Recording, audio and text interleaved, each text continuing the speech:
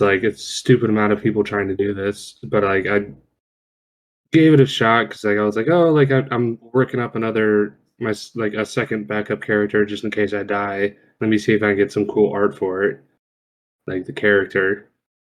And I ended up getting something pretty decent, honestly, that I'm actually gonna use if I ever use this character. But like it did take me probably like 30 minutes just to get like one image that was how I liked it and what I like pictured in my head.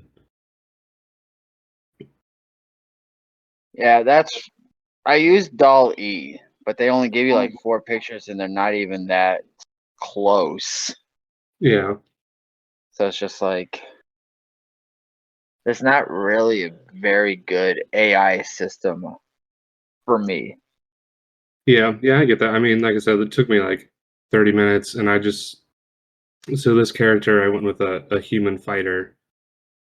And so it was like male human fighter, um, like brown hair, green eyes, and I described like short in like very short terms, like what he was wearing, like leather armor, so and so colored cloak, wielding like a long sword and a short sword.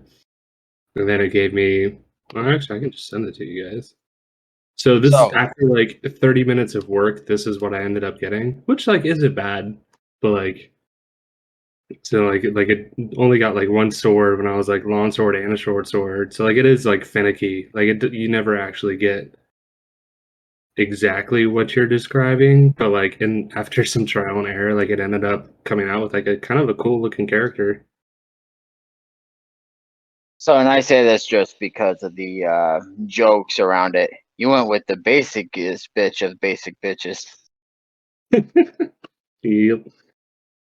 human and fighter. Yeah. I I was was trying gonna to do say something classic different human fighter. because like, well, first off, the Bard College of Swords got me wanting to play a fighter. Playing that in your one shot, I was like, oh shit! Like now I kind of want to play this kind of character.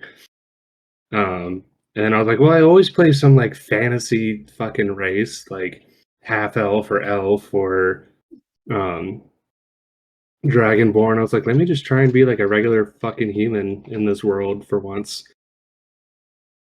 What about one of the human variants? I mean, Eberron has a huge slew.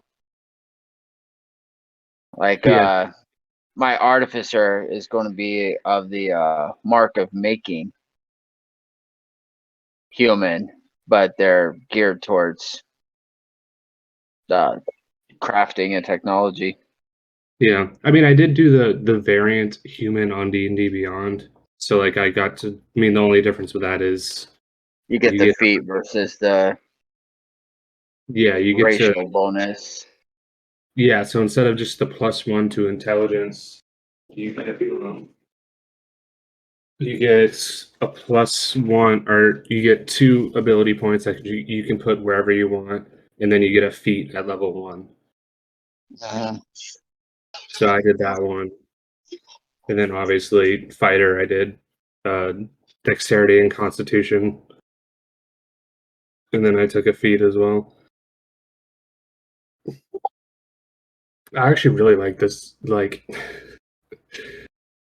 you know, it sucks because you come up with all these like backup characters, and now I'm like, shit, I actually really want to play this. Like, I fleshed him out, like, I came up with a backstory, and I'm like, fuck, I really want to play this guy.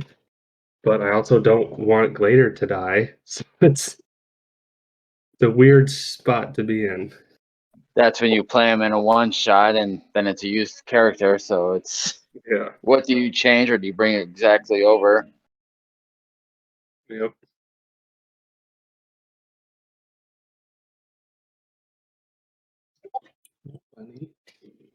I almost went with a Eldritch Knight, but I scratched that and just went with Battlemaster because like I really wanted to use like all like the different battle moves that they can do with their superiority dies. So I just ended up going with that. Dakota was going to try Eldritch Knight, I believe it is, for the mini arc that I had started a while ago. Eldritch Knight does look cool, but like the itch I wanted scratched was the different battle maneuvers. Yeah, you want to get up in the nitty gritty, not. Yeah. Like there's just like I mean the list is so long of like different battle maneuvers you can do. I mean you can only have you only pick 3 at level Two? 2? No, level 3. Level 3, yeah, because that's when you pick your archetype. Yeah, I so was level thinking 3 you pick 3, and then I think I can't remember exactly what level, but I think you get some more down the line. Let me see if I can here, what the hell is this?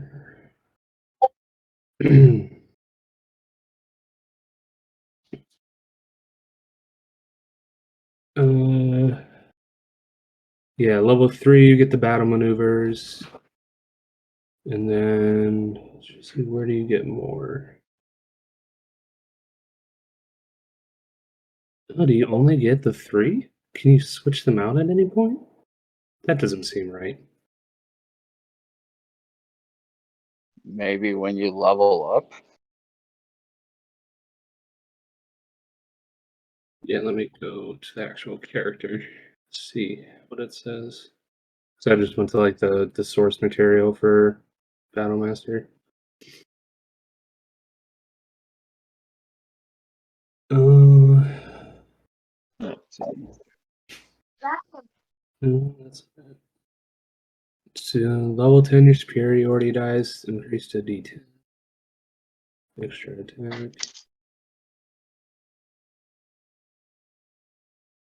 Learn 3 maneuvers. You can use only 1 maneuver per attack. You learn 2 additional maneuvers at 7th, 10th, and 15th. Oh, there it is. Okay. Yeah. Each time you learn new maneuvers, you can also replace one with a different one. Yeah, so you can switch them out once you learn more. Gotcha. So yeah, it's like spells. You have your spell list, and then when you level up, you're like, you know what? I never used this one. Yeah, let me switch it out. Yes, that's not bad. I mean, by level 15, you have 9 battle maneuvers you can use. And level 5, you have 4 superiority dice, so I'm assuming that goes up too as you level up. So it seems like a fun class to play. So while I'm not excited for Glader to die, I'm also excited to potentially play a fighter.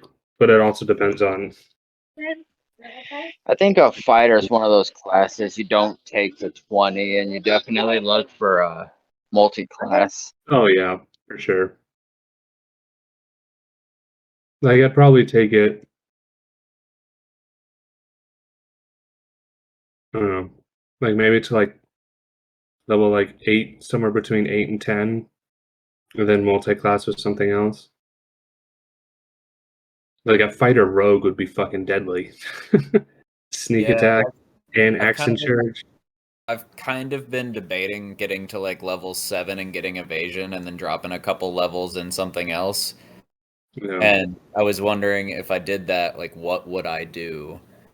And how would it stack with my class? And my class is either built around picking people off that you guys are fighting or fighting something 1v1.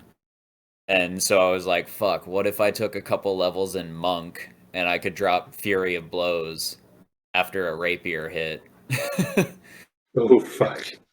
And have the ability to like catch projectiles and throw them back. And I already have a high dex. I just don't have a lot of wisdom. That would be the downfall, is I'd have to drop a couple points in wisdom to make that worthwhile. No way, Yeah, dude. and I You'd have to think go. You'd have to go with a wizard combo. Get some levels in Wizard, and then combine like your standard action of being able to turn invisible and or teleport puts your sneak attack in positions where you wouldn't have been able to realistically apply it before. Yeah. And then you could not only do that, but take some illusory magic specialties, and I don't know. I find the rogue wizard combo pretty tantalizing when I try to multi-class. If you took a couple levels into wizard, but then also did the arcane trickster subclass for the rogues, in theory, you would be building a similar like stat, I guess, build out, and you'd already have a couple points in wisdom. So like that combo could be pretty insane, and especially unlocking enough wizard levels to have like Misty Step and teleportation as a rogue is just chef's kiss. Just teleport behind somebody, stab, rinse, repeat. Right? Like, come out of stealth for a fucking sneak attack, teleport across the battlefield behind somebody else who has no clue you're there to start your next turn. You know what I mean? Like, just endless. It's like you're a like Nightcrawler off of X-Men. You're just fucking bamfing across everywhere and fucking shit up. It's great.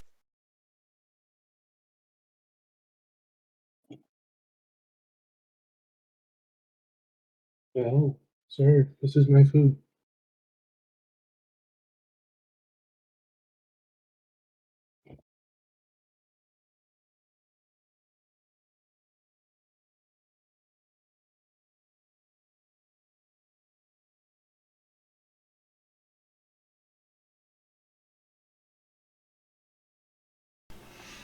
This is going to be a pretty good session, you guys. I'm pretty stoked about this one. So I'm probably going to, I might nitpick the rules a little bit more than I typically do. Might be a little more of a rule lawyer tonight, yeah. Also, I got a lot of things I got to manage and maintain, so I probably, I'm not going to really allow any like retconning, not too much anyway. I've been pretty lenient on it most of the time, but the one thing I can't really do as a dungeon master is read your character sheet for you. So if you guys forget to like bonus action or something like that's on you. Well, I'm making decisions in real time with these characters, kind of based on what you guys are doing. So if you retcon something, then I have to retcon something, and then my notes become convoluted and hard to follow. So I'm gonna be a stickler on it tonight, boys, just so you're aware. Well, if you're overwhelmed, I'm going to start casting and calling forth all sorts of demons and fey creature and everything else. Perfect. I would expect nothing less. I actually took a level in Warlock just to get summon lesser demons. So I like the one where there's 8 of them. I found the spell scroll. I don't know if you remember this. You might not have been paying attention, but I found a spell scroll of Summon Greater Demon as well. So, yeah. Maybe we shouldn't piss off the DM right before we die. You guys all start in the Tarask's belly, that's typical starting point. Hey, if I'm going down swinging. I refuse to not talk shit.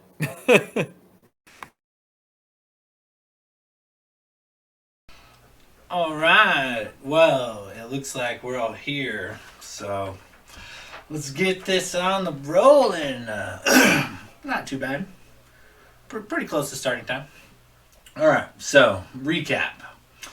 Last session began amongst the frozen tundra of Mount Whitehorn in an angry winter storm. The party freshly beset upon by the monstrous and evil winter wolves known to roam the countryside. After slaying the pack in a brisk yet tense combat, the party set out to harvest a few parts and pelts. However, shortly into their first carcass, the distant howls in the snowy and icy mountainside echo forth, prompting the party to keep moving. Valinor, in his white dragonborn bougie disguise, led the party through the gates of Whitehorn Lookout and to the private upper level of the Cracked Spoon Inn. all with a smile, a handshake, and a few coins. After some plotting, planning, and a forged letter or two, the party said their goodbyes to Valinor and Scruff, who press onward with the plan, informing the party that if they should rest and leave at dawn's first light, they should reach the Silver Keep only a few hours after nightfall, and that then is when the fun begins. So be prepared. The party then resupplied and headed out early the next morning. Gladier has prays himself into a nosebleed somehow before departing. After another snowy and ice-filled upward trek, the party finally stumbles upon the entrance to Vrisk Keep. A massive cave mouth can be seen ahead, a deep orange glow coming from deep within. The occasional flash can be seen, and combat sounds echo forth off the walls. The keep itself, a massive piece of stone jutting upward out of the rock of the mountain into the sky several stories. Dozens upon dozens of tiny glowing windows can be seen swirling up on all sides of the structure. With the cave mouth just ahead and the sounds of battle in the air, this is where we are now. So, the moon is high in the sky, the stars are twinkling, you're maybe 100 yards from this massive cave mouth, and what do you guys do from here? So I've been thinking, and I think this has been fun, and I wish you the best of luck. I'm just kidding. Very funny. Now, I think we're planning on doing some disguises and sneaking on in. Think that might be does everyone think that might be our best course of action with all this shit going on? We don't want to set No, off the alarms before we get there. I think if you look like one of the soldiers, you run the risk of getting attacked by a holy fang. Look like a holy fang, will get attacked by one of the soldiers. Well, if anything, maybe we could save the disguises for once we pass by whatever this battle is. I assume the distraction, and sneak into the chamber. Once we're inside the building, we could probably switch over and go that route if we want to. I don't have a method of doing so. I mean, my facial hair is growing back out. I've got a bit of a beard right now, but aside from that, I kind of look the same. I don't have a means of changing much.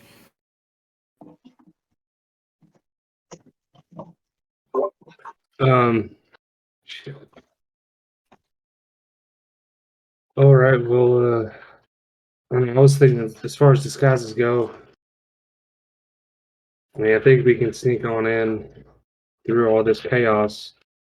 PM, do we see are there civilians kind of around, like panicking, trying to get in the city as well, or is it just kind of clear and then we see the entrance and hear all this chaos?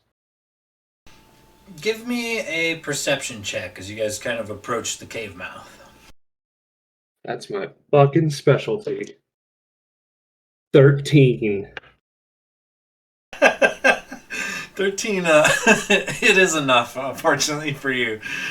The 9 for Randall. Funny.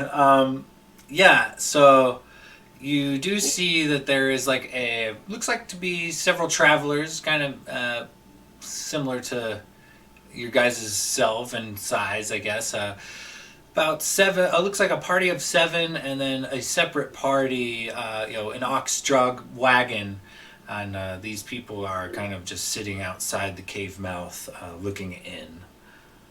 But they seem to be, travelers. All right, maybe we should talk to some of these travelers and see if they got eyes on the situation, or maybe we can get eyes when we get closer. But if we can get some extra information before we, try and sneak in, I think that might be helpful.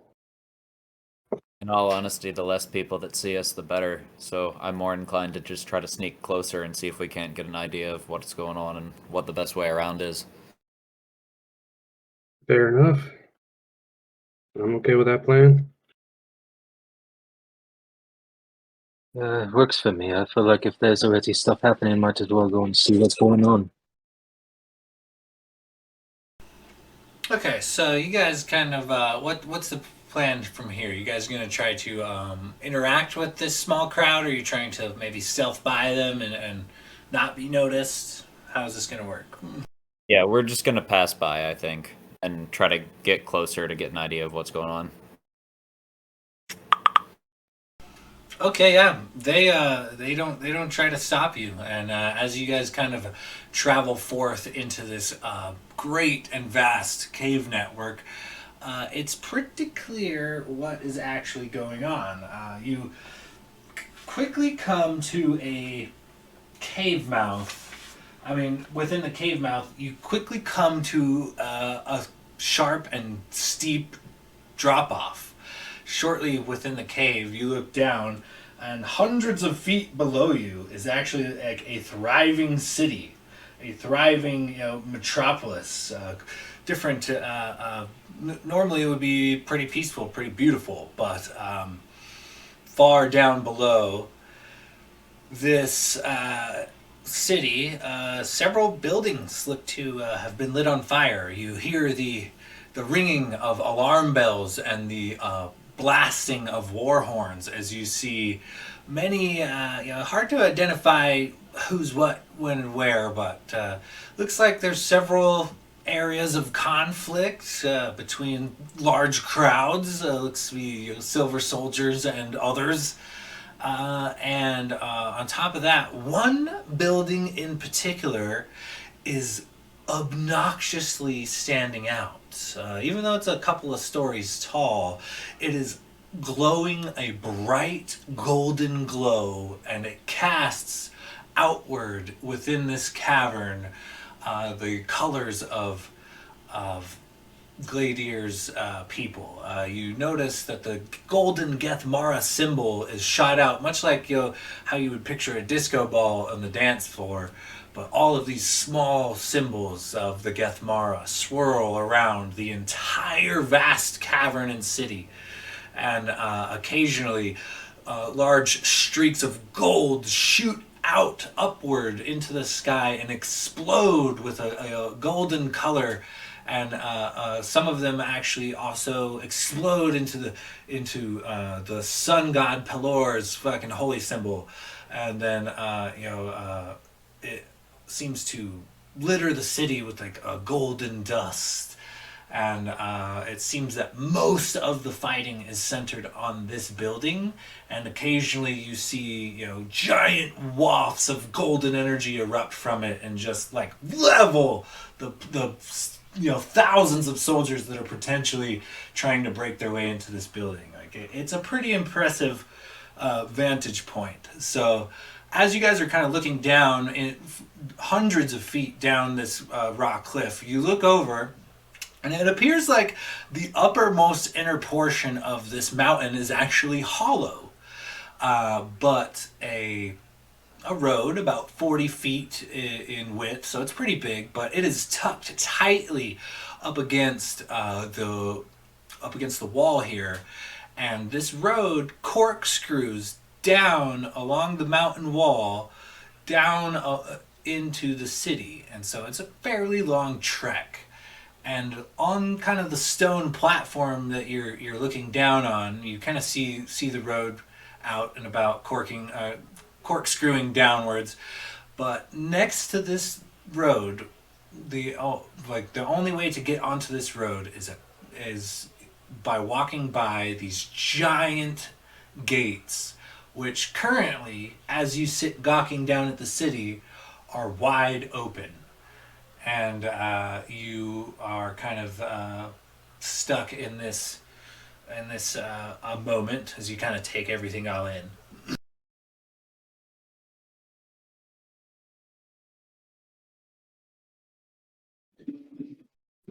Holy shit. This is not what I was expecting. I mean, what a beautiful city, but it's a shame we gotta fuck it up just a little bit. Sometimes you gotta break something to fix it. All right, well, I guess we should probably get a move on down towards the city. We gotta get to the main keep as quickly as possible. Try and avoid any sort of detection. So as you kind of say this, you guys all hear in a loud, projected, arcane voice that echoes through the entire cavern and thus the city. A kind of almost like monotone, robotic type of a voice calls out, and as it does, you guys that speak Draconic are able to translate for the party. But essentially, in Draconic, it calls out, all available soldiers to report to the barracks within the city. All available soldiers and guards report to the barracks within the city. Does not matter if it is your day off or you are off duty. You're civil defenders of the realm and you are called upon by your queen. Again, all soldiers and guards I repeat, all soldiers and guards to the barracks in the city.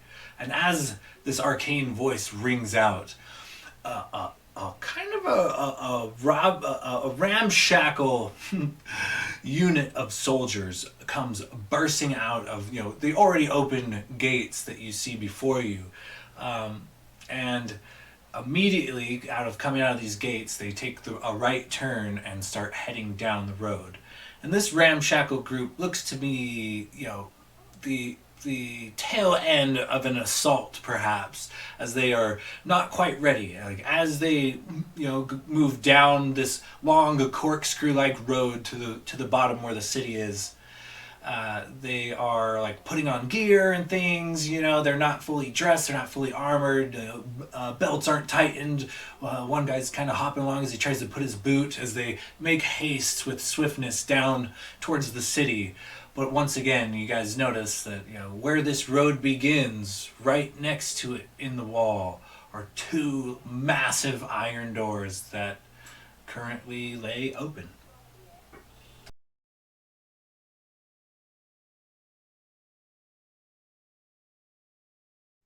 All right, where did Scruff say that this entrance was?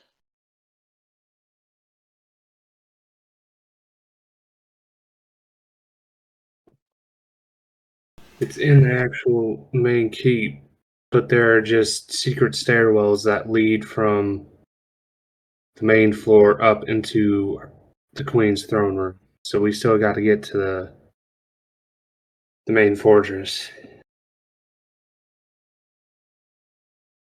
Well, do we go to the open invitation doors, or do we try and sneak down and around?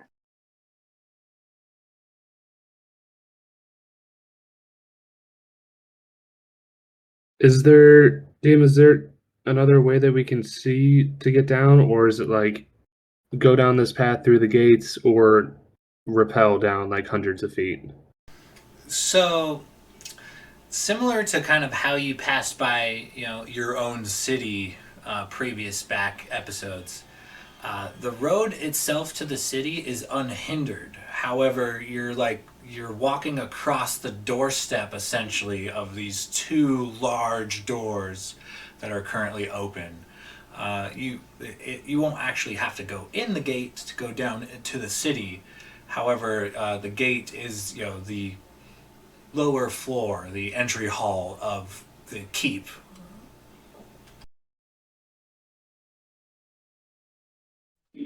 Well, if the plan is to sneak, I may have a little something to help us with that. Just let me know. That could make us just a little bit harder to detect. Yeah, I think when we get closer, that's going to come in handy. But if the gates to the keep are open, it seems like now's our chance. We best get moving.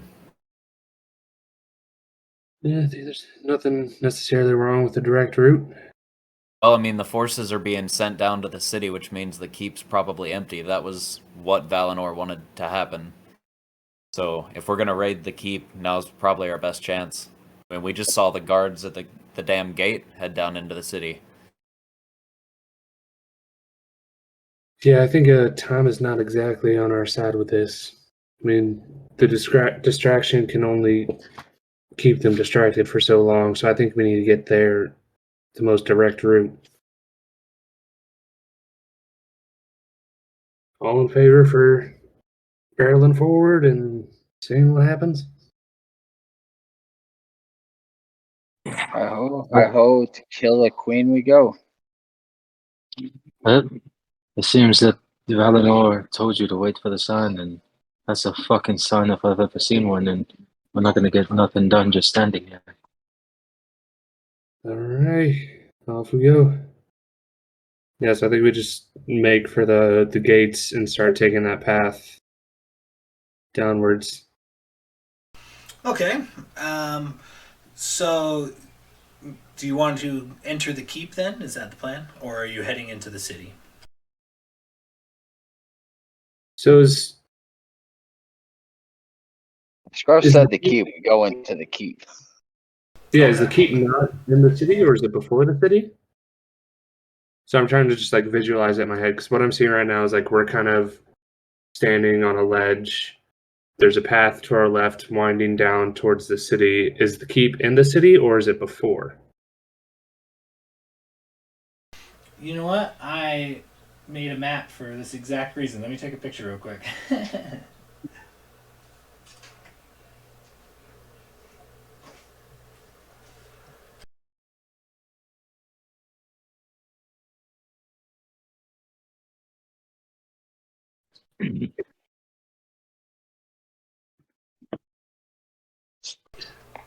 There are two sets of iron doors that are left open, and this path passes by the keep and goes down into the city. However, you're basically walking right by the front door in order to get downward. So the road continues down into the mountain towards the city, or there are a couple open gates here, currently freshly evacuated, it looks to be. Okay, gotcha. Yeah, I misunderstood. I thought the gates were like crossing the path leading to the city, not the keep. Gotcha. And the keep is where that's where Scruff told us the secret passage, secret stairwells were to go up. And the keep. Correct. Okay, yeah, yeah. I think we go there, right, guys? I mean, yeah. Fucking lootly, down with the frigid bitch. All right, yeah. So I guess we're. Yeah, Logos. You said we could do a little something to help us sneak on in there, right? Yes, I can. Just let me know, and we will be able to be a little extra sneaky for about an hour. So, just tell me when it's best to use. Yeah, I think now might be the time. Once we get through these gates, we're gonna have to sneak our way upwards to the Silver Queen's throne room. Well, then let's do it. And Logos will cast his first second level spell ever. And he's going to cast Pass Without a Trace. So, Veil the Shadows, silence already AC, masking you and your companions from detection. For the duration, each creature you choose within 30 feet of you has a plus 10 bonus to stealth checks and can't be tracked except by magical means. A creature that receives this bonus leaves behind no tracks or other traces of its passing. Very nice. All right, everybody, roll me out some stealth checks after Logos casts this spell, and you guys head in to the keep. It's a 34 for me. Fucking hell. Renwick Oh. literally just looks at them and goes, "Hey guys, watch this," and just disappears. Logos rolled a 35.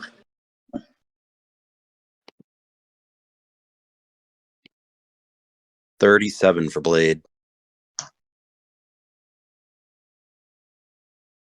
14. I'm done with Avery. 25 for Glader. Solocris walks down the hallway alone. No. Okay, so as you guys enter this keep, it's very military at first. These large, giant iron doors are difficult. It looks like probably more than a one-man job to open and close them for sure. And as you venture deep into this long stone hallway, it finally breaks. And as it does, you find yourselves in a massive feasting hall, it looks. There are dozens upon dozens upon dozens of long bench-like tables all laid out. You could potentially feed thousands of people here. And out upon the opposite side of the room is a small elevated stone platform with a single table with about a dozen chairs, where you can imagine the queen and her family and trusted advisors all eat and sit in a place of elevated importance amongst the rabble. And behind this dining table of theirs, it's a very plush purple carpeting can be seen. And as you kind of look, these giant set of stone stairs covered in purple carpet rolls upward and up towards the nearest wall, and then splits into a T, going left and right, upward again on either side of the room to the upper levels. However, this room appears to be mostly empty, but at a table up near the front, at a table nearest to where you can imagine the queen and her son sit and eat, look to be several soldiers, all easily identifiable as officers, and they have their attention set to their table, and you can see that it's almost overflowing with various parchments and things, and they seem to be having a heated discussion and don't particularly notice the party. So at this point, as you've entered this great feasting hall, the areas that Scruff described to you are at the four corners of this room, but the opposing side, could potentially lead to some conflict. But you do have a choice here. Left or right, there is an entrance leading upward, and though Scruff kind of described it as like a secret entrance, it's less a secret entrance and more of like an emergency exit for the various floors of the castle. It is a very tight-knit spiral staircase leading upward. But you guys have choice. You essentially have four corners you could go to, but left or right would be the easiest and not involve any more stealth checks. However, you could cross the room and bypass the current guards as well, or attempt to anyway.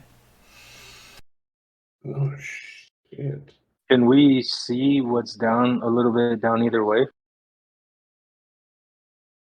So in the room you guys are in, it's just a massive feasting hall. There are several doors that lead to somewhere, you're not sure, on either the left and right walls. The staircase in the back leads to the upper floors, and you can see several doors on the upper floors as well.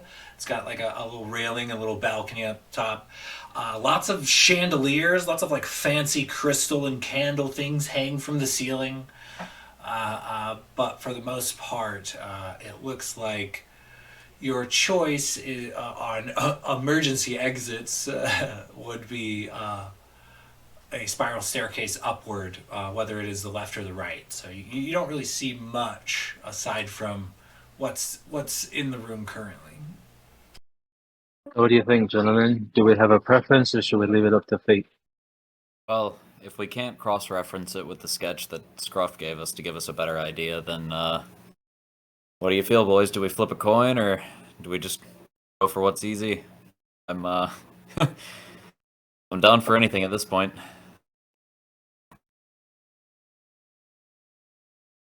I don't know, I'm worried about those soldiers coming up behind us, but at the same time, if we can take out the queen quick enough, it might scatter them. You know, cut the head off the snake and whatnot.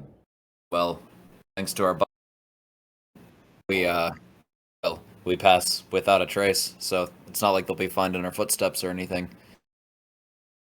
That'll buy us a little bit of time if we sneak up these stairs without them seeing us. All right, well, I'll flip a coin. Heads left, tails right. Right it is. Okay, as you guys make your way through the various tables and things to the corner of the room where this wooden door opens without a creak and a spiral staircase winds upward. So at this point, you guys realize the spiral staircase that is heading upward is very, very close, tight quarters. You guys are going to have to travel in a single file line, and I'm going to need to know what that single file line is. So who's first? Who's taking point on this whole situation? Ooh. Well, I'm not gonna speak for anybody because he very well could be walking into the mouth of hell, but I'm happy to go second. I don't have the best eyes, but I'm quick if something happens. Can anybody spot traps? Yeah, maybe And our I'll most look for observant traps. should go first. Because Too I much- could take second to drink my potion of detect magic. It just, if it's a normal trap, it won't come spring out at me. Yeah. DM, real quick, before we walked into the keep and through the gates, did we get like a rough gauge of like how tall it is? So you can kind of see like from the How stories. tall the keep is? Yes. So from the outside, you could see that the keep exceeds, the mountainside. It's probably somewhere between 15 and 25 stories altogether. A portion of the keep is actually hidden by the stone of the mountain. So you're looking at the first several floors entirely buried within the stone of the mountain itself. All right. So it's probably going to take us like a good, 10 to 15 minutes just to get to the top, if not longer. So maybe we should save some of our. I mean, potion of detect magic would be good, but save some of your hardier spells to make you stronger till we get towards the top. It seems it would be what our preference is. I'm the most perceptive here, and I feel like our little rogue friend is probably better at finding traps and whatnot. Yeah, why don't we keep I can take up the rear in case anyone follows us behind and get some muscle in the back. And why don't we put our more perceptive and observant people towards the front to make sure we're not walking into any traps.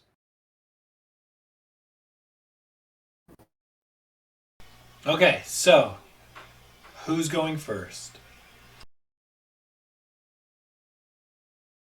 Well, Glady, I feel like since you and Locris are more beefy party members, perhaps one of you should take point on both ends. That way we have both of our points covered. Well, we need to keep somebody that's rather quiet up front. But All right, guys, go ahead and give me some perception checks. All right, so yeah, later, I think Glader's going to take up the rear for protection. Not sure about everyone else. That's a Locris rolled a 29 total. Natural 19 plus 10.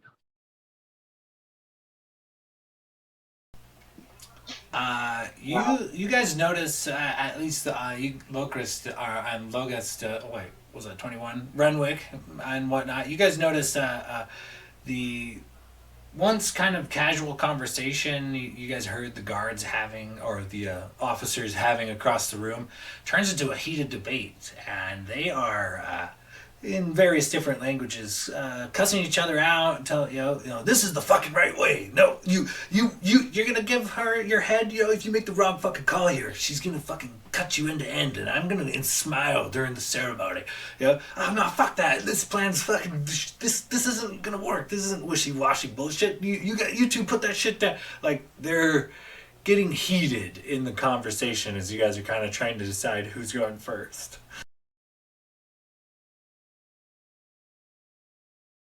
Oh shit, that doesn't sound too good. So, who's going first? Well, Renwick, I guess you and I will go up front. Yeah, I'll go right behind you. If you spot a trap, let me know. I'll do my best to take care of it. Alright, so Logus, Renwick, Locris, Blade, Glader. Sounds good to me. And I'll drink my potion of detect magic. So for 10 minutes, I can see anything magical popping off.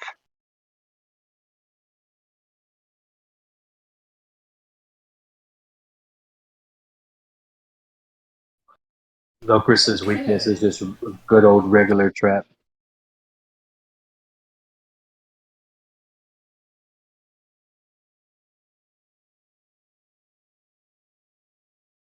Okay, so as you guys file into this stone upward spiraling staircase, you guys kind of file into Logus taking point, Gladiator bringing up the rear, and as you guys go upward, every floor there is a closed wooden door, and you swiftly move past it. 1 floor, 2, then 3, then 4, and you guys swiftly moving upward. Like this is definitely like a quick entry exit way, perhaps maybe that keeps on fire, or it's an emergency exit. Essentially, it's not so much the secret tunnel that Scruff described, but after a dozen floors and a couple of more, you begin to lose count. Eventually you come to the top of the stairwell, and upon reaching the top, there is a closed wooden door.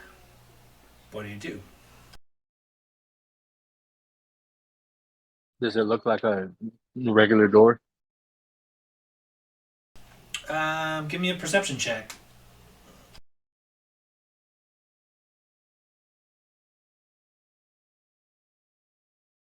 Man, the dice are hot today. 27 total. It looks like a regular door, but you notice like the handle is very bougie. It's actually made of like a golden a hue. It looks like it's probably carved from gold, and it's got some intricate little details carved into it, like little dragon symbols and things, and it looks like, aside from that, just kind of a fancy wooden door. Renwick, we seem to have a fancy wooden door in front of us. What do you think? Well, something tells me there's going to be a handful of traps here. And he'll reach into the bag of holding and he'll pull out the Wand of Secrets and be like, do you think it's worth wasting a charge to see if there's an alarm that sounds if this door opens? Am I getting any magic reading off the door? No magic reading off the door. If there is, it's manual. Good to know. And I mean, Logus, you put pretty good eyes on that door, I'm assuming, so it doesn't seem like there's a trap, so my gut's telling me it's probably just a fucking door. That doesn't hurt to make a quick little look at it. Maybe get up close and take a look before we touch it. Yeah, please do. Go ahead and give me an investigation check. I was talking about you, my little rogue friend. It seems like you'd be better at getting into places that we're not supposed to than I. Oh, I'm great at getting into places. I'm good with my hands, but I've got shit eyesight. It's less eyesight and more in detective work, if that makes sense, which I am not good at. Oh, nor am I. But I can roll with my +0. Oh, but I got a 19. So Renwick, as far as you could tell, the door is not trapped. However, it is locked.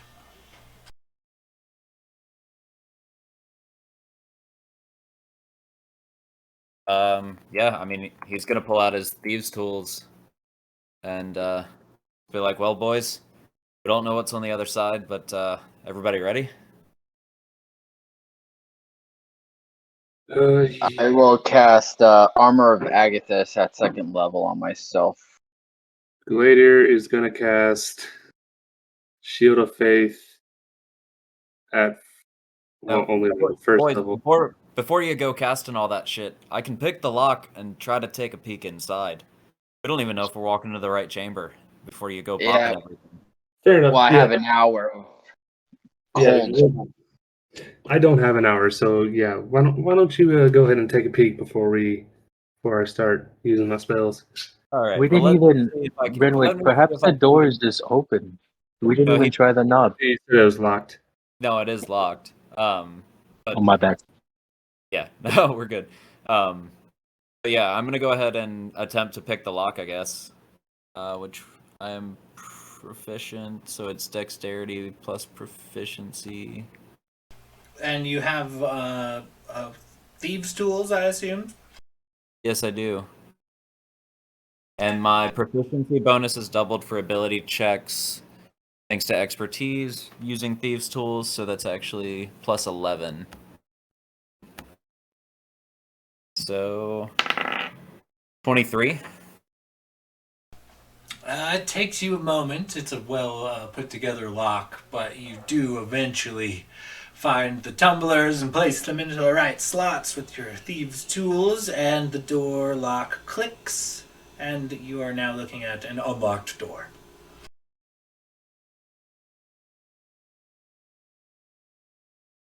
Lotus will very stealthily try to push it open and look in. Okay, give me a new stealth check and a perception check.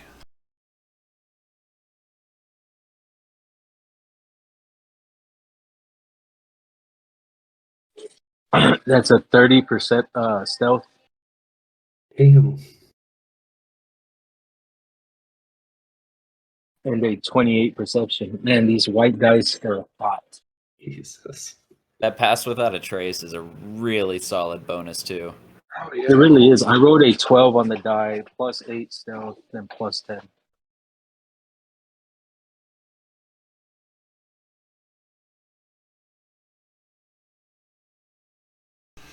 Logos, what you crack the door open just a bit, just enough to get an eyeful of the room.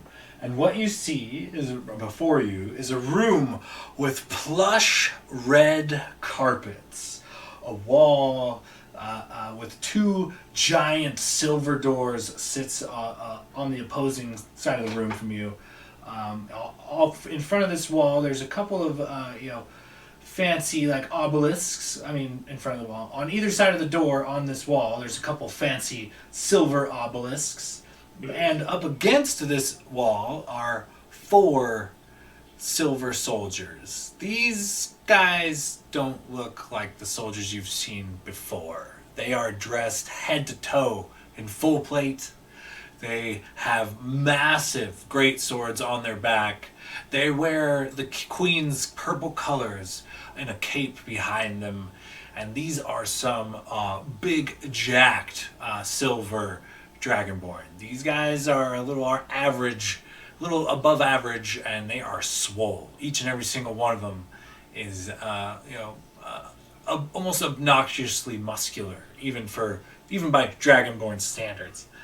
And they stand guard over a door, with a pair of silver obelisks on either side. And aside from the red carpeted room, there is a red carpeted stairwell leading down. So, you guys, I dropped a pic in the feed. That's kind of the order. You guys are stacked up in the box, essentially. Logus, you are peeking out the door. There are 4 soldiers in the room guarding the door to somewhere. So Logus will kind of leave the door and kind of just turn around and we seem to have some friends in this room. Are we going to engage or are we going to turn back and see what's the other way? I don't know if there's. I mean, these are the only entrances into her throne room that we know of, so I think this is really the only option we have. We So, could try and trick and them. we're talking very quietly. Yeah, So, Blaine, stage whispering. how do you want to proceed then? Do you want me to kick the door open and fire some shots, or how do you want to do this? Should we try and trick them? Gain entry to see the queen? See the queen?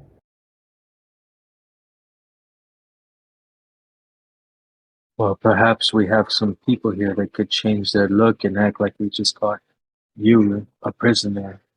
Maybe get a little access.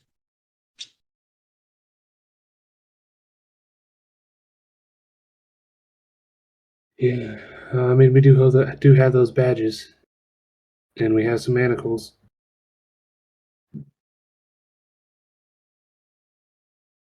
Renwick Locust, what do you think? Are we kicking the door open and fighting, or do we want to try a ruse? Well, I think our best bet's a ruse, because if we try to take down those 4 hunks right before we walk through the doors to take down one of the most powerful sorcerers in the country, it's probably not going to bode well for us. So if we've got a chance at sending them somewhere else so we can sneak past, then I think we take it. Alrighty. Glader reaches over into the bag of holding, hanging on Renwick's hip, and pulls out the manacles that we have. And I'm gonna place them on my wrists, but leave them unlocked. And then, Locust will grab a golden badge and hand it down to Renwick. Congratulations, Big Brucey.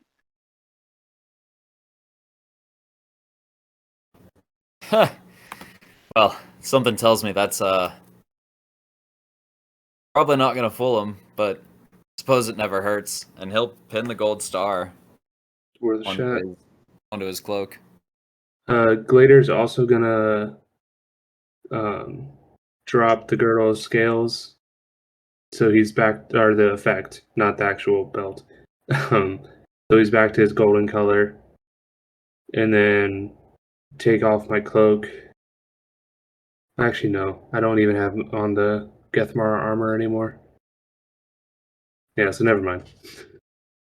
But yeah, I just gonna drop it so I'm the golden color, and have the manacles unlocked across my wrists. Blade, grab one of the silver loots from the backpack so that you look the part. You just read my mind. Blade will look to Gladier to see if he can get one of those loots from him from the bag of holding. Oh, yeah. And just reaches in, pulls out a silver loot, hands it over. Not as fine craftsmanship as mine, but it'll do. No, you don't have to actually use it. Just hold it, look pretty. Oh, I can do that. Locust will use disguise self to look like one of the officers from downstairs that we saw as we snuck by. Word. Logos will use his disguise self to look like a general silver soldier. Nice. All right. All right. We'll go in.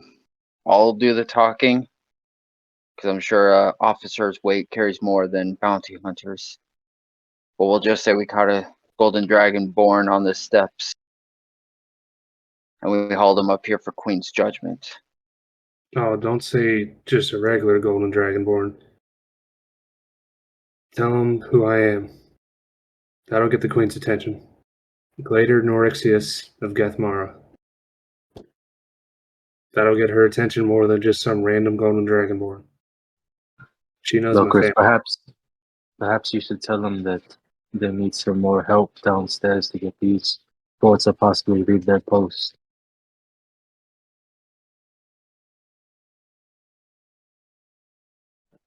All right. Everybody ready to do this shit? Logos will stand behind Gladier and kind of like hold his arms as if he's escorting a prisoner. Blade's gonna look. Blade's gonna look at the party and be like, "I do have a potion of disguise, and I don't know if that's something I should be using. I don't know if they're used to half elves." I think that might be a good idea, actually. Because, if they're her personal guards, they might also know about the bounty on you. Hey DM, what race were the bars that we came across when we faced off against the bounty hunters? I think Were they they were all human? What, the bards? Yeah, it was halflings and The bards humans. were humans.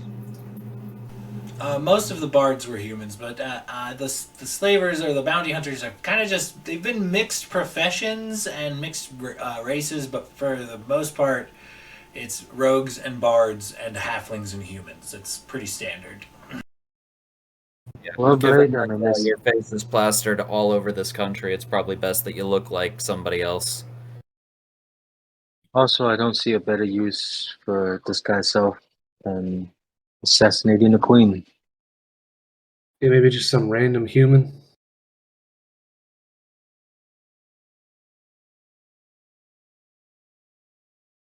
So Blade will bust out his potion of disguise self and glug it on down, transforming into a human.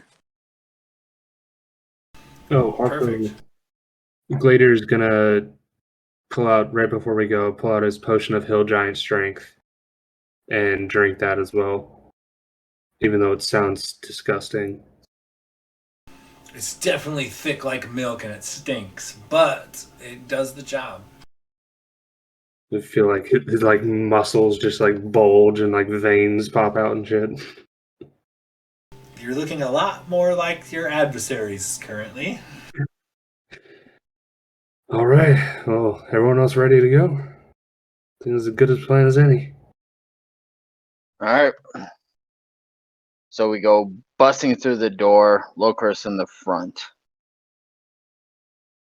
Okay, as you guys bust through the door, they clearly flinch and they immediately react. Whoa, what the hell is going on here? Whoa, did you just come out of the emergency exit? Whoa. And they halt you. There's golden dragonboards taking the front of the keep. We're lucky that this bounty hunter was able to catch this one.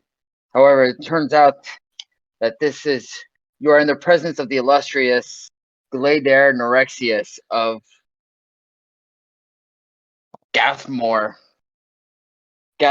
So we thought the queen would like to deal personally with this one. Go ahead and give me a deception check with advantage, thanks to your friends disguising and backing you up. I was gonna say, if it's not stated, Renwick is gonna be holding the other end of the manacles since he's got the gold star. And Glader's gonna be kind of putting up not a real struggle, but like a little bit of a struggle, trying to like yank on the manacles and like grunting and just release me, let me go. I'll pull out my rapier and brandish it at him. Like, we're really trying to sell it. We've been working on this at our improv comedy class, and I think we're getting, pretty good at it. You're gonna make a nice hand drum. Oh, shit. A 26.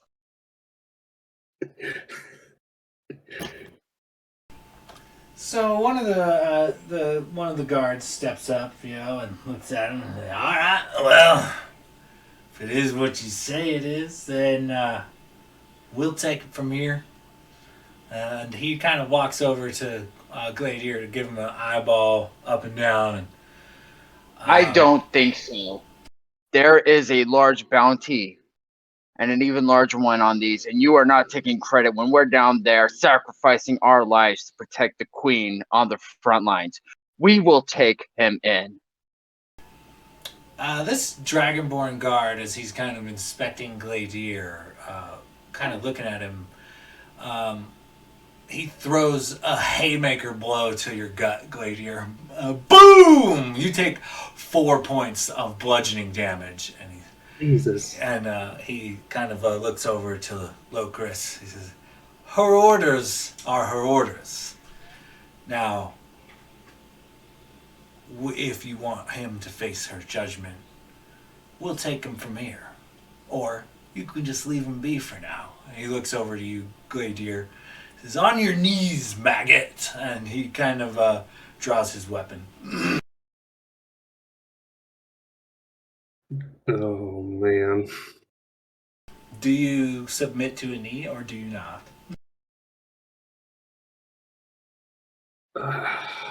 Glader growls and a little bit of fire sparks in his mouth, but he heavily resists the urge to hit back and drops down to one knee. And since Logan's just behind him, he'll be like trying to like sell it and just like kicking him in the back of the knee so he falls down to his knees and looks more believable.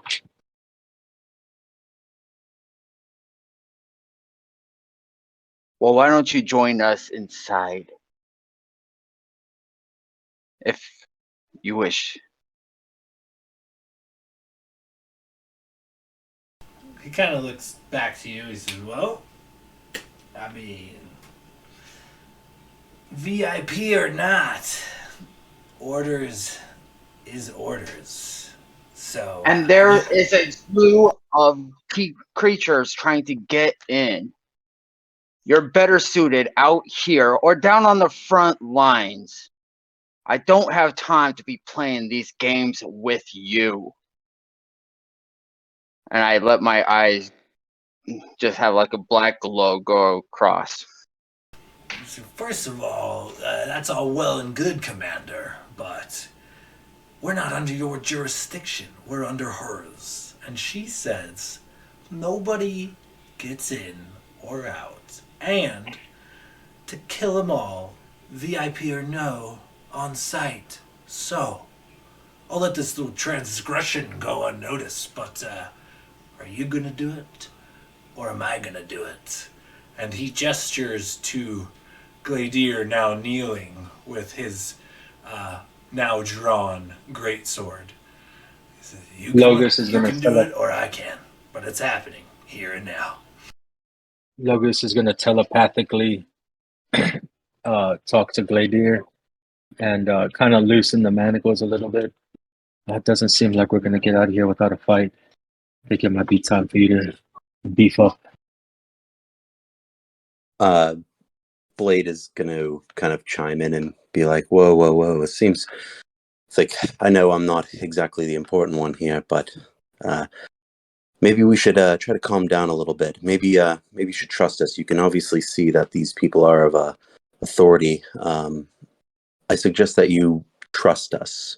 And Blade is going to cast suggestion on the guard.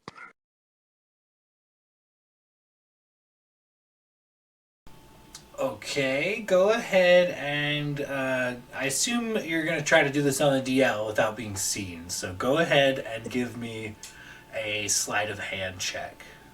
With advantage, I think, because of, Logos' Locris spell. being up in his face. Also that. All right, sleight of hand with advantage. Correct.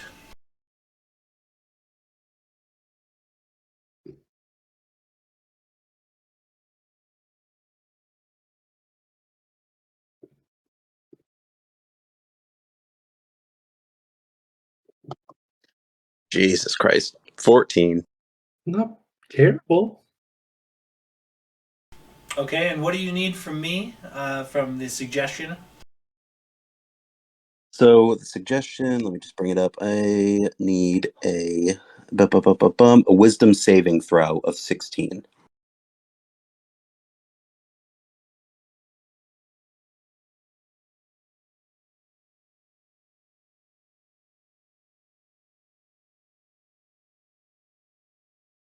Jesus Christ. And with that, He shakes it off. Everybody roll initiative. Suggestion: one of those spells where they are aware if I think it is. fails. I thought it might have just been Charm Person, but I wasn't sure if it would immediately start. Only ask because this whole time we were all talking and agreed that if suggestion fails, we immediately pounce. I don't want to lose out on that surprise round. I'm pretty sure they know right away. Like if you succeed, they know afterwards, and if you fail, I think they know. Suggest a course of action and magically influence creature you see within range. They can hear and understand you. Doesn't really say. It looks like Target must make a wisdom saving throw. On a failed save, it pursues the course of action. You can also. I mean, yeah, it doesn't say, but I mean, I feel like most of these charm spells, like if it doesn't work, I feel like I don't know. He also got a natural 20 on the saving throw, so Yeah, Yeah. I mean that's fair. Hey, Yeah. I'm gonna take any advantage we can get because this is gonna be fucking brutal. yeah. So it was worth a shot, but totally reasonable. All right. Okay, Yeah. so I would have gave him the spell on the DL if he rolled a little higher on that sleight of hand, actually, but unfortunately, not so much. All right, so looking like Locris is 21, Logos 20.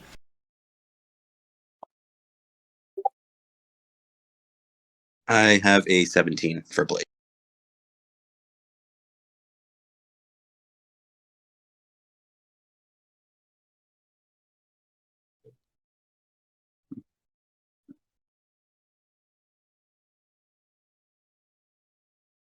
Five for Glader. Well, it makes sense. You're just got punched. Get punched and on my knees. God, this is gonna be fucking fun. Let's go.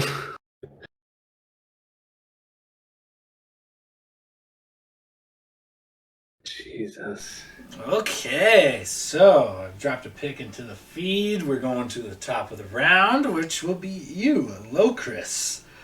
This guard has already drawn his blade. The others remaining at their posts all react as well, drawing their blades. What do you do from here? I call forth my packed weapon, and I take 2 swings at the guy, yelling, "You should have listened!" Okay, yeah, you got to take a 5-foot step towards him, but you got that with your movement easily, and give me an attack. I love that the disguises stay up, so it just looks like this the fucking officers are fighting the Queen's Guard. A 22 to hit, That will and hit. a natural 1. Ooh, roll me a 1d2.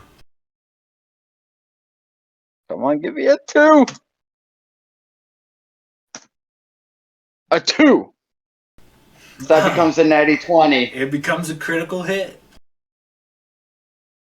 All right, so I'll roll out the first one. Oh, what is it? D8.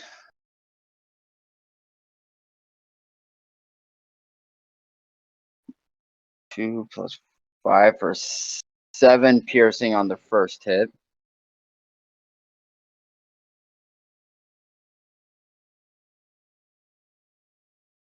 Or no. 2 plus 6, 8 for the first hit. And then 9 plus 6 for 15 on the second. So 22 total? So 9 plus 6, 15 plus, I said 8. So 23 total.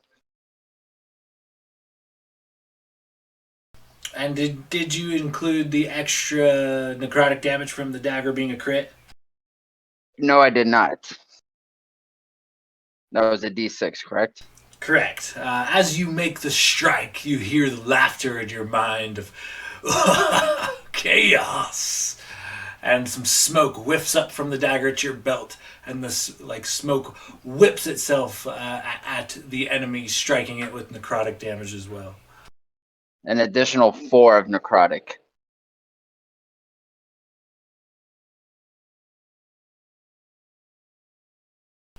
Okay, yeah, you find more than purchase. This guy was not ready for your level of ferocity. You know, the first one lands with a dull thud into the armor, but the second one you hear a loud crack. You're not sure if it was the armor or the bone, but your second one drives true and you know forces him to take a step back from such a mighty blow.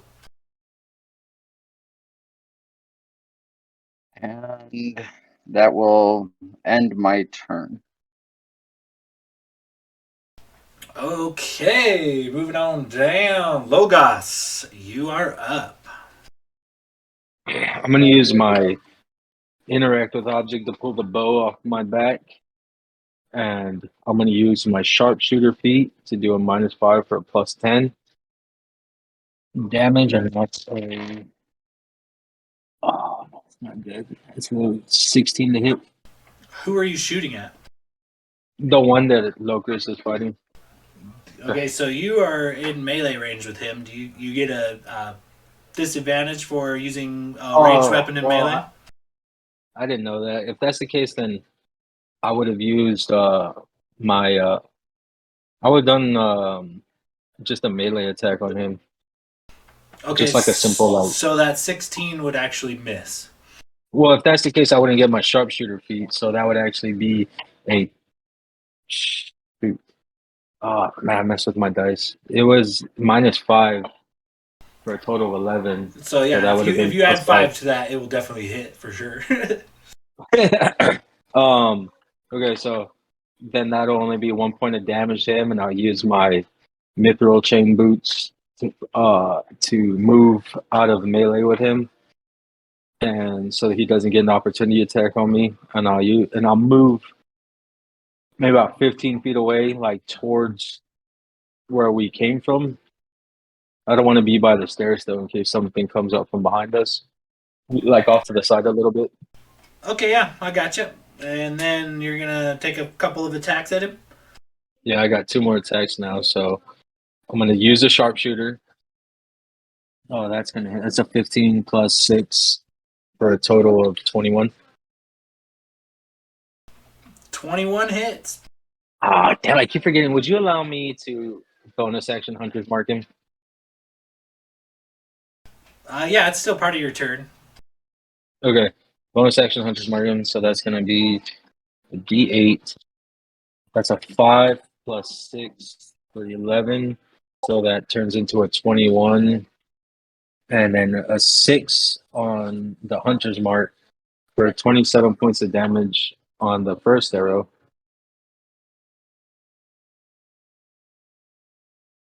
And then second attack, same thing. Sharpshooter. God damn it. No, that misses. That's a 9. That one strays a little wide. Yeah, so you'll see Logos kind of just roundhouse him and then just like move back 15 feet, fire off 2 arrows, and it's kind of still like a little surprised that we're fighting so quick and just a little rattled right now. And 1 arrow goes wide, and that'll be his turn. Okay, so a crushing blow from Locris, followed by an arrow that just masterfully finds its way in the tiniest chink in this guy's full plate armor and buries it deep. This guy's had a rough first round, and he coughs a bunch of blood into the ground as he stares defiantly back at Locris. That is going to be Blade. You are up. So Blade is going to move back, I think, maybe 10 feet. Yeah, because I'm right in the back row, right? If I'm looking correct. Correct. Okay. I think Blade's going to take maybe like a 10-foot step back. Okay, so you're currently in melee with this guy. If you do that without a disengage, he's going to get an attack of opportunity. Oh, shit. Never mind. I do not want that. So I am going to, in that case, look directly at that Dragonborn that's been getting beaten on. Not ours, but the silver one. And say, "You're looking a little roughed up, buddy. Sure you're going to be able to handle us. You probably should have stood down." And I'm going to cast Vicious Mockery onto him. Okay, and what do you need from me? I need another Wisdom saving throw from you.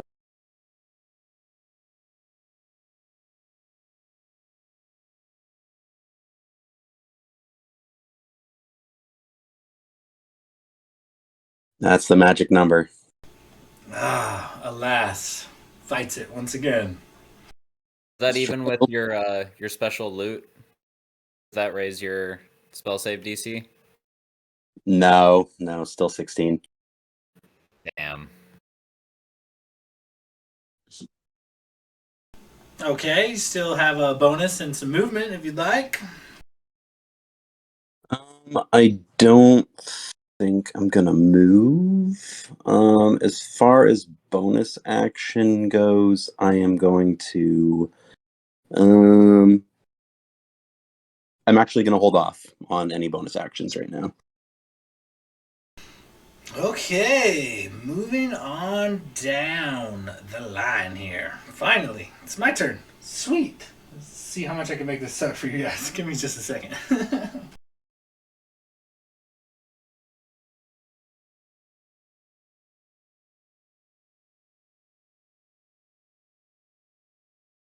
Okay, the first elite royal guard charges from the wall straight into melee with Logos, and he takes a couple of attacks at you, Logos. I don't know what am I aiming for. I'm gonna roll in chat.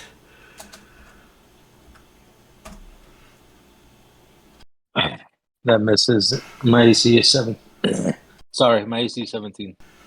Okay, so he runs forward with this massive great sword in tow and swings at you a couple of times. Let's see how it works out. Misses. No, it was just hit.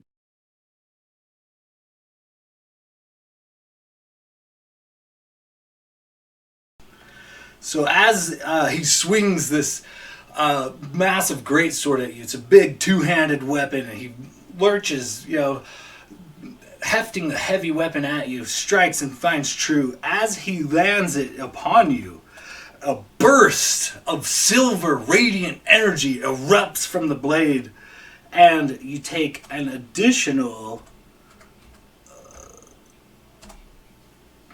14 radiant damage.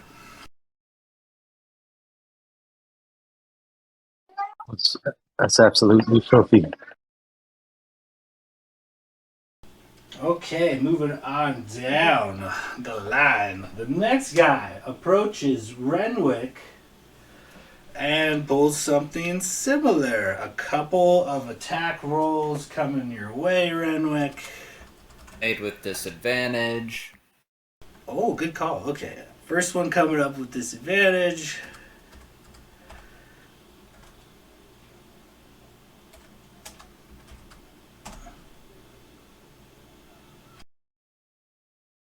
Well, that definitely hits.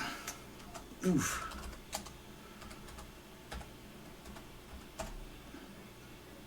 So, Renwick, you take 14 points of slashing damage from the first attack.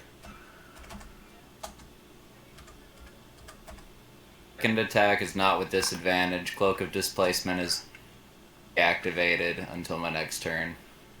So, another one strikes true. What's up? I'm going to leave this up to your discretion because I'm currently, while they're unlocked, I'm currently in manacles. but I do have a feat protection. While wielding the shield, a creature you can see attacks a target other than you within 5 feet. I can use my reaction to impose disadvantage on the attack roll. I'll leave that up to you because, like I said, I'll give her a mana. roll. Let's give her another shot there. You're technically only on your knees. You could potentially do something about it.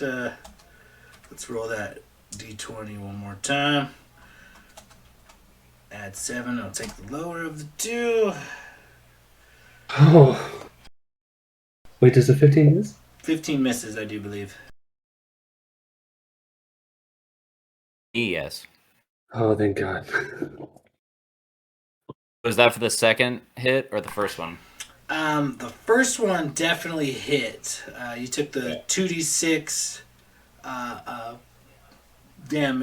slashing damage or whatever. Came out to 14 slashing damage total. The second one misses.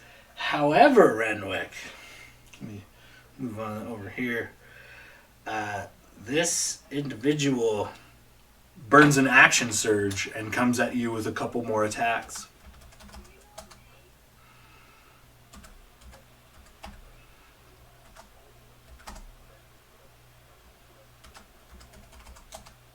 Holy shit. Miss.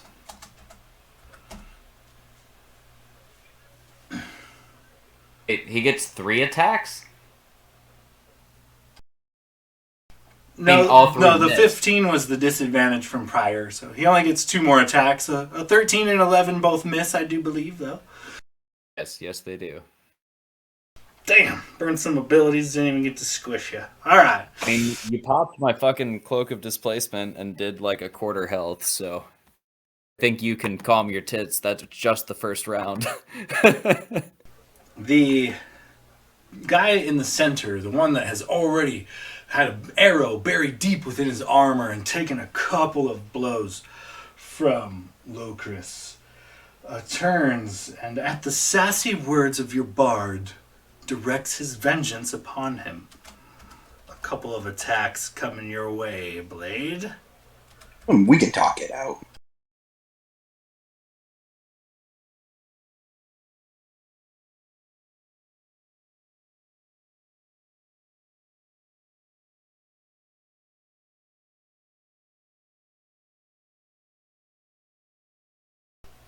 Okay, it looks like a 21 and a 23 to hit. Okay. I'm going to use up a cutting words and just say, wow, really expected better from you. And on that 21 to hopefully negate that. Okay, go ahead and roll that out. All right. So just a 1d8 off of that. I rolled a 6. So 15. Okay. Yeah. So that'd bring it down to a 15, which would miss. All right, so one miss, 1 hit. Let me roll this out.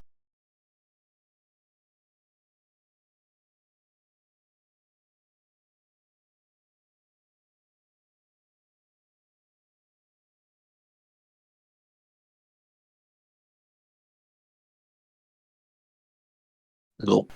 So, you take 13 slashing damage from this massive greatsword, and as it lands, an eruption, a blast of silver radiant energy also comes with it. You suffer an additional 11 points of radiant damage.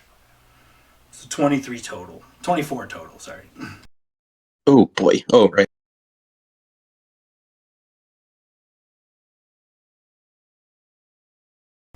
On top of that, the guard that just busts into Blade with this mighty smite, he too action surges as he turns his attention to Locris. Locris, give me a Constitution saving throw.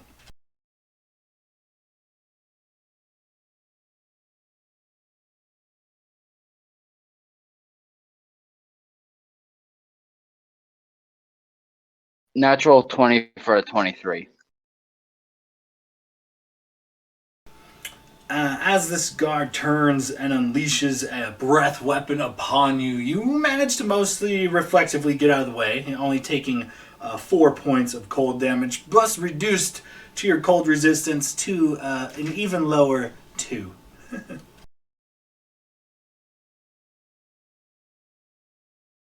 Ooh, it's a bit nipply in here.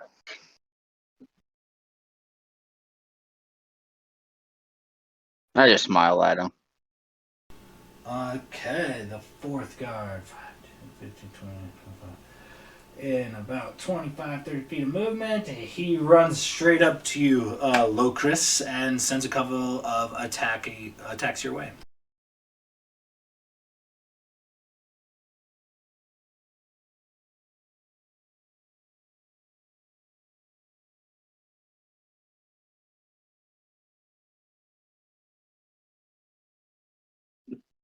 The 24 hits. All right. We roll out some damage.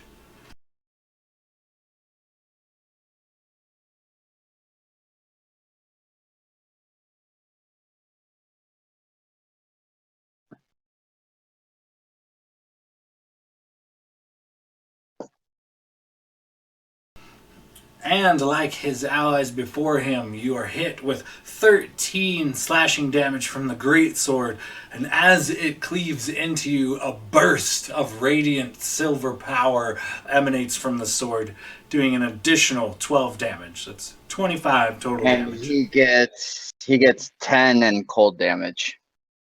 Oh, very nice, very nice. All right. And then the armor of Agathis disappears.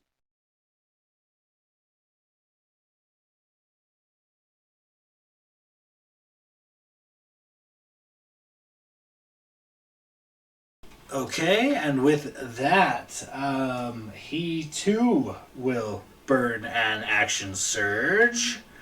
And Blade, give me a Constitution saving throw.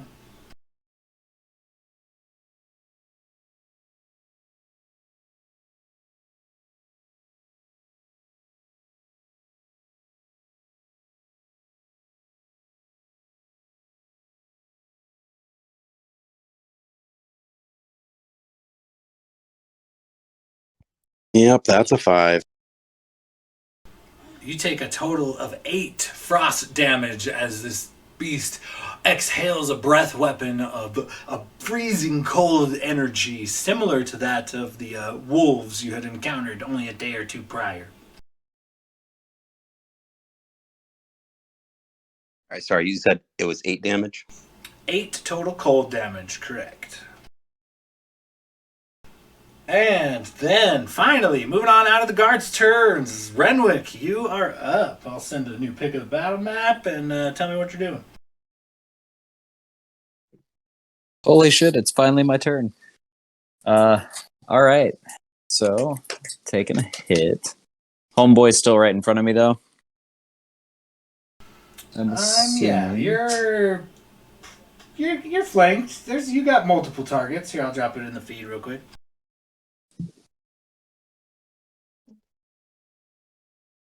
Right. And let's see.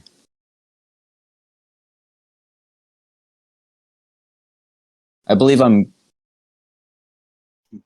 green? Yeah. Alright. So I'm literally flanked on either side. Alright.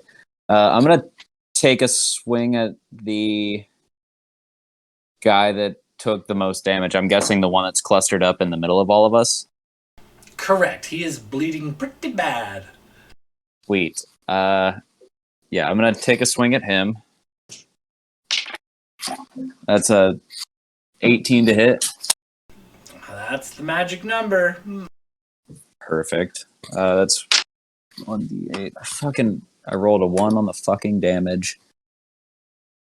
It is not my night, and it's not a good night for it to be a bad one. That's 7 damage off the rapier. No sneak attack, I don't think. Or wait, no. Is it sneak attack because I have allies that are in melee with him?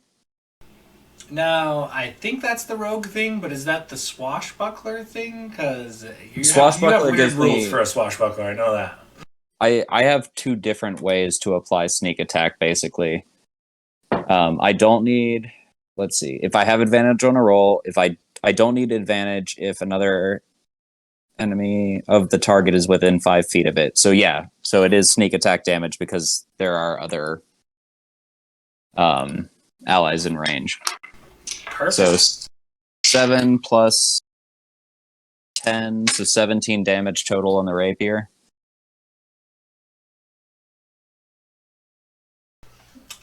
You give him a good fucking blast with this rapier, and similar to Logos's arrow, you find purchase in between the full plate scales, and drive it deep and pull it back, covered in a crimson liquid. And he takes a knee as he struggles back to his feet. He looks to be much worse for the wear. And because of my swashbuckler feat, I can move away from a creature that I have attacked this round without provoking attacks of opportunity, and I can move through the space of a creature that's one size larger than me. So I want to move diagonally, I guess with the way the map's oriented in the photo, northwest, basically through the square of the guy to my upper left, and get on his other side. So I'm flanking him, and I'll take a crossbow shot. Okay, so you won't get an attack of opportunity against the guy you attacked, but will the guy whose legs you're running underneath get an attack of opportunity? I'm not leaving melee range, so I don't believe so. I'm literally running like through him, basically. And then that's a 14 with a hand crossbow. But oh well. I landed a good hit and I'm on the other side now. So also it's the start of my turn, so the Cloak of Displacement's back up. Perfect. Good to know. Okay, moving on down from Renwick, bringing up the very bottom of the order, we got Scruff. Oh, I mean, Gladier. Just kidding. Gladier, you're up. Fucking Scruff. Oh, okay. The only thing different on this map is that Renwick is now on the other side of that Dragonborn. Correct. I'll drop a new one in the feed for you. Oh, okay. That works too. Okay, so I know some people have gotten a little fucked.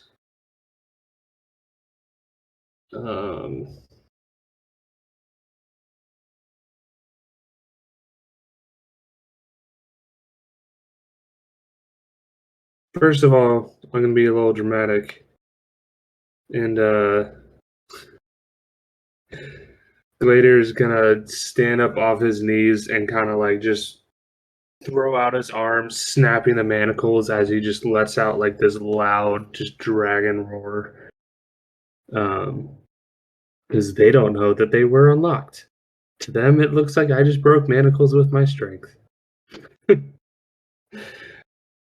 Don't you have the potions of Hill Giant Strength though? Pretty sure you could break them either way.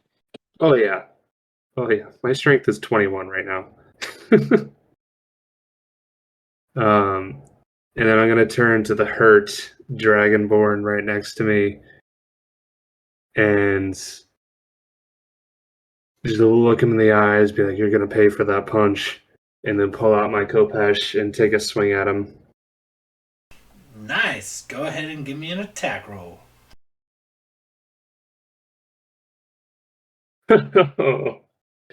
That is a 27 to hit. That'll hit. Fucking potion of hill giant strength. Steroids got me jacked. That is a shit. I want to pump a divine smite into this. No, I'm gonna save it. That is a 10 damage for the first attack. Is he still alive? Go ahead and tell me how you finish this guy off. So he's pretty pissed that he just got punched, like fucking sucker punched in the gut. So he's just gonna take a good wide arc swing and just cleave him from right collarbone down to his left hip. and just kind of like with a very dramatic turn, and then just kind of look back at him as he drops down to the ground.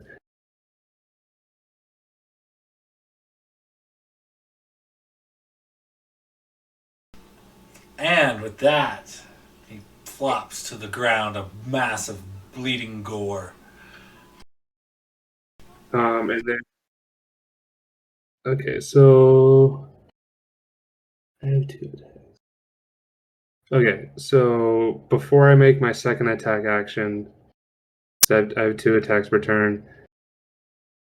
I'm going to throw a level 1 healing word at Blade.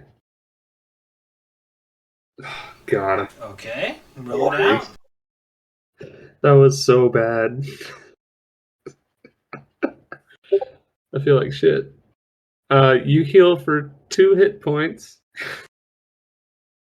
I got rid of a splinter. Thank you very much. Sorry. As Like death. my healing word is just sorry. As I run by, and I'm gonna engage the other dragonborn that's standing in front of him. Like I want to move between Blade and that silver dragonborn, and then take my second attack against him. Okay, so you want to move between Blade and the other Dragonborn and take your second attack. Perfect, perfect. Go ahead and give me an attack roll. Okay. 18 to hit. That's the magic number. Go ahead. Ooh. That's another 10 damage.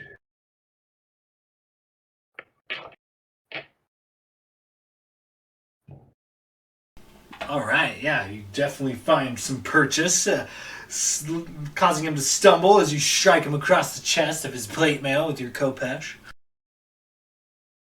Alright, and yeah, that's my turn. I'm not bonus action. I'm gonna keep staying there, kind of plant my shield between Blade and this Dragonborn.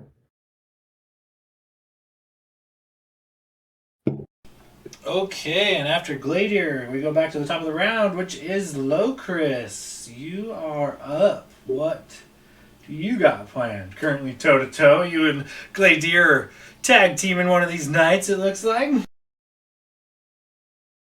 Then I'll take a couple swings at him. Because fuck him, that's why. Perfect. I would expect nothing less. Go ahead and give me a couple of attack rolls. It's a 21 to hit That hits. and a 19 to hit. What was the second one? 19? That'll do it.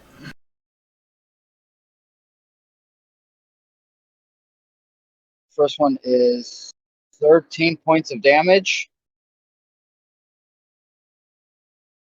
And 9 points of damage for a total of 22 piercing.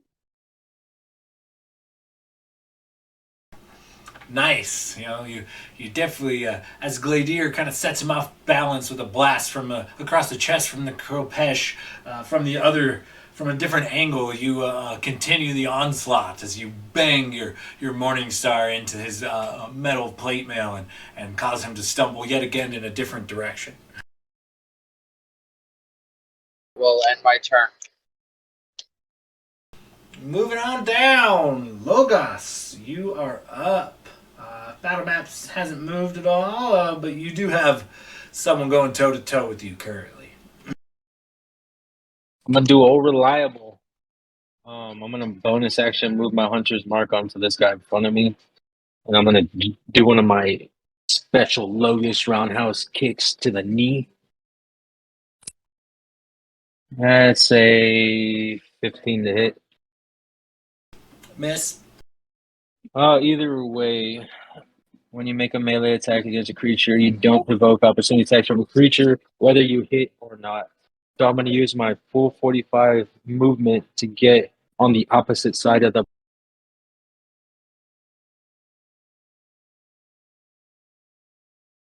Okay, so where do you want to go with your movement? You've got a lot of options here. I want to use the full 45 to get on the other side of the party. So um, like if the guy were to try to follow me, he'd have to go by the pink and the red one.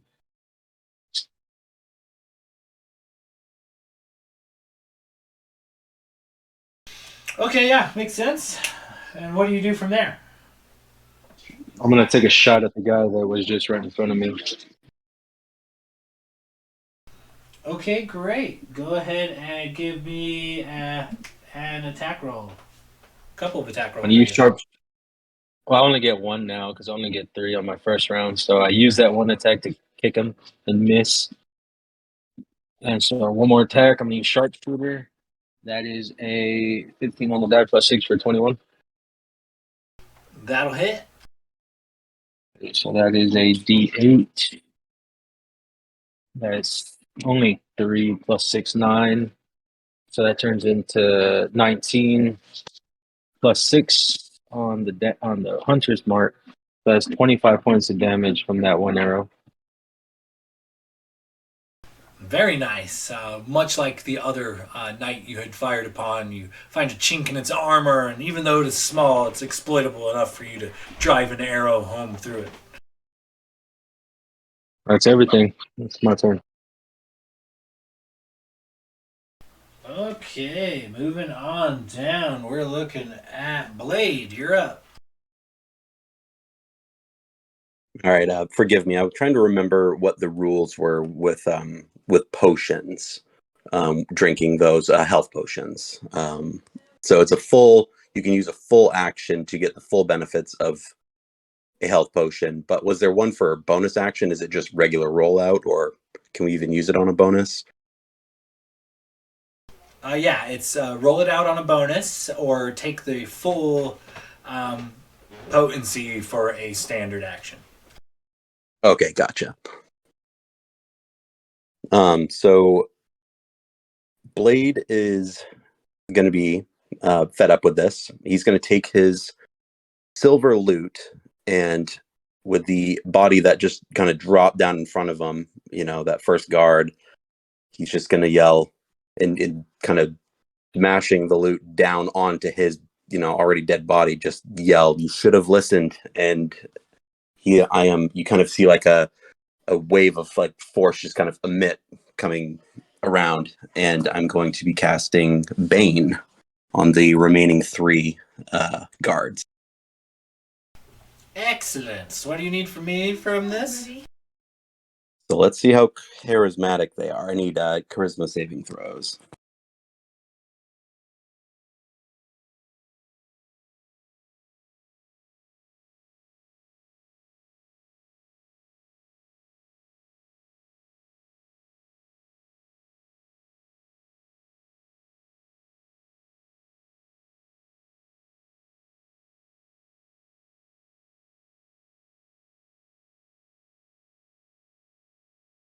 Oh, sweet Jesus. So nothing happens. Oh no! Once again, your magic doesn't quite manifest in the way you thought, and these guards seem to shake it off. All right. And at this point, I'm going to, for my bonus action, I am going to chug a greater healing potion.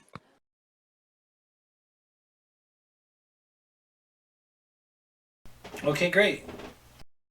And as far as movement, I don't. Am I still provoking with those 2 in front of me? No, I don't think so.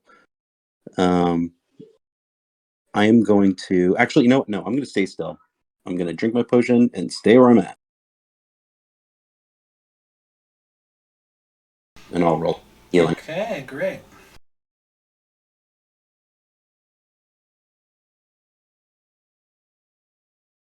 Okay, so moving on down, we're looking at the guards. So, once again, the fun stuff gets to happen, you guys. It's great.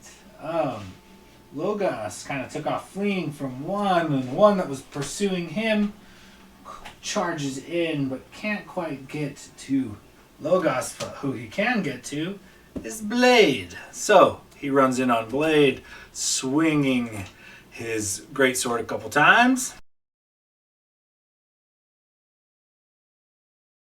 Oh shit. I use my reaction to impose disadvantage. Protection. Okay, so the first one will be a 16 to hit. Does that hit? That is a miss. Is it disadvantage for the round or disadvantage for the attack, Gladier? It's disadvantage for one single attack, not if he has 2 attacks, it's not for both, it's just one. Does 23 hit, Blade? A 23 would hit, but I think I'm going to cast Cutting Words if Gladier already used his spell.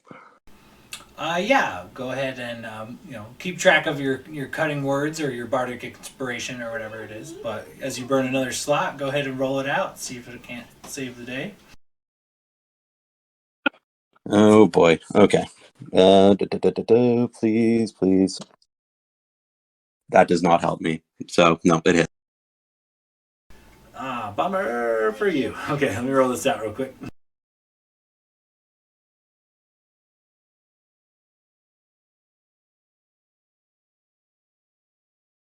And just as like a side note, what's the healing on that greater potion? Because I know I had one around, but it will be 4d4 plus 4.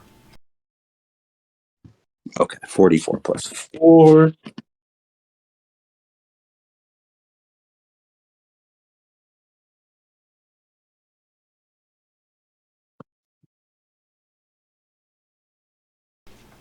All right, so I've got 11 points of slashing damage, and as contact with the sword comes up against you, Blade, another blast of radiant silver energy, and you take an additional 3 radiant damage for 14 altogether.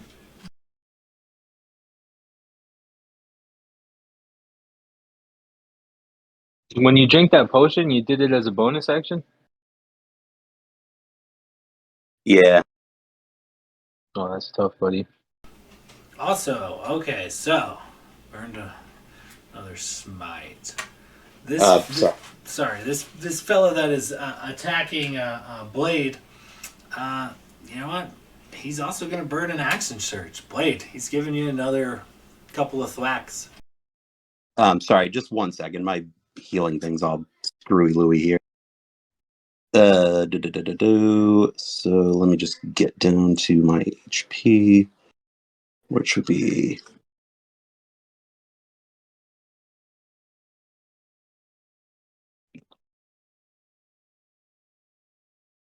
okay. Sorry. So that first attack, how much was that for? 11 piercing damage, and it came along with 3 radiant damage. Okay, 14 total. Okay, sorry. Go ahead. Okay, 2 additional attacks, 17 and 15, come your way after he action surges. Does a 17 or a 15 hit? The 17 does hit.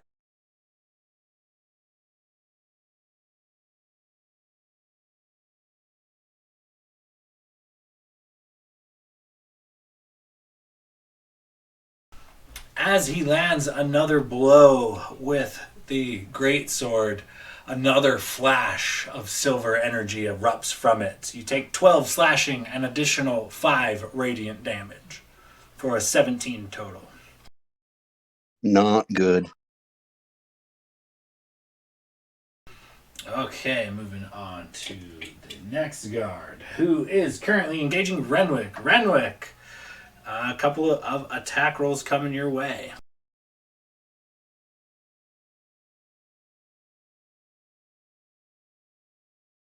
It's disadvantage. The cloak goes back up at the start of every turn for me.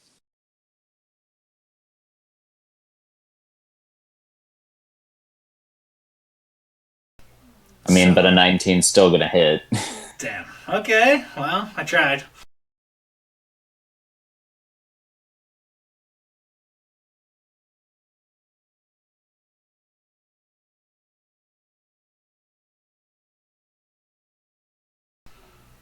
As you take a 9 slashing damage, an eruption of silver radiant energy also comes forth, and you take an additional 4 radiant damage.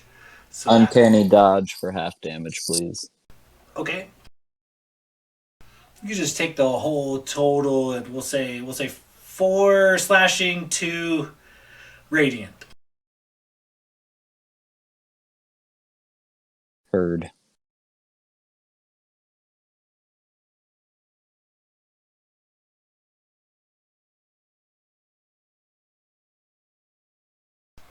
Does 21 hit? Well, now you're just being a dick. Okay, I was being a dick on that. We roll out some damage.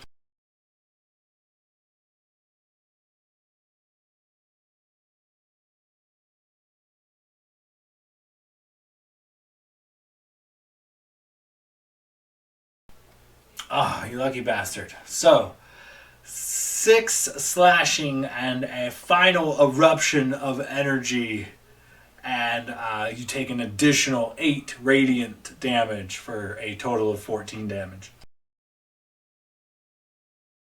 This fucker double smited me in one turn? That's just rude.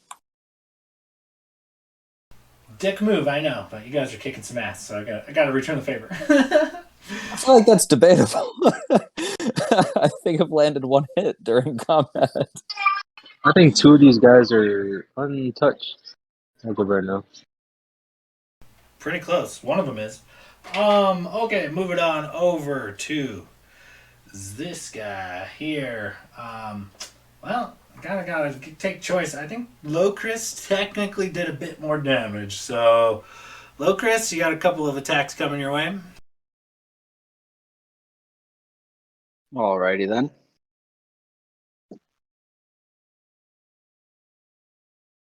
That hits.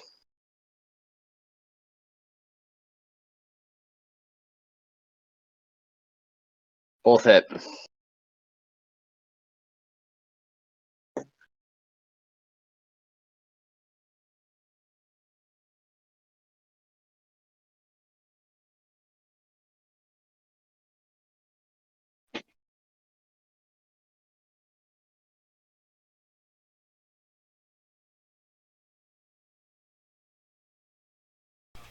Locris, this guy doesn't fuck around.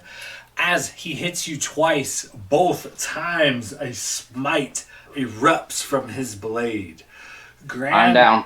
Grand total, you are looking at, let's see, 6 slashing damage followed by 13 radiant, which comes out to 19, followed by an additional 8 damage, which comes out to 27 by an additional 10, so 37 damage total, Locris, as this guy cleaves into you with a couple of smites.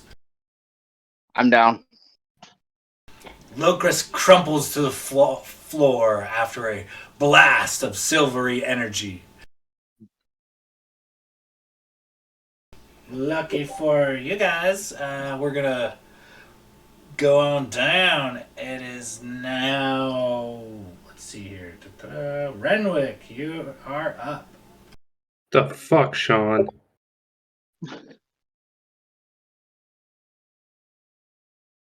Yeah, dude, looking at these numbers, I think you might have given us more credit. I think we just got lucky with the dragon. There might be a slight overcorrection here, because Jesus fucking Christ.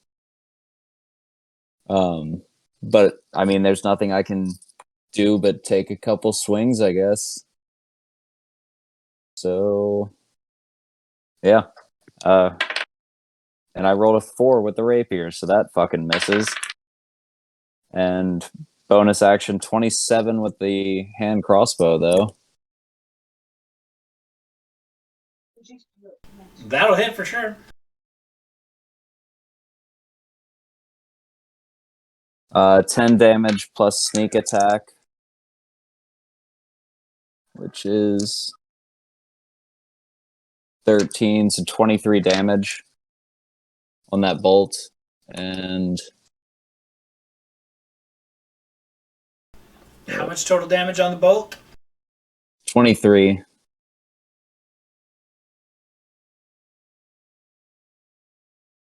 And I'm going to use my movement. Sorry, I'm trying to find the last pick. I'm going to shift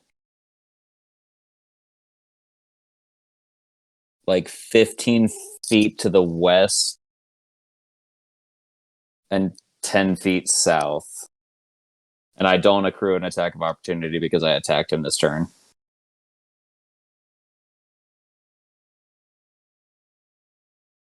Okay, so say those dimensions again.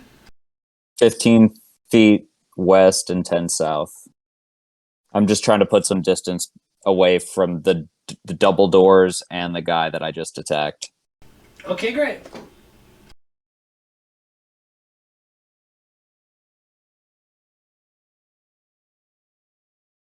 Anything else? That was movement, standard action. Okay, yep, bonus action. Yep, all right. Moving on down. Gladier, you're up.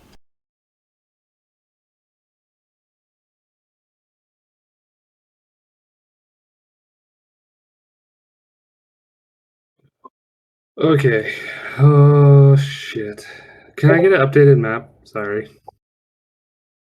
Of course. Let me send that through real quick.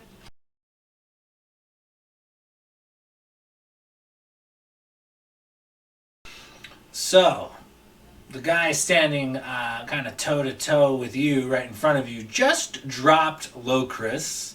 Blade behind you is engaging with another, and Renwick is doing some fancy footwork around yet a third, but he's a little out of the way. Okay. All right. So I saw Locris just drop just now. So. Man, this I haven't taken like no damage. All right. Yeah, Glader's gonna spend his turn doing some support because he's seen his friends getting fucked. So first off, he's gonna turn behind him, or like look behind him at Blade. I mean, he's like right next to him, so he's gonna put his hand out and touch him on the chest and cast Shield of Faith, and like a golden sparkling energy, kind of like moves from his chest down his arm onto Blade's chest and kind of just like covers his whole body. Blade, you have a +2 AC, +2 to your AC for the next 10 minutes as long as I hold concentration. And then he's going to quickly turn back towards Locris and kneel down and place his hand on his chest, and another just sparkling radiant energy moves down his arm toward and just envelops Locris, and I'm gonna heal you full on, lay on hands, everything I got. 25 hit points to Locris, and that's my turn. Thank you. Action. All right, and good timing. Locris, as you kind of collapse to the ground and everything becomes black around you for but a moment. And then, much like defibrillators reaching out towards you, Gladier's hands seem to just pull you back into the world. And with a gasp, your eyes shoot open. You are prone, but you are ready to go. All right, then I will hop up, call forth my packed weapon again as I'm standing up, and try and finish this asshole in front of me. All right, give me a couple of attack rolls.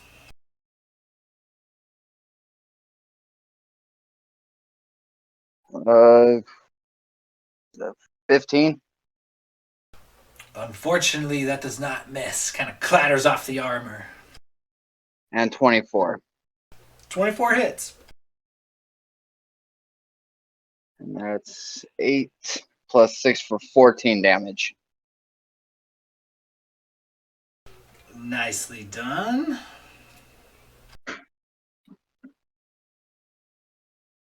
And then bonus action, take a healing potion. All right, you're going to roll that one out. I'll roll it out. Well, end my turn, so you can move on to the next guy, and I'll roll it out. No worries. All right, let's go on down. Logos, you are up. Oh, since I'm finally free, I'm gonna take 2 attacks at that guy I have Hunter's marked. Okay, yeah, he's currently in melee with Blade. Go ahead and fire a couple of attacks. So if he's in melee, does that mean I get it an advantage? If you were a rogue, Is that a rogue specific thing? yeah, that's how they incur like sneak attack and things. The rest of it is up to DM discretion. Alright, well, I'm gonna do my sharpshooter. Oh, that's a natural 20. Very This is nice. gonna get nasty. Maybe I should have cursed Logos instead of Locris. Fuck. And I rolled max fucking damage. Oh my gosh. Hook it up. Give me some I'm numbers. just gonna double it for 16 plus 6, that's 22, plus 10 is 32, plus 4 Hunter's Mark, that's 36 points of damage from the first arrow. Is he still up? Oh, yeah. Second attack, I'd say 22 to hit. 22 hits. Oh my god, max damage again. That's 8 plus 6. 8 plus 6. 14. That's 24. Plus 1. So 36 plus 25 points of damage on those 2 arrows. Go ahead and tell me how you take this guy down. So having seen Locris drop and seen one of his party members fall for the first time in a while, Logos kind of gets seeing that reminds him of what his father taught him and being calm and reserved under pressure. And even though he's scared on the inside, he remains his resolve. Takes a deep breath, and then before you can even think, as the Silver Dragon's walking up to one of his friends, 2 arrows just twang right into his neck, right in that soft spot in the armor, right under his neck. And his last words are a gurgle of blood and unintelligible as he collapses to the ground. And a bonus action, move my Hunter's Mark onto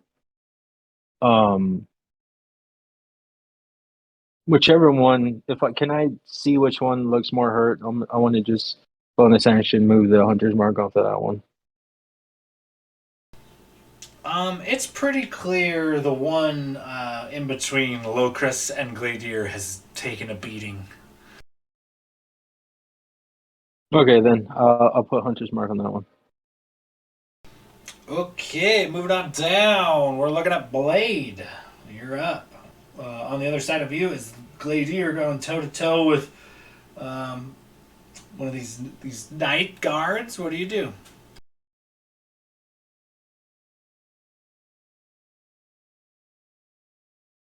That's a very good question.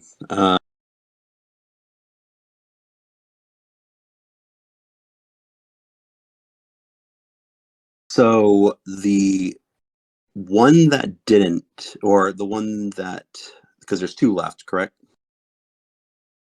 Oh yeah, correct. So there's one kind of Renwick's doing some fancy footwork around one, and the other is still engaging both Gladier and Locris in melee. It seems. Here, I'll drop another pick in the feed for you.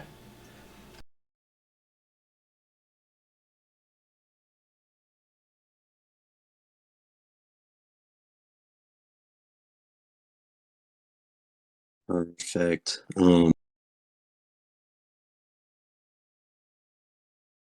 Blade is going to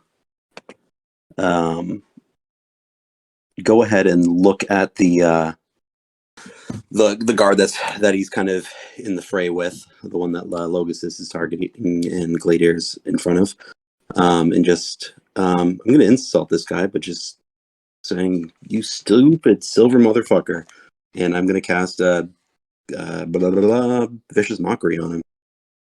Okay, and what do you need from me? So that is I think a wisdom saving throw.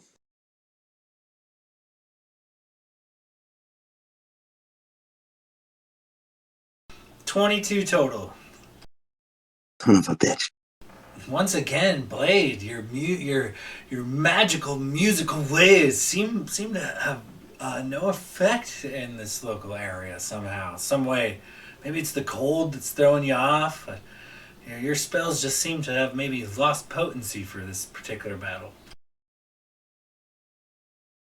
Yeah, I can imagine Blade being kind of discouraged after that big dragon fight. Maybe that dragon, he got lucky. So Blade is going to, for his bonus action, I am going to just drink a regular healing potion. Okay, great. 2d4 plus 2. And do you want to do any movement or anything? No, I'm gonna stay right where I am. Okay, great. Moving on down. The guards. Let's see. Not a whole lot of happiness going down right here. Renwick kind of picked a bit of a fight. This guy's going to move forward a little bit. And Renwick, you've got a couple of attack rolls coming your way. With disadvantage. Let's hope it fucking pays off this time. Jesus Christ. Hey! First attack misses.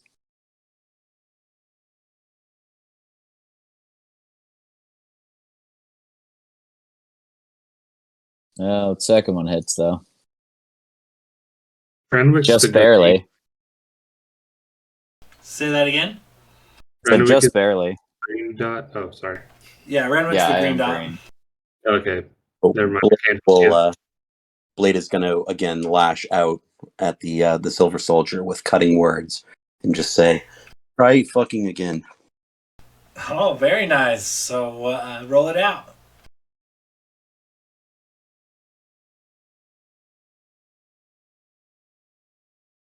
I think you just need a 3 or higher. 17 AC. Whew! Oh, five. perfect. You My fucking hero. just as you start to get down and kind of discouraged, maybe thinking that you got lucky, you realize that being a little bit depressed is the key to writing great music, and you totally save Renwick's ass with a clutch insult. I'll take note of this. Okay, moving on back. I think let's see. Locris just got up, so I'm gonna roll a dice to see which guy even would attack. Let's see here. Looks like look, Gladier, you're up. Sorry, my man. Couple of attacks coming your way. Okay. It'll only hurt for a second. Have you even been hit this fight, Gladier? I got punched in the beginning before initiative. Other than that, I haven't been touched. This guy, and it continues rolling It fucking. continues back as a and couple forth. of well-placed blows coming your way are easily deflected by your shield, Gladier, and it just clatters forth. Does not manage to find any purchase. And with that, Renwick, you're up.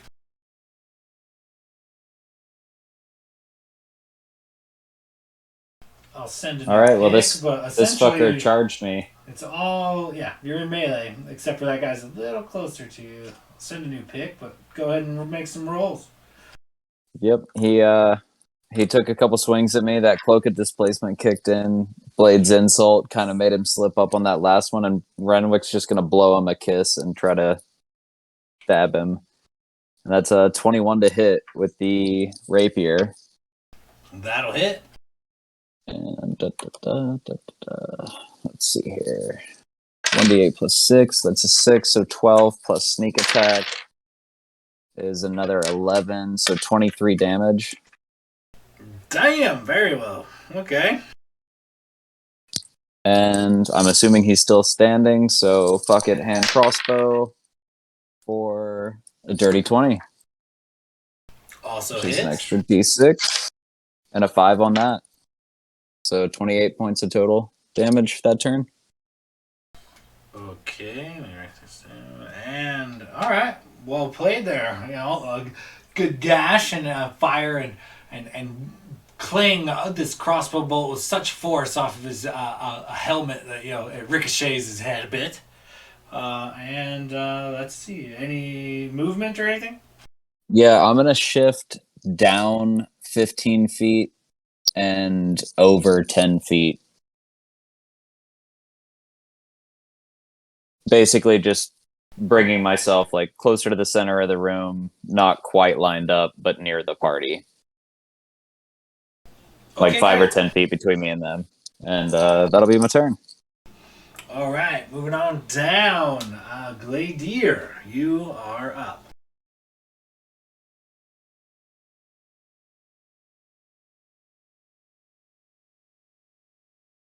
I'm up. Oh, it's my turn. Oh shit, it's my turn. Okay, yeah. Sorry, I got the order mixed up in my head. I was not expecting this. Okay, There used to be more people in the battlefield. that's fair. Um,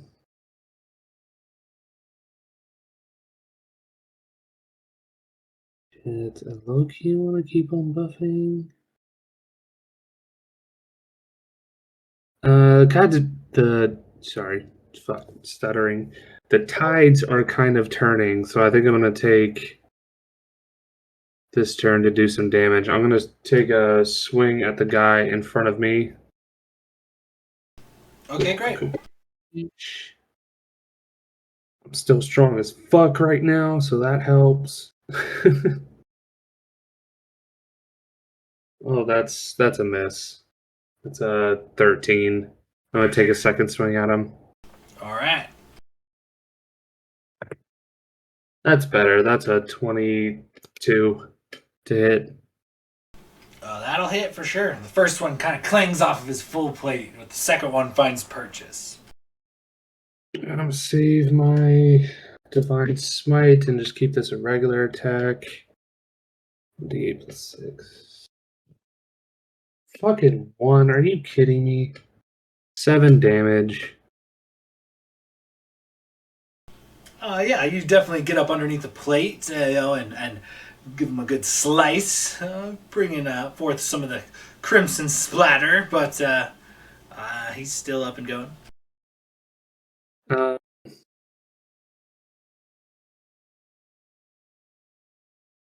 can I? Would it cost an action or a bonus action to do some sort of like look around to see if Locris or Blade are worse off for wear? Like which one is worse? I want to. You're pretty close to both of them. Go ahead and give me like a quick medicine check. No, it's not great. It's only a 13. That's enough. It's a lower DC because they're your traveling companions. You're familiar with both of them. What are you guys at hit points wise? Blade and Locris.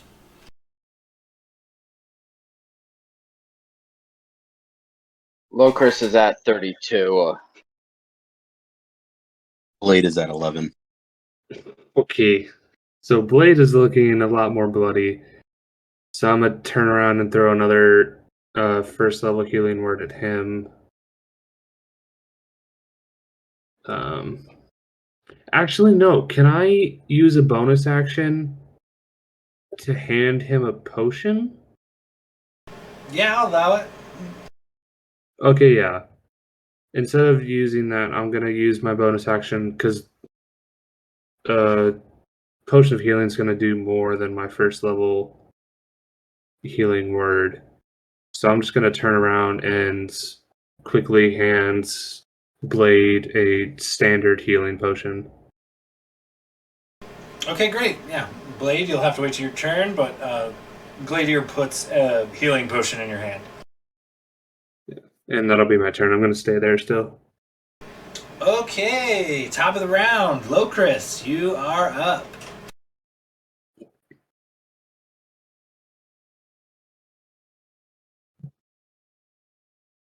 All right, I'm just gonna look over this guy who's bleeding profusely in front of me and just scream, "Die, motherfucker, die!" And take a couple swings at him.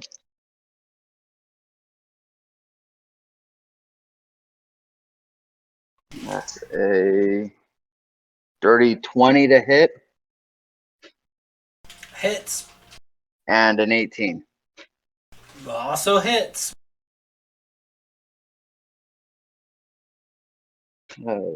Use my feet. 8 plus 6, 14 damage for the first one, and 12 damage for the second. Go ahead and tell me how you finish this guy off. I just start wailing on him, and as he falls down, keep wailing until there's just jello. You definitely, with a couple of cracks, you drop him to the floor and you continue to pound upon him until he's just a lump of gore on the ground, no longer recognizable. Then I'm going to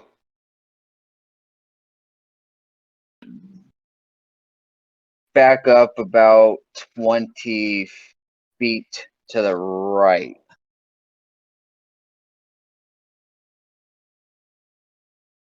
Stage right. Okay, sounds good. Anything else?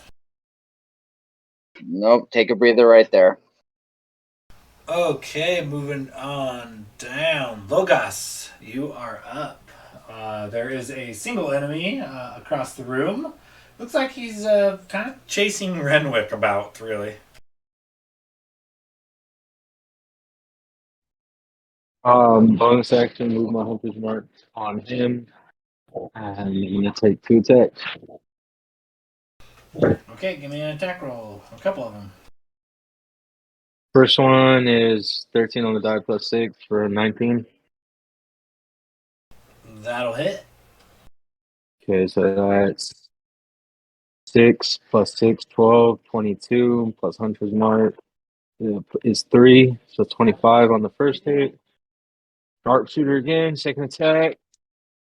That's a fucking 2. So yeah, that misses. So 22. What did I say? 6 plus 6. Oh, 25 points. Yeah, because it was 6 plus 6. 12 plus 10 is 22 plus 3. Yeah, 25 points on the first arrow, and the second arrow was a miss. I didn't even need the second arrow. Go ahead and tell me how you dropped this guy with this last arrow. I like to think like he kind of has his back towards me because he's facing off with Renwick. And so Renwick is just kind of beat up a little bit, looking up at this guy and preparing himself for another barrage. When this guy's kind of like walking towards him, you can see an arrow just go straight through his face, and he slumps forward and falls. And Logos is just there with his thumbs up at Renwick, like the guy from Billy Madison. And as the final guard slumps to the ground in a bloody mass, you guys are no longer currently in combat. The current threats have been neutralized at the very least, and you stand upon a carpeted floor staring at a pair of large silver doors. Oh, fuck, boys. That was a little more rough than we anticipated. Later's gonna, without a word, just walk over to Locris and Renwick and give them each a standard healing potion. You guys took a lot of hits this combat. You can use this a lot better than I can right now. I'm doing all right. We need to make sure we're, at full strength when we walk through those doors. I like where Yeah, your head's at, that's and I a lot. certainly appreciate that, buddy. And yeah, he'll take that potion, kind of nurse his wounds. Is it so? Since we say that a full action would be max healing on a potion, is drinking a potion out of combat max healing? Yeah, you can definitely take the max healing for it, and you guys definitely with the things going on outside and your stealthy approach upward, even though there was a bit of combat up here, the situation being what it is, you guys got a short moment before you anything dire happens. So you guys could definitely squeeze in 20-30 minute short rest here right before the throne room, patch your wounds and drink potions and whatnot. Oh, if Does we it can, sound like we if, would have time to do a full short rest if we were hidden? Particularly if you guys were hidden, you'd be a lot safer. Yeah, but from what you could tell, you might get away with a short rest. It's up to you, fellas. Do you want to leave it to the health potions, or I have a way to put us in a safe place so we can rest if we need to? The only problem with that is we won't be able to hear what's coming or see if there's any movement outside when we do your little trick. We can see through the hole; they can't see through us. Can you but we the will- longer we wait, the more reinforcements are bound to come. I mean, there's 3 officers downstairs, are there not? place the hole on a wall so it's vertical? Or is it only like horizontal? You can place it on the ground or in the air. Allow me to read my. Let me see the language on this spell. Because if you can place it vertically, like if you can put it on the wall right next to the throne room door, that way we can crawl in and we can see out if any people are coming in or leaving the throne room. That could be useful. But like if it's only horizontal, like that's gonna really limit our line of sight. So like people could easily just walk past it and we don't see it, and it, could. So it says that one end of the rope then rises into the air until the rope hangs perpendicular to the ground. So I think it's only on the ceiling. Well, I mean, if you place it right above the throne room floor or the throne room door.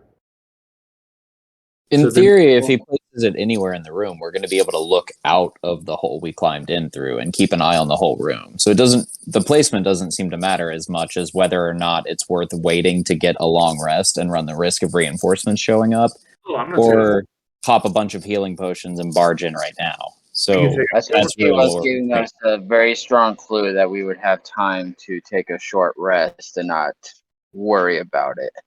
Yeah, I'm not that's thinking. the impression I got, was like if we do an exact short rest, like the lowest minimum time, just heal and get the fuck in that door, then it's probably okay.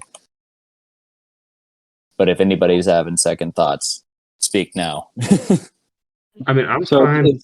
it Short says that those inside can see out of it as if through a 3-foot by 5-foot window centered on the rope. So we will be able to see out of it pretty good. Yeah, why don't we do that? We could place. Why don't we place it in the center of the room, like up on the ceiling in the center of the room, and then we climb up. We take a short rest, 30 minutes, 20, 30 minutes tops, and then we'll like during a short rest, we'll be at least be able to like kind of look down and see if anyone's walking by, and then we just fucking charge into the throne room once we finish that short rest. Another thing to think about is that if we do the roll, if I do my little trick here, that being sneaky is out the window. This Being is my sneaky's out the window already. Yeah, I think The city's on fire. They're aware that shit's going down. stealth definitely helped 100% get us in here, but I think at this point, stealth is not even a problem. I don't think we need to worry about that. All right, then. Well, get to it. And Logus will pull out 60 feet of rope from his bag and hold the rope, say some words, cast the rope trick, and y'all just see the rope kind of levitate for a second and shoot up towards the ceiling. And at the top of the rope, you see like a black hole, like an interdimensional hole open up. Well, let's go then. And Logus will start climbing up the rope. Renwick will nudge Gladier and be like, well, it's kind of him to finally offer everybody else to climb into his hole, not just you this time. And he'll make his way up. You sound a bit jealous there, Renwick. I was until now. No, gentlemen. Plenty of room in my hole for all of you. Okay, so yeah, as you guys all pile into Logus's hole, you guys take time to chug some potions, take a short rest, and roll out some hit dice if you'd like. Yeah. I'm not sure if you were back when we talked about it, but we specifically wanted to place it in the very center of that room. And then if Glader has to sacrifice his short rest to do this, then that's fine because I didn't really get hit that much. But Glader would like to try and keep watch while he's resting, just like just looking out of the hole to see if anyone walks by during their like 30 minutes. Okay, you definitely post up and take watch. You can do it from the safety of Logus's hole.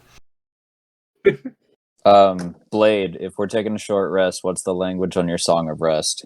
Is it just an extra d6 per hit die that you roll? Yeah, it's an extra 1d6 added on. I think it's 1d6 total, not per hit die. Yeah, total. Sorry. An extra 1d6.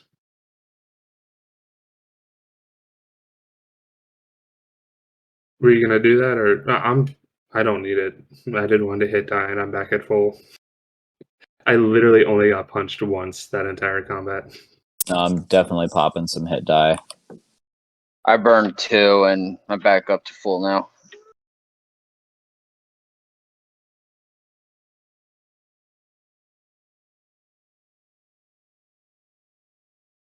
I'm also running to the restroom really quickly while everyone rolls their hit dice. I was only down 20, and I still had to roll 4 hit die to get to fucking full.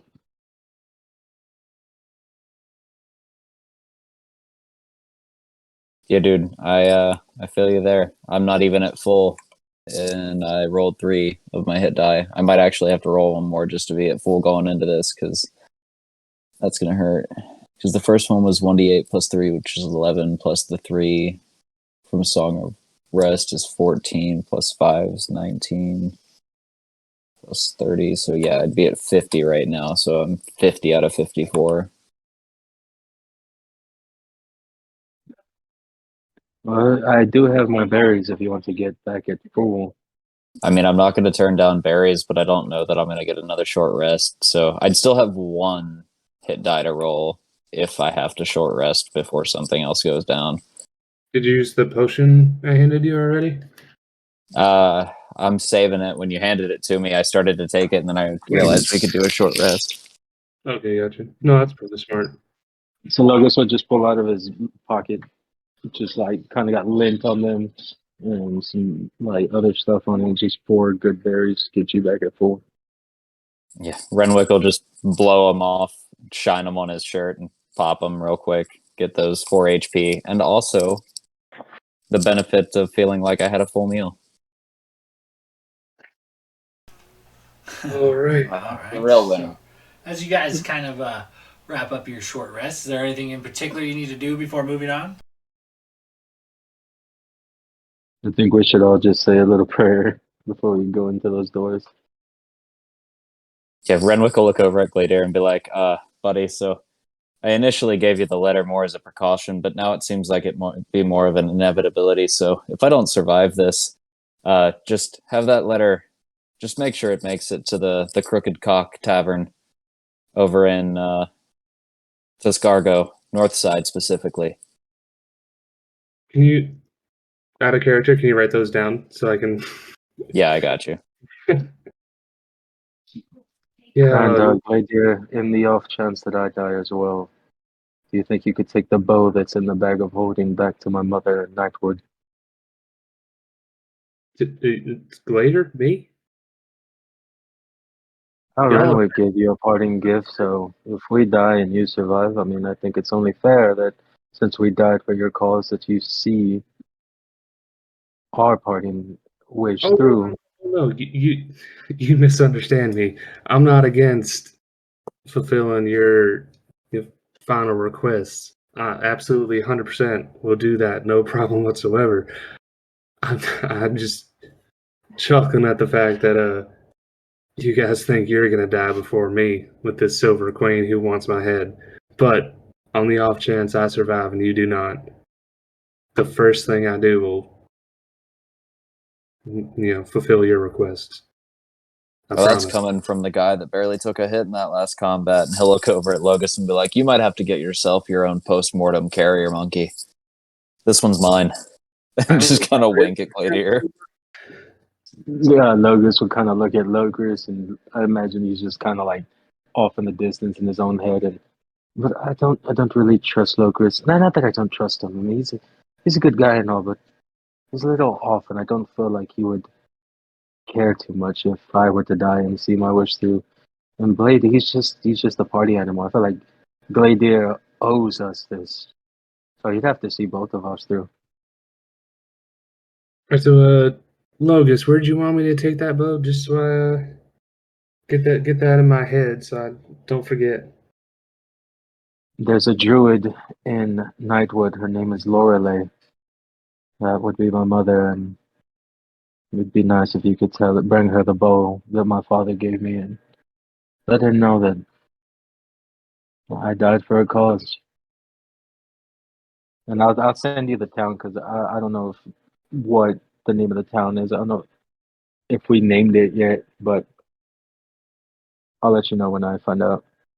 Alright, so Lorelei, boat to Lorelei, and it's your mother.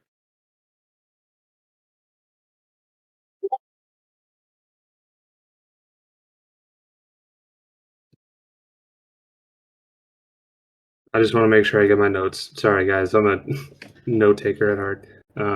And then Renwick, I already have your note, and that is to Mullet. North side. Okay, we're good to go. Sorry, I just want to make sure I wrote that down before I forgot. No worries, no worries. So, as you guys slowly make your way out of Logos's hole into this carpeted room, now the red carpet, kind of makes sense as now it's got some crimson stains on it. But the bodies are still here, fresh, warm even.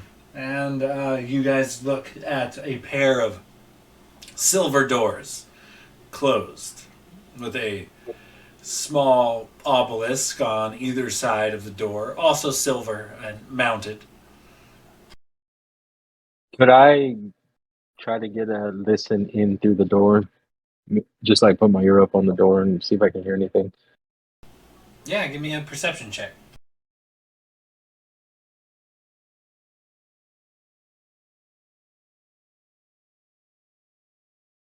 Yeah, I don't hear shit. I imagine these silver doors are thick as fuck. I rolled a 2 for a total of 12. Unfortunately, you just kind of hear the shuffling of your party behind you. Could y'all keep it down? Y'all, I'm trying to listen to the door, and y'all are shuffling very loudly. Imagine like Glader's just kind of stand behind him, like kind of, rotating his sword in his hand, kind of like bouncing on his toes, like just ready to fucking go, like all this nervous energy. Sorry, I've been dreaming of this moment for a long, long time. Hey, DM, quick question. So when I cast pass without a trace, it says it lasts for an hour. So would that technically still be up? Is it a concentration spell? It is a concentration spell, and I took some damage, right? Roll me a couple concentration checks real quick. We'll see if you held it up. I don't think I get advantage, right? That was a warcaster thing. No, just a couple straight rolls. No, we said that was con, right? Yeah, con save. Oh, it's a +1. This might be bad. Fuck. Yeah. 7. Unfortunately, it broke during combat. And also, is my hawk with me? Would you have brought her into the keep with you, or would you have made her stay outside? I probably would have told her to stay outside, like in the trees outside of the keep, like when we first entered the cave. Because I still got animal friendship on her, and probably I would have spoke with animals and told her to stay by, stay safe, and stay in the trees. Okay, yeah, she just kind of goes out on like a patrol, just taking like a wide patrol of the city. She kind of keeps an eye out for your return. And before we go in, Glader's gonna kind of say a whispered prayer to himself, reaching up and like grabbing his amulet of horror with the newly added wolf fangs on it. Yeah, I don't know what that nosebleed was about, what you're trying to tell me. Still don't understand, but if there's a moment for you to show up and show out, now's it. This is the moment you've been preparing me for, the moment I get my justice, or try and get my justice, so here we go. Go ahead and give me a religion check real quick. Okay. Nervous. This is a straight roll, +0 for Glader. 14. The fuck are you a paladin with a +0 to religion? Because he's not smart. My intelligence isn't that. With that, you think maybe the holy symbol you got for at least briefly for just a sec, maybe it looked a little shinier than it was before, but maybe it's just a trick of the light. Okay. And with that, so the party is faced with these giant closed doors. How do you guys proceed from here? I'm going to pull out the wand of detect magic and see if the doors release any magical essence, as well as the corpses. And I'm going to use the Wand of Secrets in tandem with him. Okay, so the Wand of magical detection, you do detect on the two magical pillars on either side of the door that they emit a faint magic. Nothing like dangerous or anything, but it looks like they are what is illuminating the room currently. It's like a kind of a bright shining silver like lamp basically on either side of this door. So those tingle with a bit of magic, and as you kind of look about, it looks to be each of the great swords are all magical in nature of these guards. Renwick, you bust out the Wand of Secrets and it does not reveal anything in your immediate vicinity at this time. Gladiator, could you use a No great sword? traps or anything. Just clarifying. It's traps or secret doors, basically. No traps and no secret doors. All right, just making sure.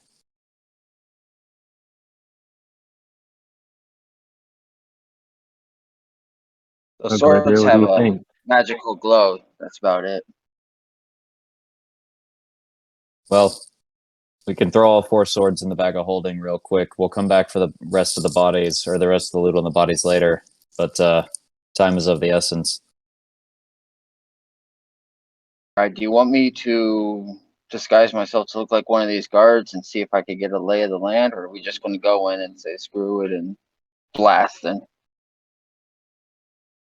Well, the Oh. queen did say that no one goes in the throne room.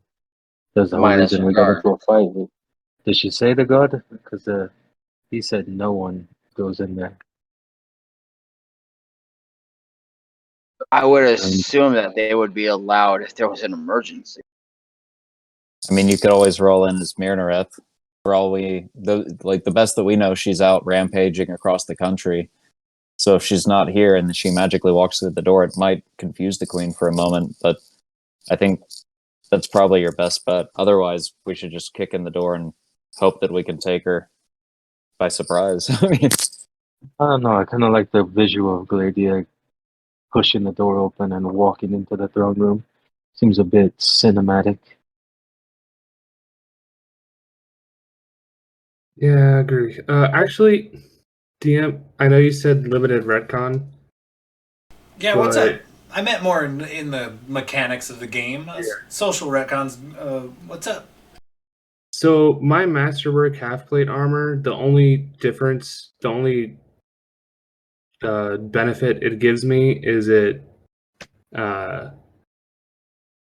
takes off disadvantage from stealth.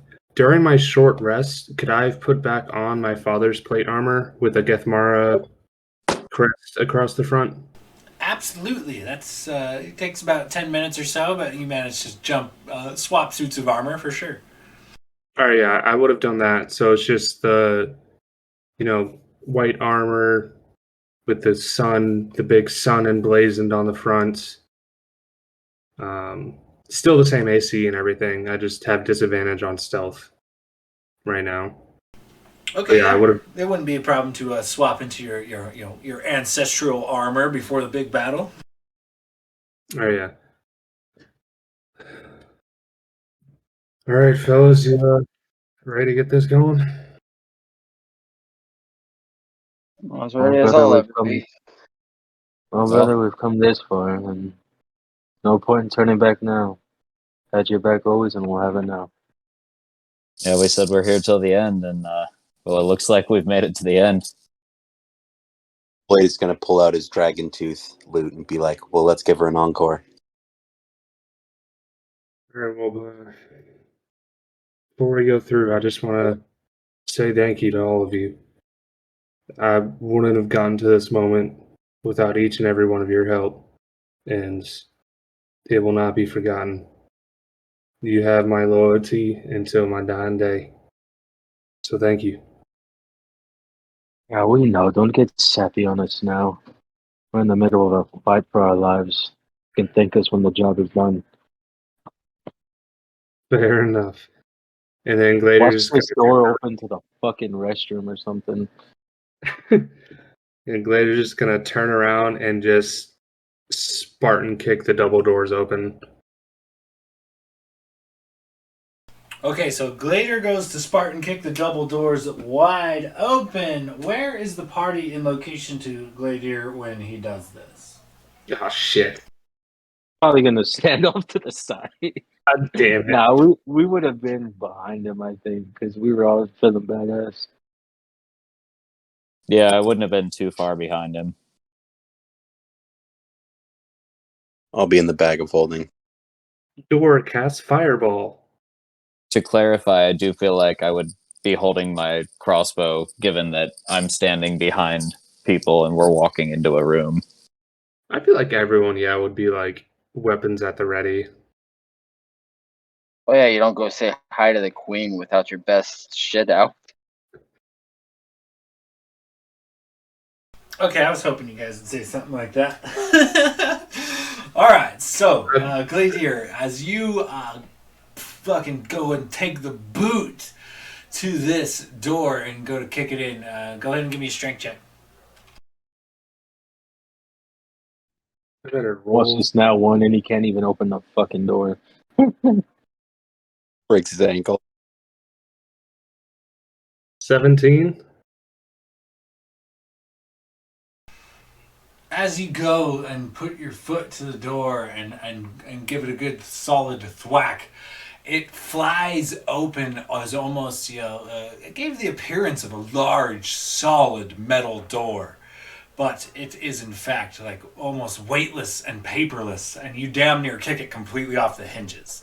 It slams open wide, boom, with a loud noise, and upon looking forward, you see it looks kind of like almost like a temple or like a church set up in this room in front of you. There are several pews kind of set out, and where an altar or a shrine would be in like a temple, there is in fact a large pile of stones. These stones seem to resemble well, not resemble, they are actually silver ore, in its raw form. And it's formed into a great and massive throne of raw silver ore. And the walls are high, and behind this throne there is a very, very elaborate tapestry hanging from the ceiling of the Silver Queen's colors, all purple, but it has a massive silver dragon, intricately detailed in this tapestry, flying through the air. And you, aside from this kind of church-like setup, and upon this throne of silver ore, an older dragonborn woman, a silver dragonborn, is sitting upon it. And as the door opens, she goes from sitting there complacently and milky-eyed to she kind of flinches, and her vision goes from the milky-eyed distant stare to sharp, piercing gray eyes kind of gaze at you as you approach Gladier. And she looks forward and she says, "Well, I wasn't really expecting any company. I will give it to Valinor. I will maybe give him a respectable funeral after all, despite being a thorn in my side." She kind of looks to you guys, and for a moment she pauses and then smiles as she kind of scans all of your faces. Yeah. "What is it you require of me before I bring you to your ultimate doom for this insolence?" And she slowly stands up from her silver throne, glaring at you, Gladier.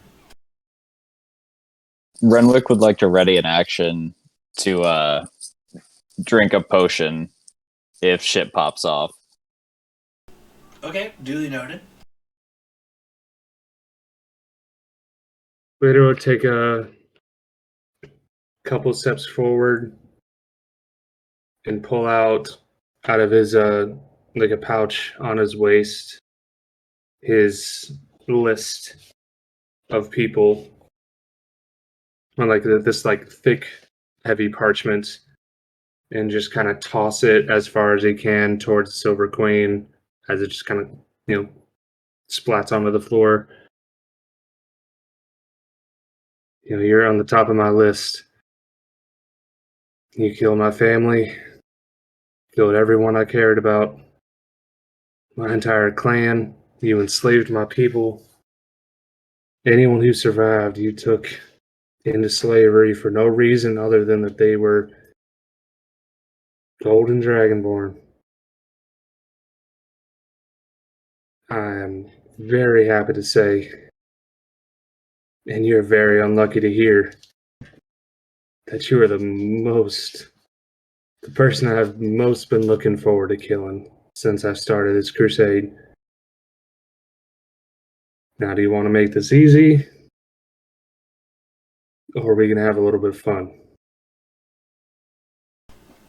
Gladier, as you notice as you kind of take a couple steps into the throne room and toss the parchment down, all around you there are things like kind of hanging and dangling, and you didn't notice at first from outside the room, but as you enter and come forth, it looks like there's a lot of polished goods in the room, like polished obnoxiously so.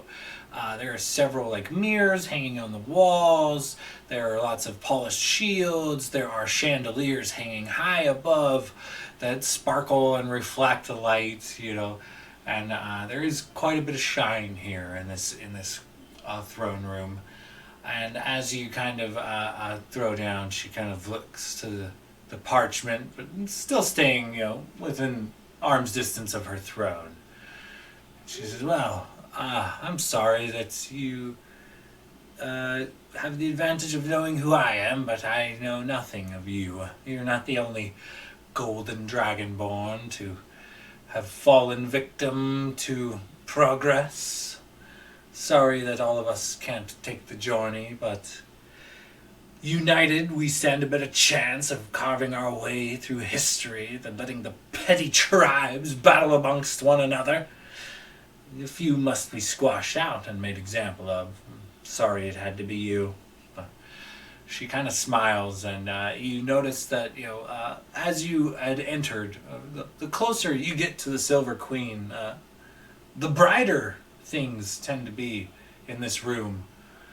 And aside from that, I'm going to need everybody to go ahead and roll initiative.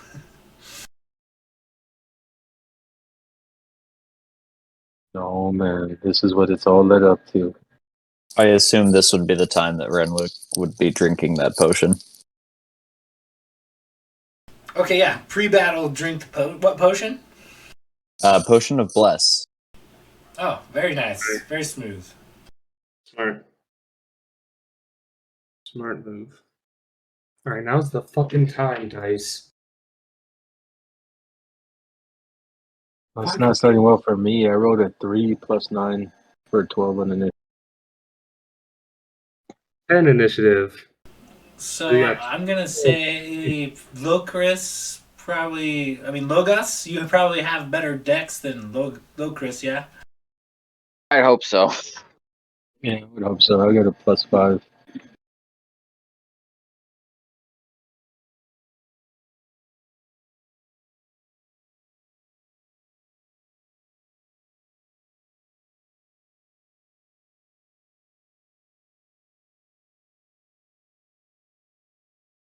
And what was Renwick's roll?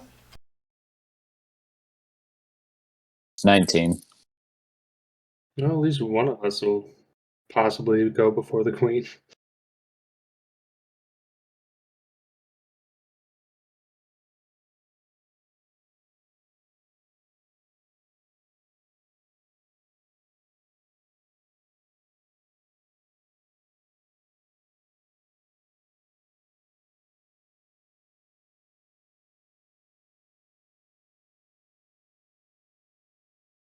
Alright, so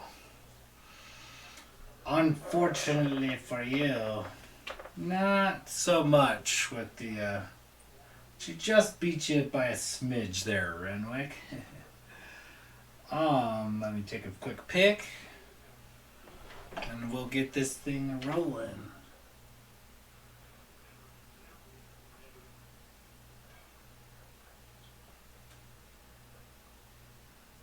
Fucking bitch doesn't even recognize me.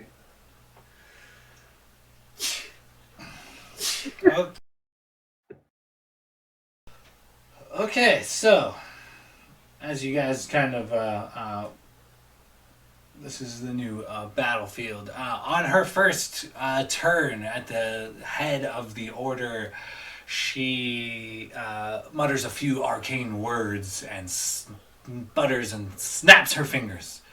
And suddenly, from where there was one standing upon the throne, there are now 6 queens scattered about the room, and all of them turn their eyes towards you, Gladier.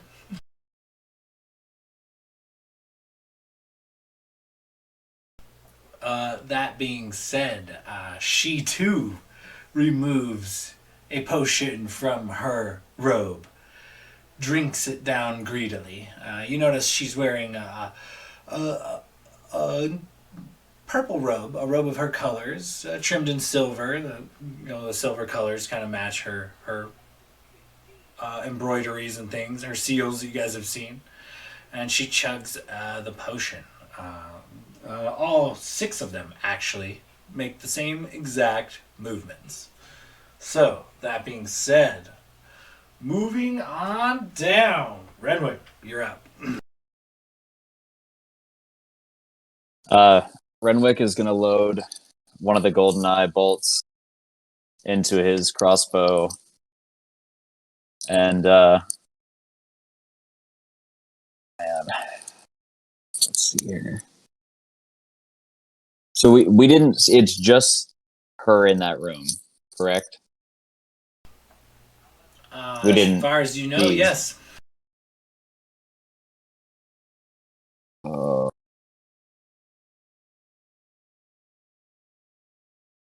Got me all paranoid, Sean. God damn it! I don't think I can get in range.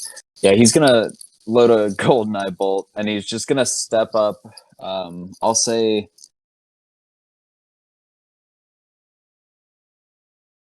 If I can move, I'm going to try to move up behind Gladier, bonus action hide. See if I can get a sneak attack off. Okay. I can hide behind a creature that's one size larger than me, so... Oh, fuck me. I rolled a 3, though, so that's definitely not going to happen. That's an 11. Okay, 11 stealth.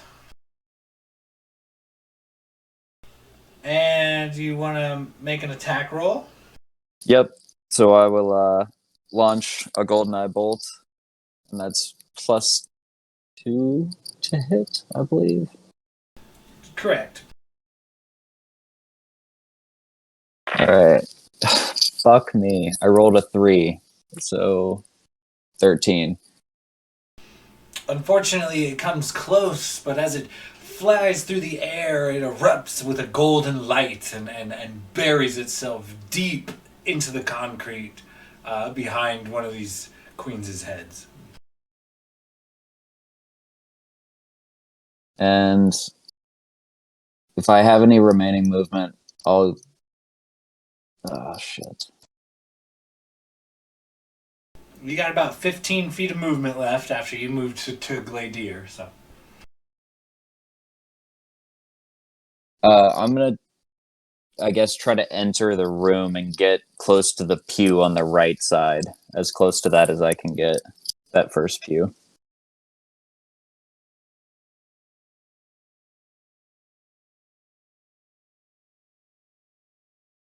Okay, great. Let's see here. Anything else? I think that'll do it. Okay, moving on down from Renwick, we're looking at Blade. You are up. I'll go ahead and send another pick real quick, but go ahead and tell me what you're thinking of doing here. Oh boy.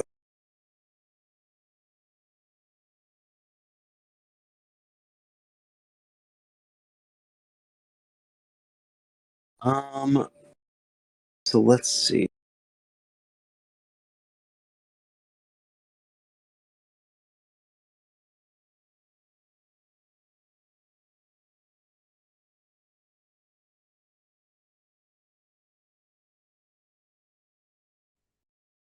So Blade, I guess. So with the copies of herself, are one of those like I have a spell I want to cast, but it's a 20-foot like box. Is there a way that I can hit like 3 of them in one box? I think. If it's a 20-foot box, the best you could do is catch a couple of them, but that's about it. Okay.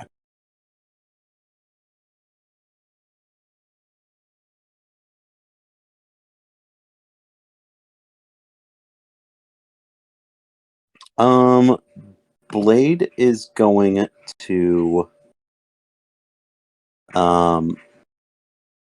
go ahead and I guess kind of approach the doorway, maybe behind Gladier, or yeah, off to it, maybe just like his left side. So behind Gladier to the left, or directly to the left of Gladier? Behind to the left. Okay, and what from here? And I am going to I am going to cast Vicious Mockery on the one that is in on the group that's on the left hand side, that one right in the middle, right on the corner there. Okay, and what do you need from me again? That is a wisdom saving throw of 16.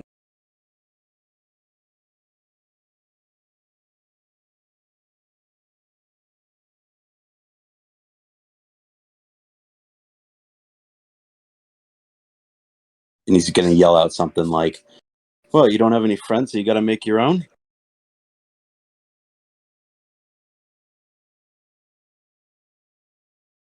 Alas, it was a sick burn, but she seems unaffected. Damn, magic's not useful here. That being said,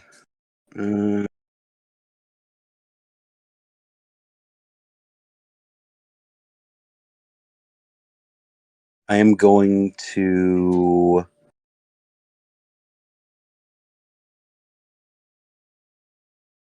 go ahead and inspire Gladier as for my bonus action. Okay, inspiration coming at Gladier. Which would be just me kind of taking just one good downward strum on the lute, just using my thumb and just looking at Gladier and being like, you know, we're all here to help you, but this is your moment. And that'll be it. Okay, moving on down in initiative. You guys notice as the 6 queens stand about glaring at Gladier. At first, it's a small rumble, but then it is a great grinding of stone upon stone. And what you guys had first thought to be merely a throne of unrefined silver ore boulder type material, a large being slowly and surely assembles itself from this chair. It looks like maybe it had bent and contorted itself unnaturally to make itself in the shape of a chair. And as it slowly grinds and comes together, a massive beast of pure silver ore and boulder grind together, and a golem now stands before you, made of pure silver ore rather than of rock or stone. And it, as it stands up in this where the throne was, looks towards the party. Let's see here. Oh man. 5, 10, 15, 20. It slowly lumbers forth after being after standing from its once prone position. Doesn't quite get a whole hell of a lot of movement in there. It's coming from prone, but the great beast does lumber forth towards the party. I'll snap a new pick here. Give me just a second.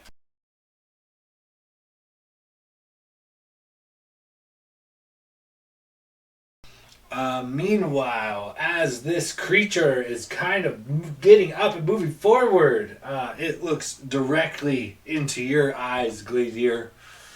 And, Gladier, I'm going to need you to give me a wisdom saving throw.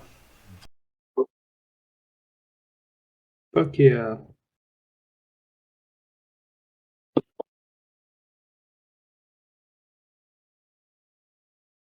It's cocked. 16. 16, unfortunately, does not do it. On a failed save, the target cannot use reactions. Your speed is halved, and it can't make more than one attack on its turn. In addition, the target can take either an action or a bonus action on its turn, not both. These effects last for 1 minute. A target can repeat the saving throw at the end of each of its turns, ending the effect on itself on a success. You are slowed, my friend. Shit. That being said, we are going moving down to Logos. You are up. Has anyone been any? Has anyone hit any of the queen's images yet? I don't think so. I'm sorry, say that one more time. No one has made any contact with any of the queen's images yet, right? We have no idea which one's the real one. Correct. All right, Logos will move 20 feet to the left, and he's gonna fire off 3 arrows, one at each of these images, off to the left side. Okay, go ahead and give me 3 attack rolls. 20 feet to the left, you said? Yeah, it's kind of separate from the party a little bit. So you'll have to enter the room first if you're going to do that. Or you'll just be shooting into a wall. Oh, true. Shit, I thought that was like, that makes You sense. can Yeah, still do so it, but you have to come up at least to where Blade is. So you got to move up about 10 feet before you're actually in the room. yeah, I'll do that. Move in 10 feet, then to the right, like another 10. Not to the left. Sorry.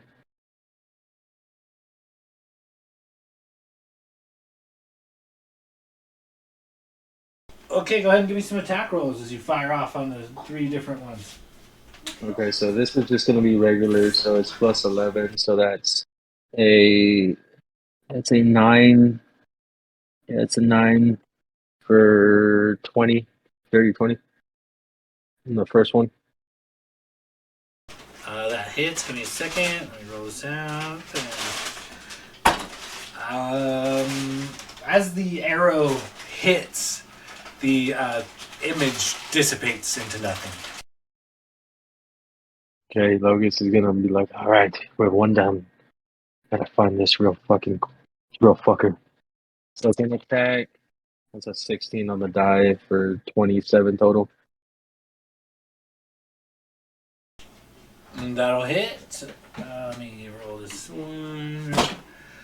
Once again, the image dissipates. All right, last one.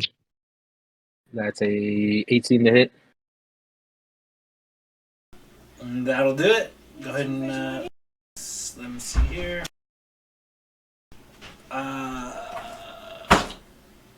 Upon your third arrow, that queen also dissipates. So Logos is gonna be like a little frustrated and well, down to 3 more targets.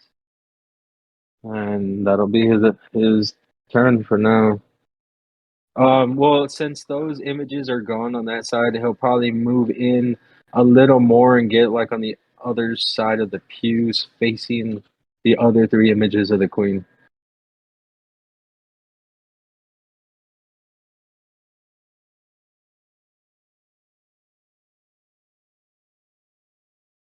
Okay, so where do you want to go exactly? Because I went 10 in and then 10 to the left, so I still have like 25 feet of movement. So I want to get on the opposite side of the pews since these three images are gone, and I want to be able to face on the here to the left, just where the pews are, and just be on the outside of them so I can get good image of the other three that are left. Okay, great.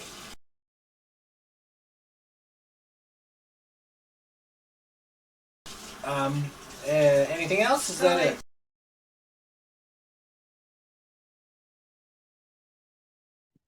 That'll be it for my turn. Okay, moving on down. Locris, you are up. Was it the left side or the right side that got cleared? Okay, that helps. The left. All right, I'm going to come running into the room, and as I come past Glader, and I see the slow look in his eyes, I'm just going to tap him with the side of my weapon and say, "Focus up," and cast Dispel Magic. Okay, and can you read me the language of Dispel Magic real quick? Choose any creature, object, or magical effect within range, 120 feet. Any spell of 3rd level or lower on the target ends. And if it was above a 3rd level, I'd have to roll to see if I beat it.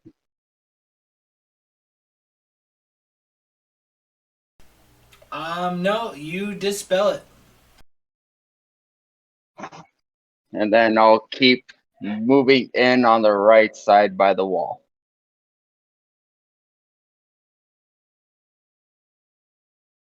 Okay, so you move up to Gladier. That takes so you got about 15 feet of movement. You want to go on the stage right side of the wall, 15 feet. Yeah, just past Renwick, I think it'll put me. Okay, so moving on down again. Gladier, you are up. All right, feeling his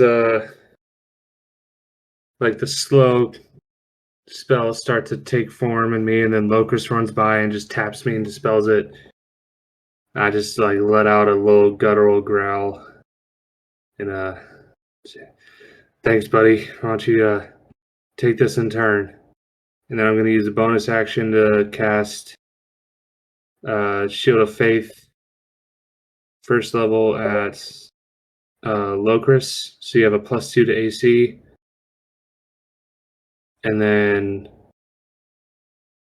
I'm going to use an action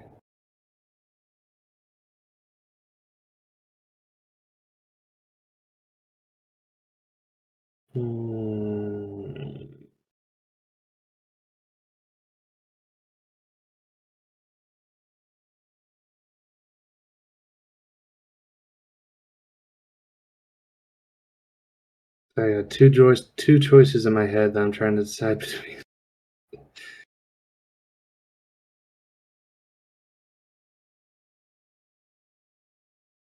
Yeah, I'm going to use an action to channel Divinity Sacred Weapon. And I just kind of flourish my Kopesh a little bit, then swing it down on my side. And then the golden radiant energy emanates from my holy symbol and down my arm to my sword. And then it's just glows like this bright, golden, bright light. And for the next minute, I have +3 to attack rolls with my Kopesh. And then Do I want to move?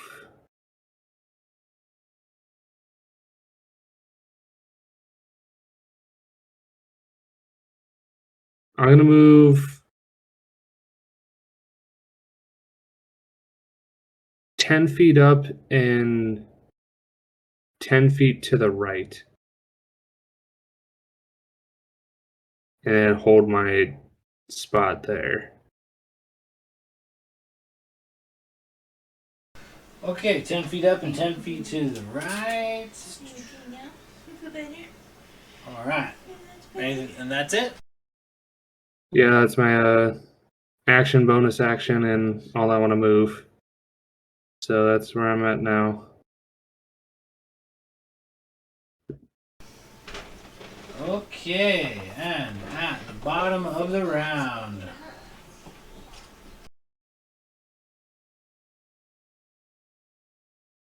Okay, bottom of the round is the layer action. So, you guys notice, a bit too late, unfortunately, as this combat progresses, the reflective surfaces in this room seem to be aplenty. A lot of polished shields, a lot of glittering, shiny pieces to the chandeliers, lots of mirrors hanging on all of the walls and things. And as such, it seems like maybe they have life of their own somehow. They seem to move and shift as combat has gone on. They seem to try to catch what natural light they can in them and blast them at your guys' faces, kind of giving a brief shine, a brief bit of blindness. And as it does so, the brief moment where you guys had shielded your eyes from the intense light. Let me roll this out. 5 additional images of the queen join the battlefield. So let me write this down real quick and then I will snap a new picture.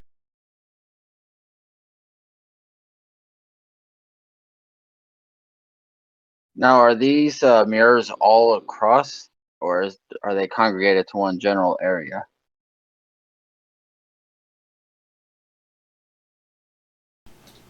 They split up a bit, but it's all within about we'll say like 60 or so feet. I'll throw a map in for you.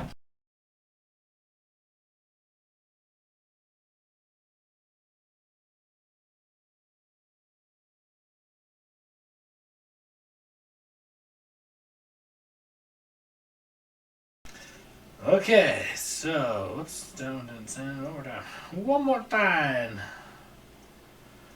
Now there seems to be a plethora of queens about the room, unfortunately for you guys. And at the top of the round, it is her turn. So now shit's gonna get really fucking weird. Let's see. Man. That looks pretty great. I'm gonna need Gladier, Renwick, and Locris. She begins to utter some arcane words, and all of the images point in your direction. Let's see here. You guys are... Everybody give me a dexterity saving throw.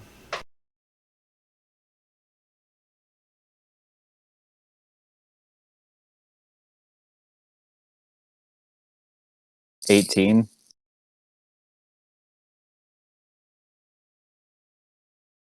I'm going to use my inspiration.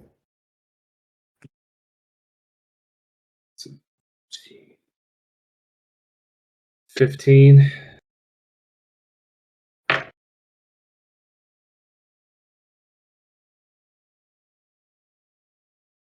Okay, 18, 15, and a dirty 20. So the 18 and the dirty 20 are good to go. 15, not so much. A hail of rock-hard ice pounds to the ground in a 20-foot radius. Each creature within this cylinder must make a dexterity saving throw. Takes 2d8 bludgeoning damage and 46 cold. On a failed, half as much on a success. So, I'll roll that out. I'm gonna use my reaction on my shield to get resistance to bludgeoning. Okay, great. Yeah, expend a charge on your shield and you can resist the bludgeoning damage. And that lasts for... Until the beginning of your next turn, you are resistant to bludgeoning damage. Okay, gotcha. Alright, one charge. Also, 46 cold.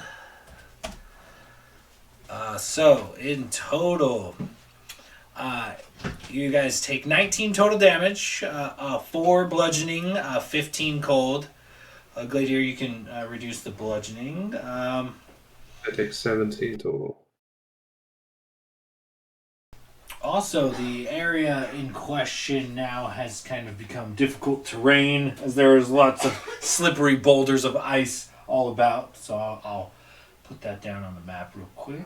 And then we are moving on down to Renwick. You'll be up.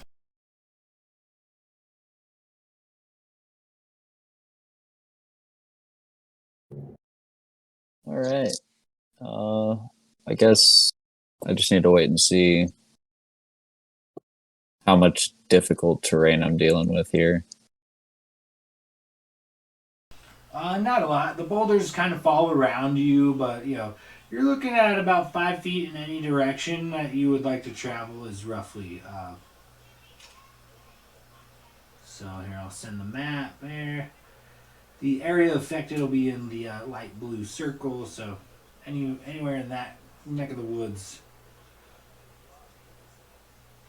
is difficult terrain for the time being. Fair enough. I'm going to use my movement to shift as far to the east as I can. And I'll just call out to the group as I'm running and be like, we've got to find a way to stop those images. And I'll launch a shot. I'm going to go with the not the far right queen, but one to the left. Kind of where that corner is. Okay, great. Give me an attack roll.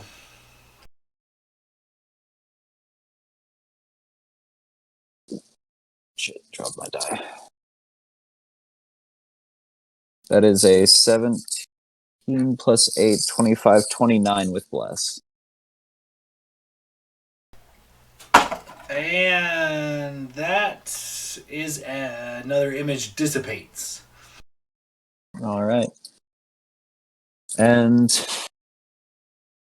am I able to make a bonus attack with a crossbow?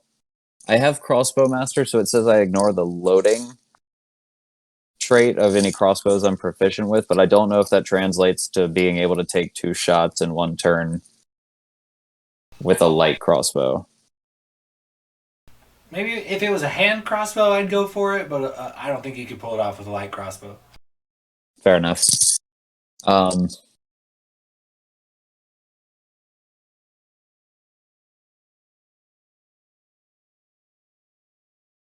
Is it worth it? I want to dash alongside the far east wall toward that image on the far right with my bonus action and the rest of my movement. Okay, how much movement do you got? 25 and then the dash, so 50 total this turn. Okay, yeah. So let's see. Are you 50 total, but that's moving out of the difficult terrain as well, correct? Yeah. Okay, yeah, you get pretty close. You are within, 5 feet of her. And all right. It's my turn. Okay. Moving on down from Renwick. Blade, you are up.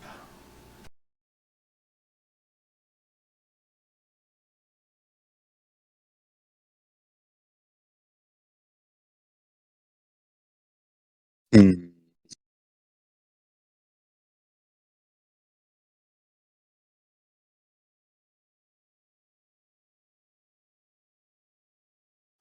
First of all, I think Blade is going to start by moving in just a little bit more. I think probably like 10 feet in, and maybe like another 5 feet to the left, kind of closer to the left side there.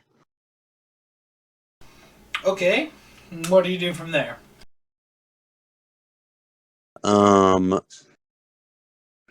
Blade is. Can I do? With these reflective surfaces, can I look at them and see if that's something like I could potentially damage? Go ahead and give me a perception check.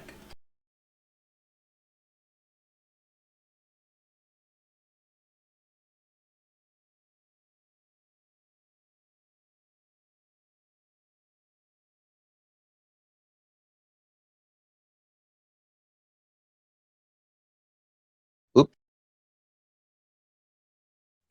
I'll just roll it here. That is a 7. Looks like you just get the basics with a 7, but yeah, I mean, there's breakable stuff that's hanging all around the walls and stuff. There's mirrors, there's some glass chandeliers hanging high above, but there's also things that would be more difficult to break. A reflective surface of a very well polished silver shield or suit of armor or weapon. Would be a little more I think difficult. you should get that dirty 20. It wasn't loaded on the computer, so I just rolled it.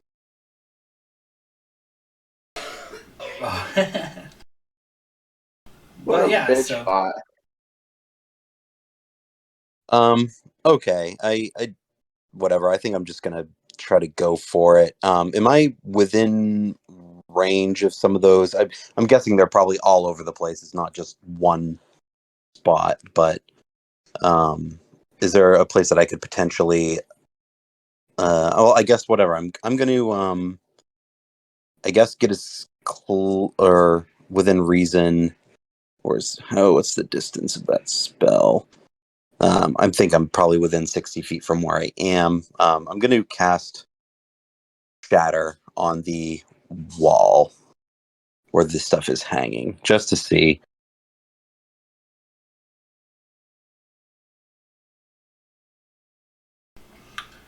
yeah, okay. Go ahead and I mean, inanimate objects are going to fail to save automatically. So go ahead and roll me some damage.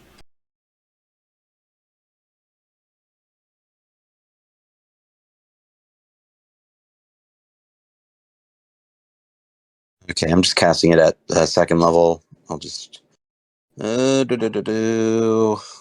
please.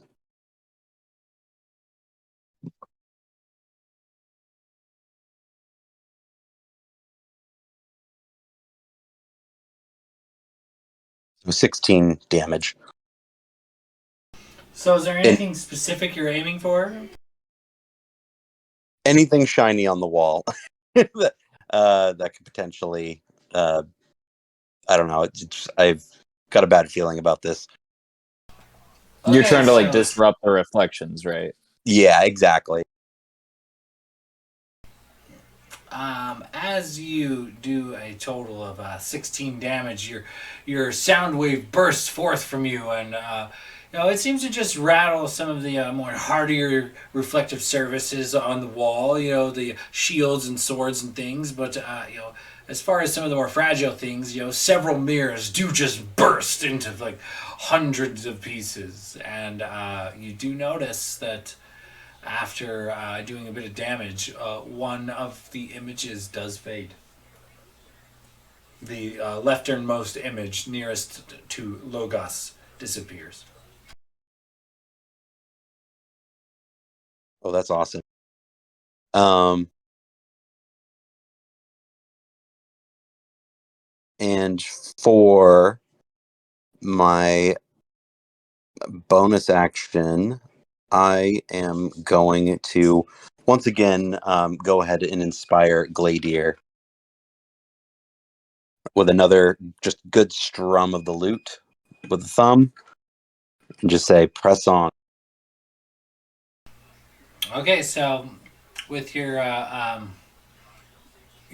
cutting words and your bardic inspirations, how many do you have left? So after that rest that we got, I at level 5 regain all of my inspiration after a short rest. Oh, okay, perfect. Good to know. Good to know. But I've got another 5 left. Okay, perfect. Good to know. Just keeping you honest, keeping you on top of it. No, for sure. For sure. Anything else?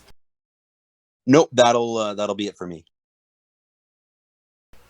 Okay, so now we get to have a good bit of fun. As this golem stumbles forth straight up to Gladier. And Gladier, even though you're not slowed anymore, well, actually, we're going to have to roll that out. On a 5 or a 6, he regains his weapon. So, great news. Gladier, once again, I'm going to need you to give me another wisdom saving throw.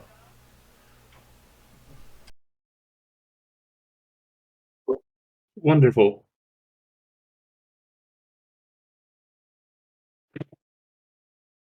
$19. Fortunately for you, this stone creature's red eyes gazing upon you, you're well aware of their effect. And you feel it trying to take hold, but you shake it off entirely. That being said, it does move in to strike you with a couple of giant stone-like hands.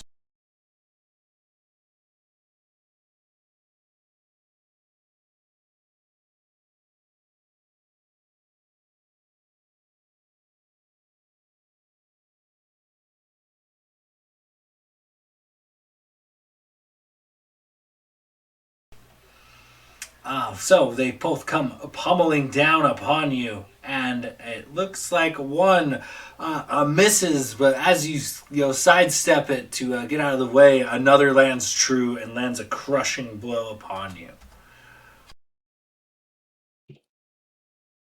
All right.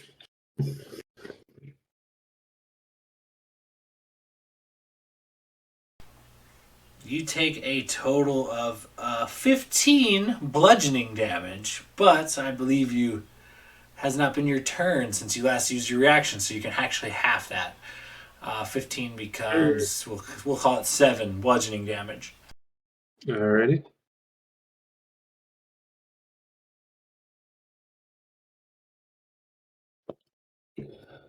Okay, moving on down from the golem. Logos, you are up. Let me snap another pick here.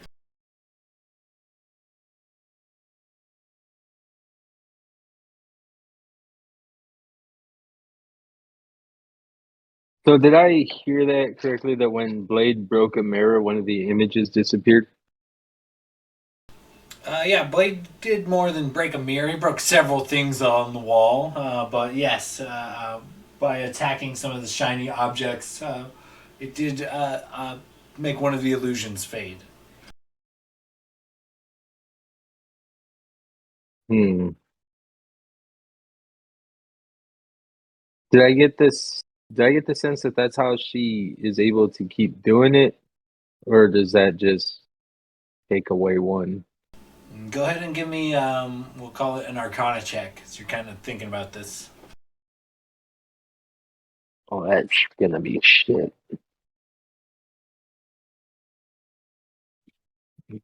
All right. I don't ask you for much, baby girl. Give me this. You fucker. 9. You're unsure. Well, since I'm conflicted. So, say if I were to, so would I have to break multiple things like him, or can I specifically just like shoot an arrow and try to knock a bunch of shit over. Yeah, you could potentially attack some of the shiny objects in the room on the walls if you'd like. There's several like ornamentals of weapons. There's large polished shields. There's mirrors. There's some reflective glass baubles here and there. A chandelier seems to be polished so shiny it reflects above you. What would you like to target? The chandelier. Okay, great. Give me an attack roll. That's a 26. Hits.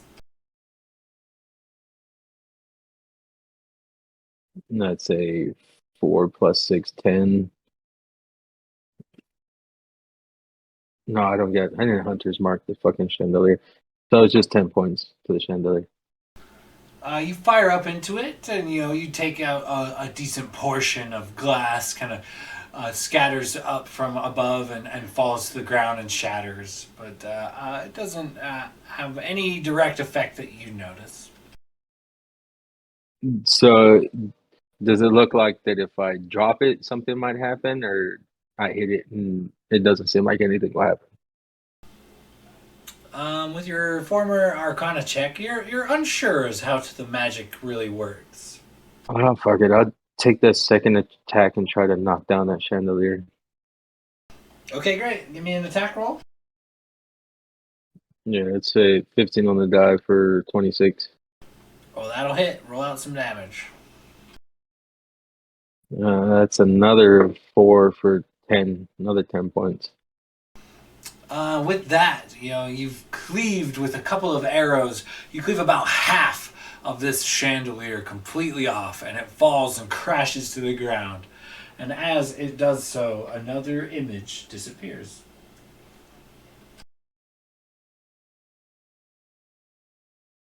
Oh, boys, we're making progress.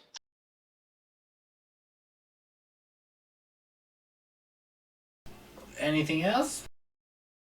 No, I'll stay put for now, and that'll be my turn.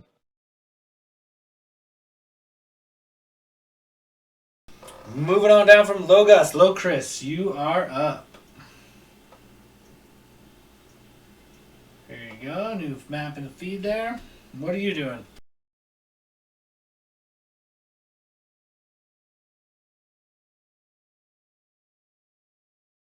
I am going to do. Well, first I'm going to take my 15 feet of movement and move up and right out of the danger zone. And I'm assuming it's going to take my full half movement to get out of that. Okay, so you're looking at, so that'll be 5, 10, 15, 20. So it'll take about 20 feet of movement to get out of the. Where did you want to move exactly? You said up and to the right, correct? Yeah, like one column up and then to the right the rest of the distance. Okay, so.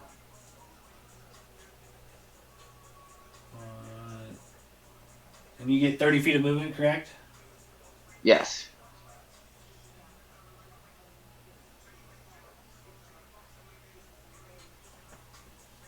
Okay, you make it to the end of the pews-ish, just barely to the end of it. And what do you do from there? All right.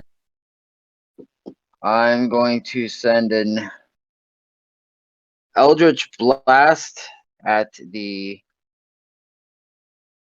image right by Renwick there. Since based upon previous, I would assume that the queen is still there. I'm going to send a second blast at one of the reflective surfaces close by. Okay, give me an attack roll on the queen and an attack roll on a nearby mirror.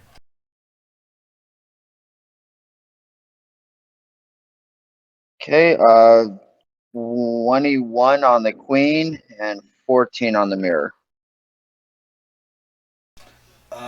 Both hit. Okay, and that's a D10. So on the queen, a 2 plus 5 for or no, it's +8 now. So 10 force damage on the queen, and not. No, that's to hit because it's +5. All right, 2 + 5, 7 on the queen, and 12 on the mirror. So you kind of, let's roll this down. So as you break the mirror, you do just enough damage to break the threshold and cause one of the images to disappear. But also, as your arrow flies true, or your attack flies true, your Eldritch Blast, it hits the queen nearest Renwick, and she too disappears. So you got 2 for 1 that round. So as a bonus action, I'm going to say she can swap places with one of the reflections.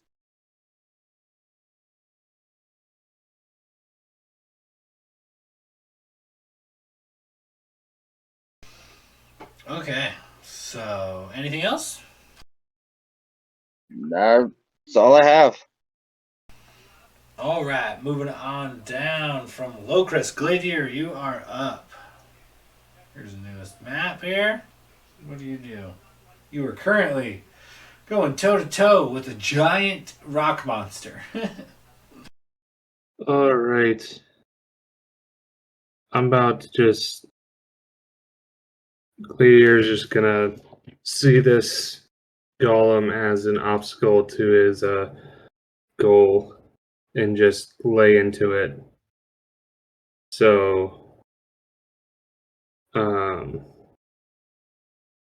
gonna bonus action Branding Smite at 2nd level. So my weapon gleams with an astral radiance as I strike. The attack deals an extra 2d6 radiant damage. So that is a bonus action. I'm gonna Okay, use so this is the weapon you're attacking with, your Kopesh. Is this a magic weapon? It is, and I also use my channel divinity to make it a sacred weapon.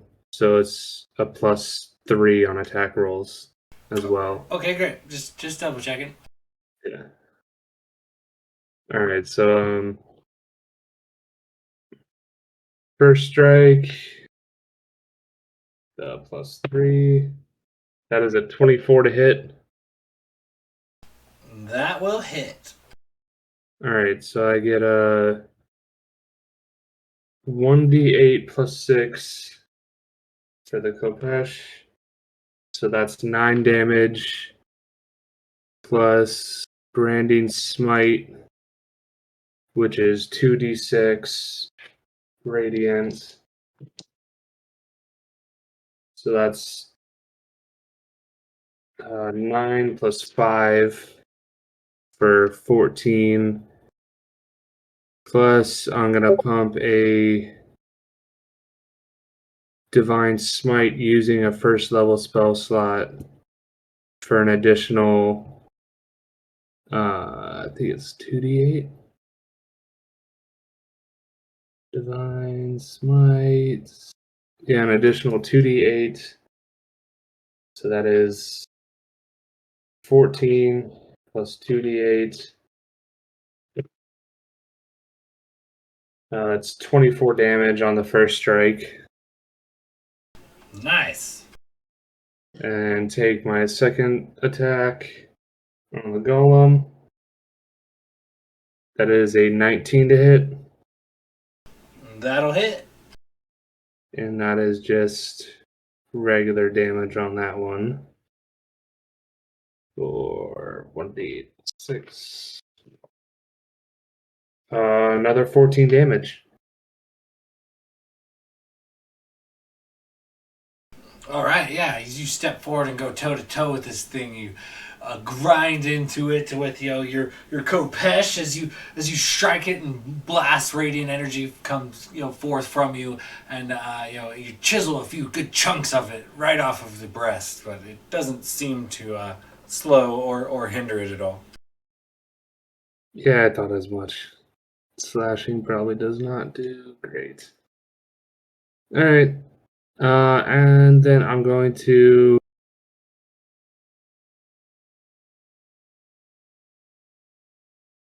I want to move around it. So I want to stay within melee range so I don't get an opportunity attack. But I want to like just kind of rotate around to the back of the golem.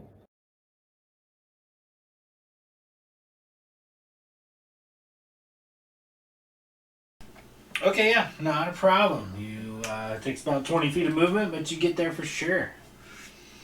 Alrighty, now it's my turn. Okay, moving on down. It is once again the layer action at the end of the turn. As the party's kind of started going about breaking things, you notice an unnatural light seems to shine in from somewhere. And that the things, the shiny mirrors and weapons and shields and whatnot, all placed around the room, seem to catch the light and aim it towards you willfully and spitefully.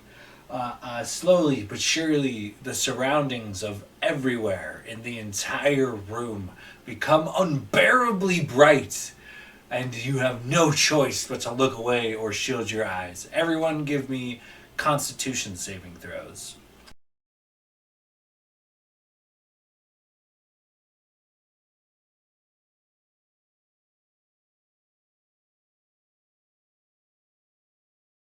+21 with plus. Oh, shit. A dirty 20 for low Chris. Are we able to tell where that light is coming in from? An unnatural source, but maybe on your turn, potentially. Motherfucker, O'Brien, you piece of shit. Can I scrub that roll and roll on the dice? Yeah, they 12 for Blade. I rolled low, but I don't think even my inspiration will get me over. So I'm just gonna save the inspiration and take the hit. looks like the elves or the dragonborn are gonna be fucking blind or something. Okay, so what is everybody's rolls? Who got what now? Mine was a 5. Even with inspiration, I would have gotten a 13, which I don't think would beat this. So I'm just taking the 5. 12. 8 for Logus. And what about low Chris? 20, dirty 20, nice. Okay, so it looks like Renwick and low Chris, you guys managed to shield your eyes from this blinding light. The rest of the party, unfortunately, you are blinded until the beginning of next round. All of you are suffering from the blindness effect. Which, remind me, what is that? I'm going to look that up real quick. Of all the things I put in my notes, I didn't write down what blindness actually incurs. You have disadvantage on attacks, and creatures attacking you have advantage. Well, there you go.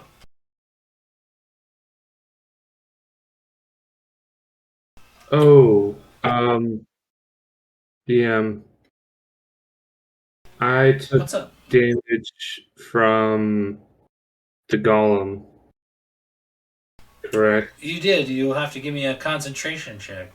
Yeah, I just thought about that now. What was the damage roll? It was 17, I think. Because it would have been 19, but I have a resistance to bludgeoning, so it went down to 17. So DC 10. Yeah, so DC 10. Yeah.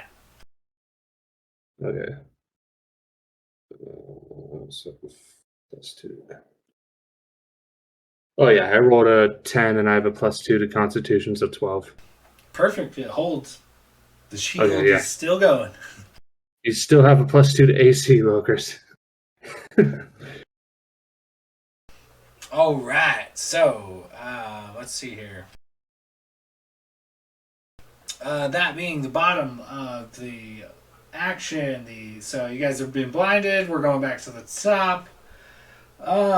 This is where it gets fun again for me, at least. Oh man, let's see. 10-foot radius. You guys did pretty good about spreading out. Unfortunately, that's some bullshit. I am going to go ahead. Once again, the three remaining images whisper some arcane words and begin waving their hands frantically. I'm going to need Locris. Give me a wisdom saving throw.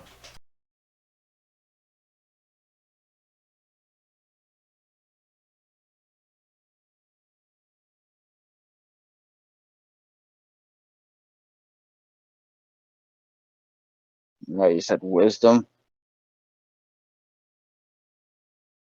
Correct, wisdom.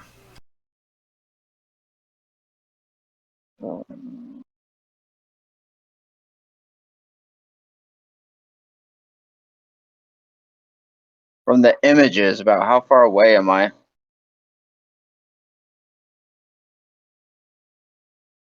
Let's see here. 5, 10, 15, 20. Roughly 60, 70 feet. All right. 22. 22 is a pass. Unfortunately for me, this spell assaults and twists creatures' minds, spawning delusions and provoking uncontrolled action.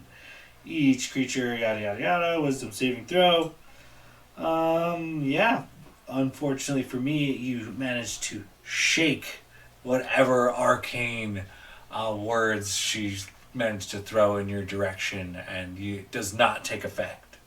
Magic I have really enough does voices seem to going be in my head. fucked up.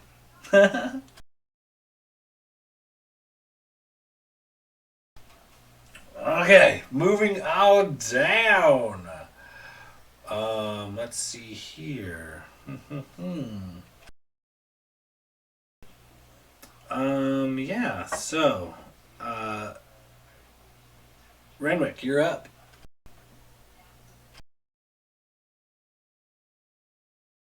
Could I get an updated battle map so I can see where the images are? Sure thing, coming up real quick here. Thank you, sir.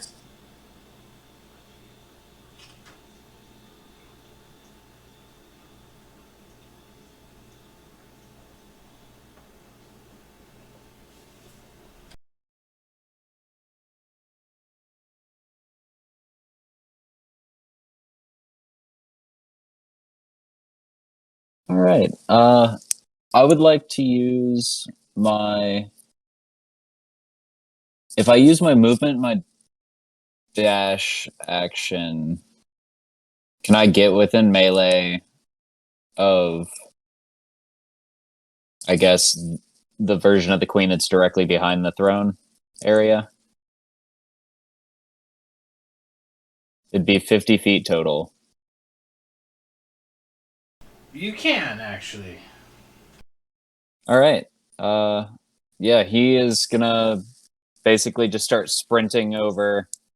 He'll bonus action dash while switching to his rapier and dagger, or sorry, rapier and hand crossbow, and he'll just run up on this this queen anime style, like Naruto run, and take like a big upward swipe, and we'll see what happens.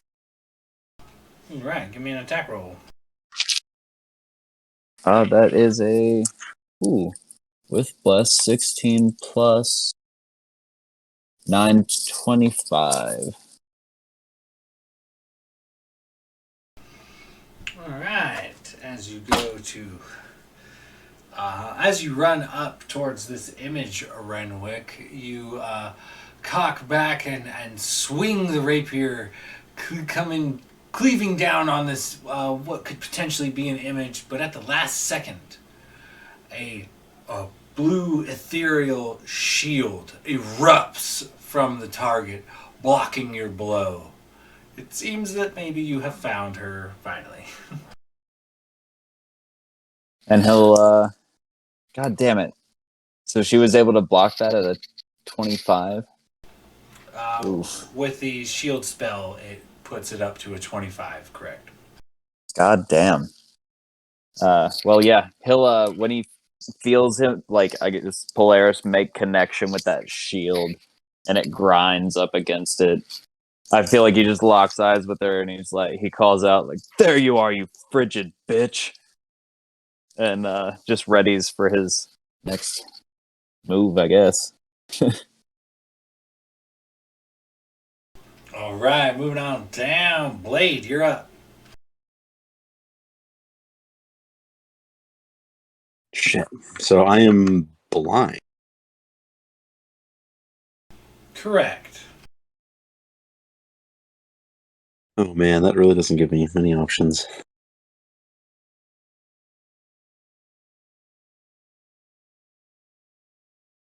But I can just kind of see Blade panicking a little bit. Doing so, he is going to pull out his crossbow and just take a shot at the wall, or where he thinks a wall might be. Okay, yeah, going for some random collateral damage. Go ahead. Okay.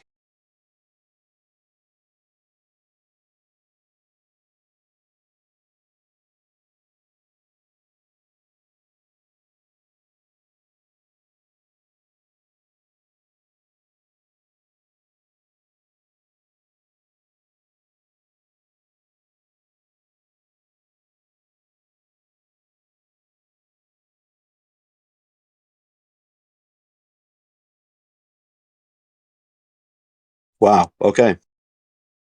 So with disadvantage, I got a 25.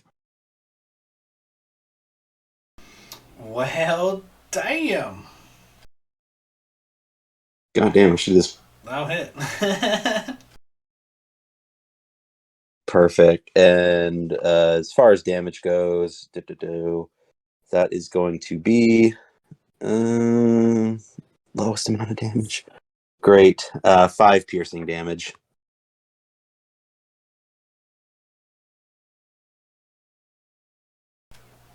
Okay, yeah, you definitely fire off, and even though you're blind, you hear the clatter and crash off in the distance. You definitely hit something. Don't know what, but something. And I think I yeah, I mean other than that I really can't do too much. I wouldn't want to move closer towards that golem. So no, I think honestly that's gonna end my turn.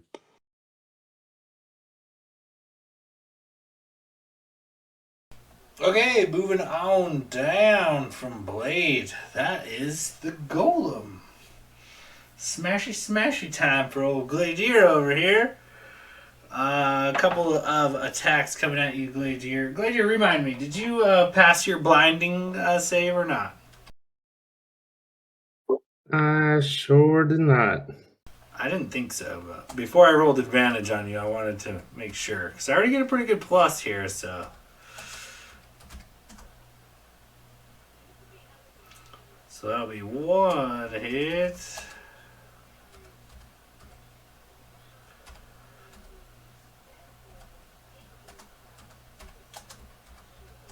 I'm gonna use another. Yeah, I'm gonna use another fucking charge to gain resistance against bludgeoning. Okay, it is probably a good call, considering this thing hits pretty fucking hard sometimes. And twice. And twice. So, the first blow crashes down upon you. It is 18, so halved to 9. And the second blow as well. Make sure you mark another charge off on your shield. Yeah, I did.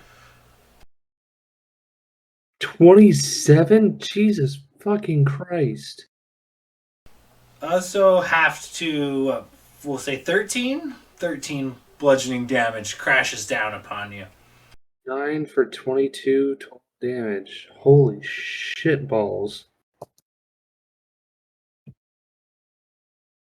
Fucking Lucky for sick. you, no slow gaze. The slow gaze power doesn't return to the golem, at least not this turn. So Yeah, lucky for me, I wasn't slowed on top of my blindness. Thanks. make Gladeer just deaf, dumb, and blind as I beat the shit out.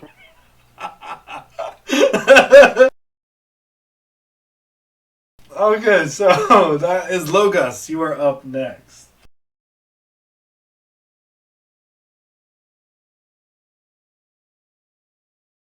Let me ask you, when Renwick hit the queen, right, and the shield came up, I'd imagine that makes some noise. Would I be able to tell, like, just a general area where she's at to try to take a shot in that area?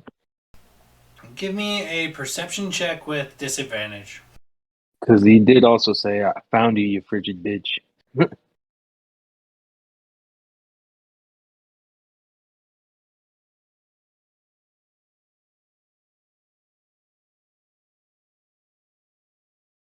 Real quick, does blindness end at the end of our next turn, or at the end of the The round? blindness will end upon the next layer action. Okay, gotcha. Thanks. What was that? Give me a perception check with disadvantage there, Logos. What did you come up with?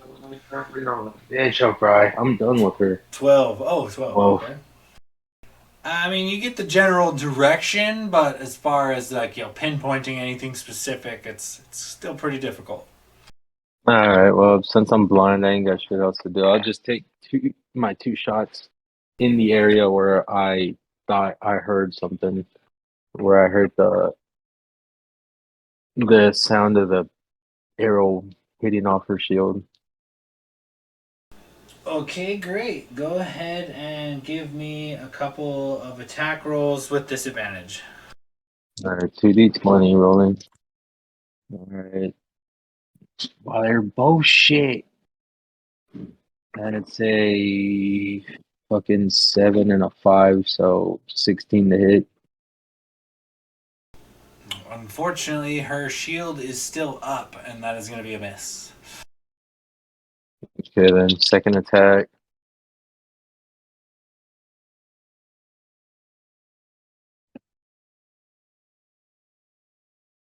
That is a nah. They'll both miss. Yeah, that's a 21. That will hit. What? 21 will hit? Correct. That was with disadvantage, right?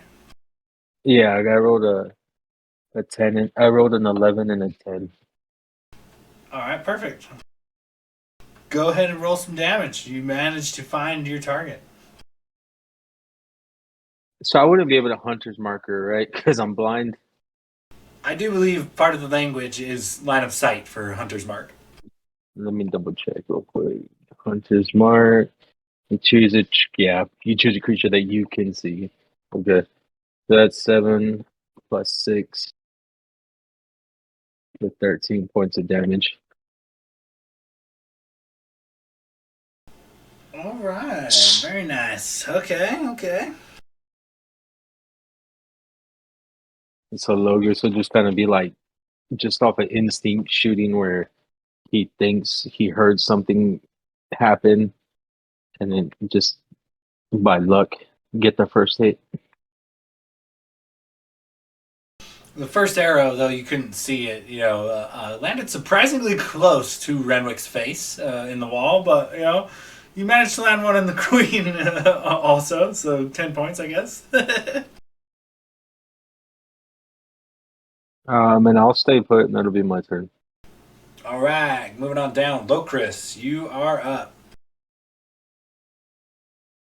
All right, I'm going to charge forward and come around that end pew, and that should put me 30 feet away from what we now know to be the queen. Okay, say that one more time. So you're coming around the pew towards what the... I come north, and then as I get past the pews, I'm going diagonal towards like where the throne and the queen is. Okay, so you can get a couple feet on the other side of the pews if with your 30 feet of movement, right? Yes. Is that going to put me 30 feet away from her? Exactly 30 feet, but yes. Hexblade's Curse. Okay, nice. And then I'm going to take 2 Eldritch Blasts at some more shinies. Okay, great. Give me a couple of attack rolls.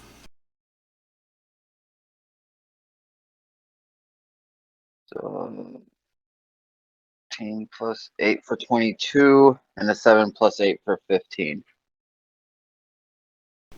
Both hit. Give me some damage.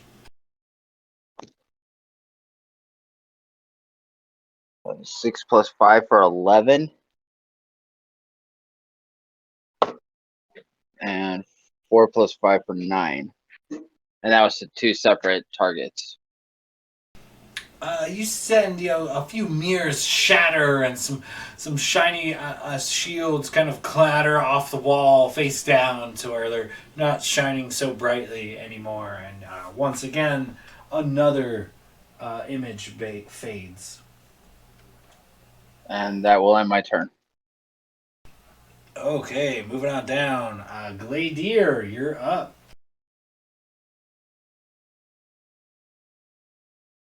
Okay.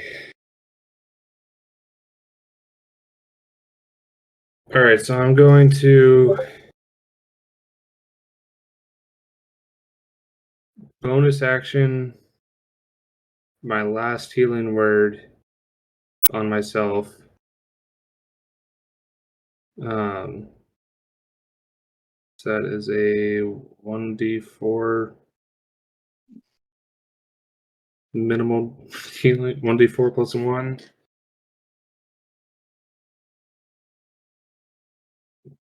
Three points of healing to myself. Not much, but it's something. Okay, so I am currently blind. I heard Renwick yell, "I found you, you frigid bitch." Can I do a check to kind of try and gauge which general direction that is so I can,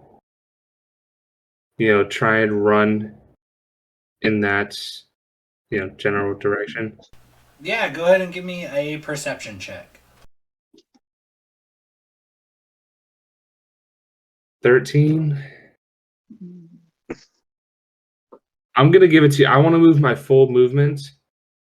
Like action, disengage, move my full movement towards the voice. So whichever direction you think a 13 would get me as close as possible, I'm going to leave that up to you.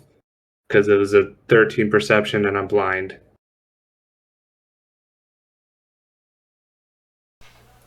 Following your way towards Renwick's voice, you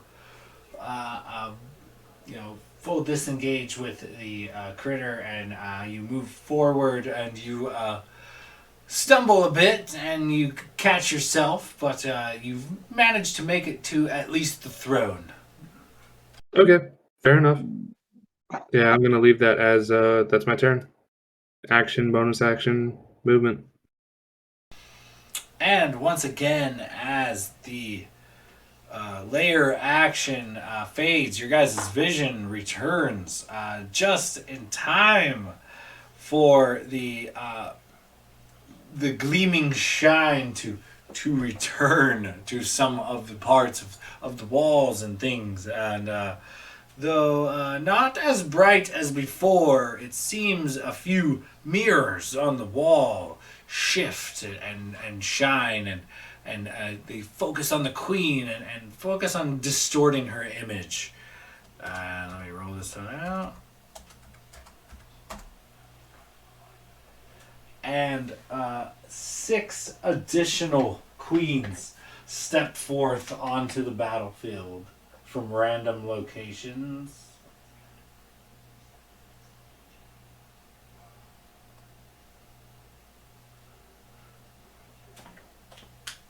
All right. And that will be the layer action. So, that being said, as the many, many more silent images creep onto the battlefield, some falling from the chandeliers to the ground, others seem to step directly out of the unbroken mirrors themselves. A plethora of queens now has stepped onto the battlefield, and let's see here, that being the queen's turn, Gladier and Renwick. Oh, this is gonna get interesting. I gotta double check this. But as she mutters some arcane words, she turns into your direction, Gladier and Renwick. Let me double check this. I'm gonna need. Okay, it's just one of you guys, fortunately. So, Renwick, give me a wisdom save.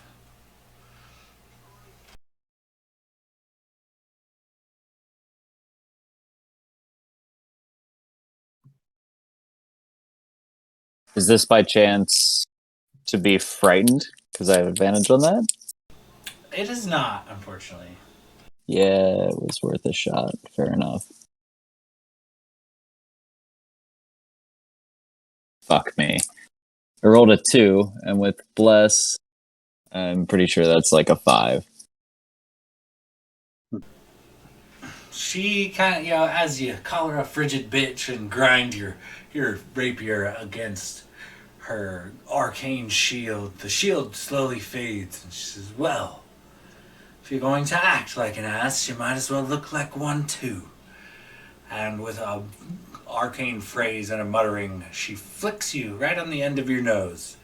And Renwick, you become a mule.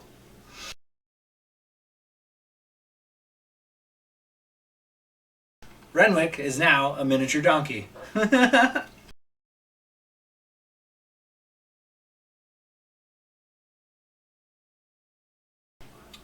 That being said, moving on down, Renwick, you're a donkey. How do you proceed? I still got hooves. Fuck this bitch. I don't know what the stats are on a donkey, I will so send I'm you some gonna stats. leave that to you. Here, I could probably just look it up. Donkey 5e. It's actually in the player's handbook. Mule, yeah. Mule. I'm pulling it up right now. Advantage on strength and dexterity saving throws that would knock me prone. Okay, well, I mean, that's cool, I guess. I have a +2. And alright, yeah, I mean, I guess I'm gonna try to hit the queen with my hooves. And that's a fucking 7.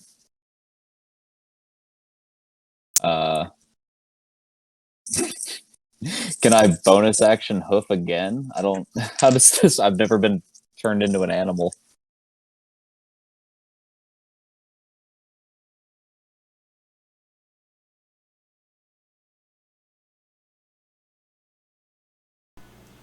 Unfortunately, as a mule, you're not proficient in much, so you only get one good kick per turn.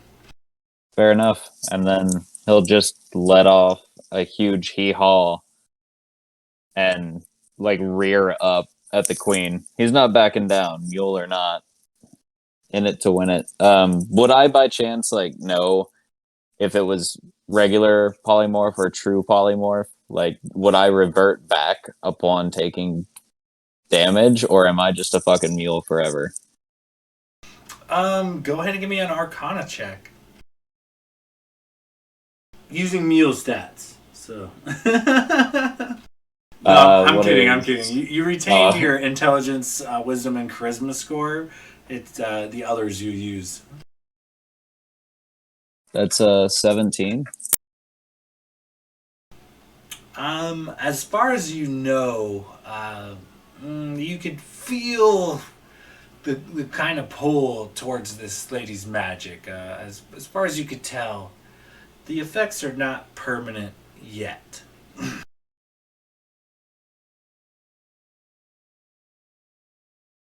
Okay. I mean, I've got nothing better to do than stay right up on the queen, so I'm gonna stay right there, and that'll be my turn. All right, Blade. You witness Renwick transformed into a small donkey behind the throne, and what do you do?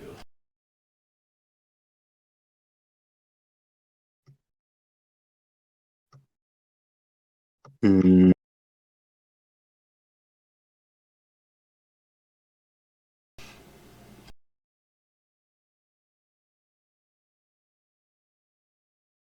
I think I'm going to take some movement and try to maybe go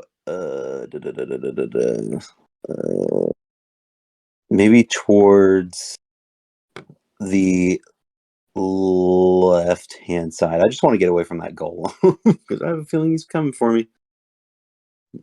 So maybe, yeah, maybe like 20 feet to the left and 10 up. Okay, 20 feet left, 10 up. Let's see, 5, 10, 15, 20. Okay, yeah, you are pretty close to Logos, but you're kind of like running across the pews at this point.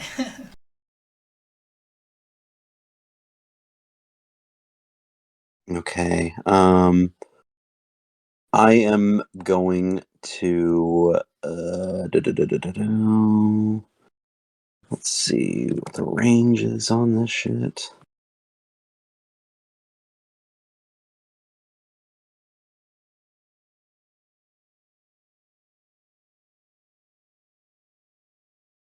I think I am going to take a shot at the I guess what I no, you know what? No. I'm just going to take a shot at the image in the middle, kind of where is it? Kind of like the front row of clones, or the duplicates, but like the middle on the left side. Okay, great. Give me an attack roll. Okay.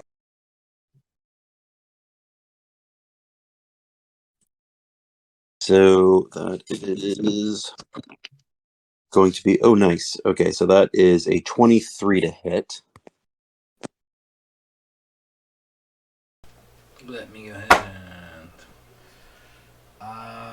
So, as you fire this bolt, it goes to land true. And once again, another ethereal purple shield erupts out of nowhere and sends your bolt scattering off to the distance.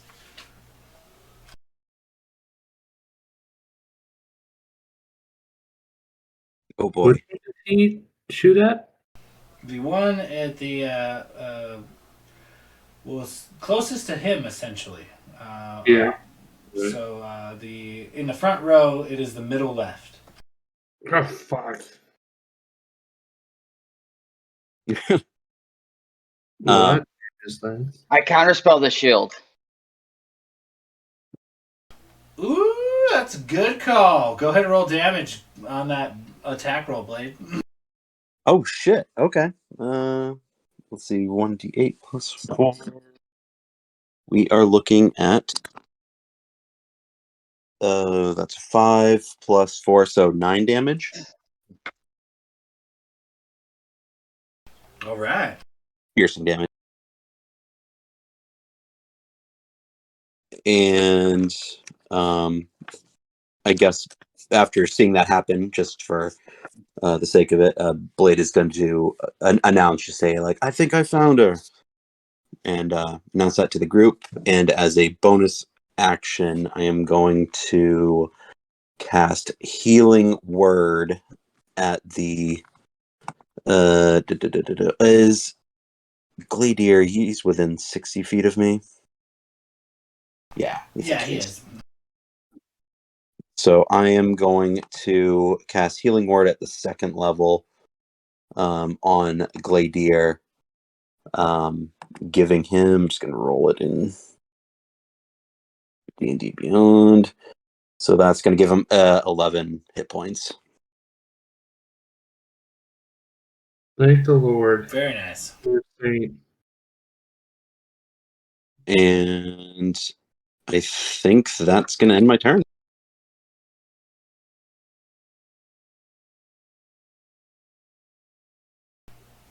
All right, then. Moving on down. Tis the Golem.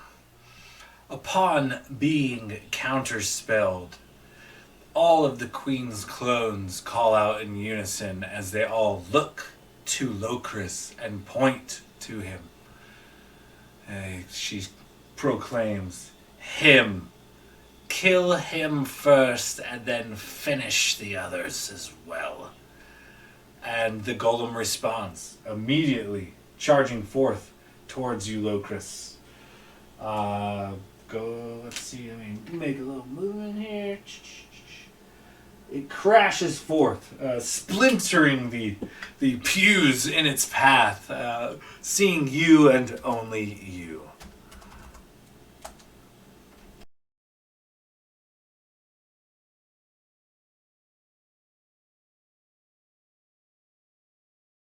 That's a miss.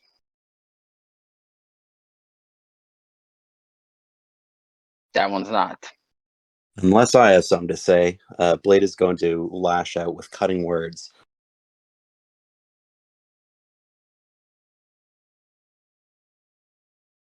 Okay, and what do you need from me from cutting words again? I'm just going to roll a d8 to take that off the hit, Roll high.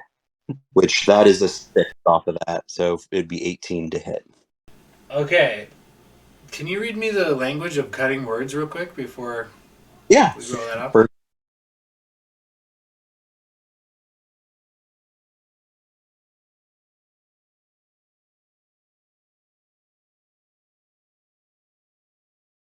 okay. So, as a reaction, when a creature that is not immune to being charmed, you can see within 60 feet, makes an attack roll, an ability check, or damage roll, you can expend 1 use of Bardic Inspiration, roll the die, and where is it? And subtract the number from the creature's roll. You can do so after the roll, but before knowing the result. Unfortunately for you, this creature is immune to being charmed. Oh no! Well, good to know now. That's the great thing about constructs.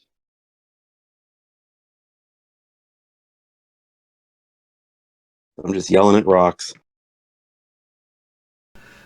It falls upon deaf ears, unfortunately, as a single striking blow comes across Locris's face, doing 19 bludgeoning damage in a single smack.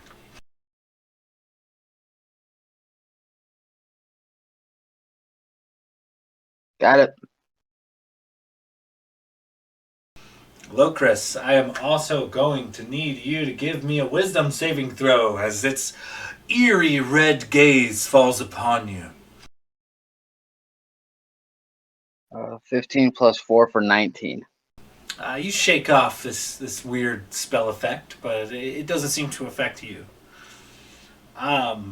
Moving on down from the golem, it is Logos. You are up. So I'm not blind no more, right? No, you're not.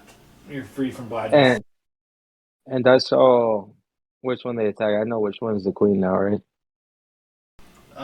She is, yeah, on the corner. You for sure know which one landed true. Okay, well I'm gonna bonus action Hunter's marker, so I always know which one she is now. And I'm gonna take 2 attacks at her. Okay, great. Give me a couple of attack rolls.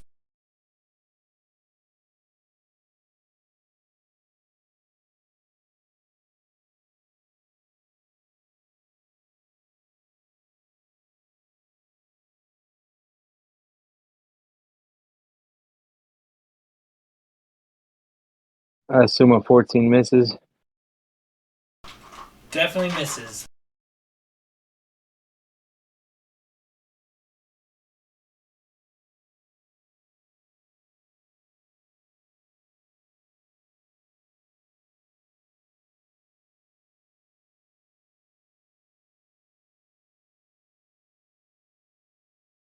How about a 25?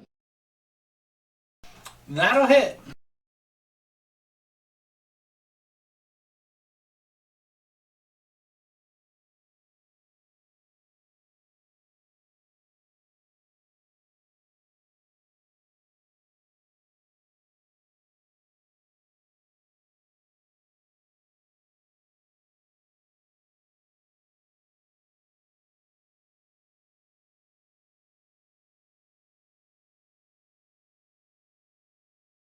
There's 13 points of damage from the one arrow that hit. Very nice. Manages to get through her arcane defenses. Lands true. And that was bonus action Hunter's Mark. I'm still pretty safe where I'm at, so I'm going to stay put. And that'll be my turn. Okay, moving on down. Is the queen rolling concentration? Is the queen rolling concentration? On her polymorph spell. Oh, you're right. Good call.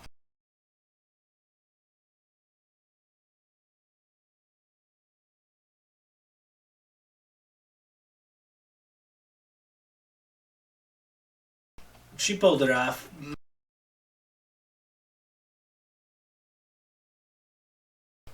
Renwick's still an ass. Nice try, though. All right, Locris, you are up.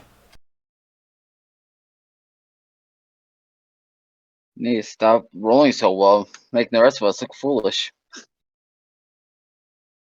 Alright, I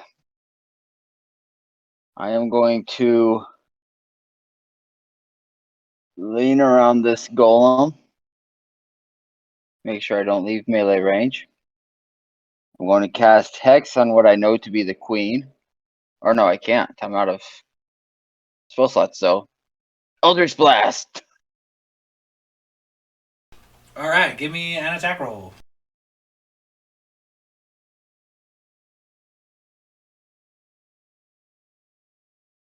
That's a 21 to hit. That'll hit. And the second one misses.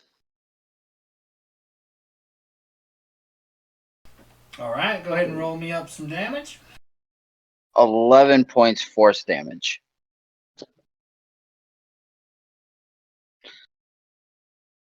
All right, it blasts her right in the chest, and it takes her aback a bit. She gasps, and all of the other images kind of react the same way she did. And yeah, he definitely found purchase.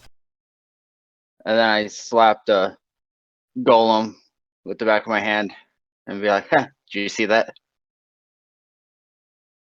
And concentration check. All right.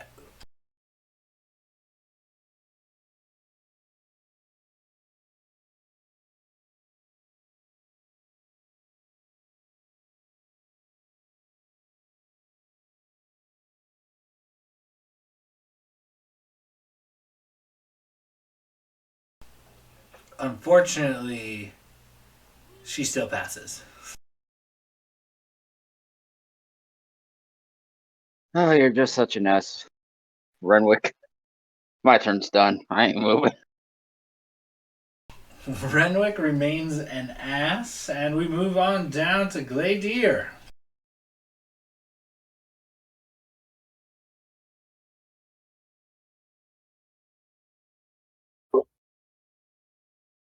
Gladiator is going to run up to the figure that he now knows is the actual Silver Queen. I think I can get there staying outside of melee range of everyone if I skirt along the throne pedestal.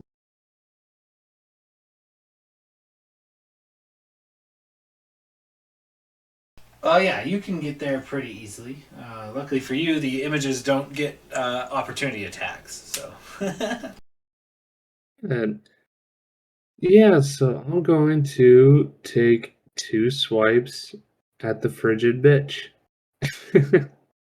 Okay, give me a couple of attack rolls. All right.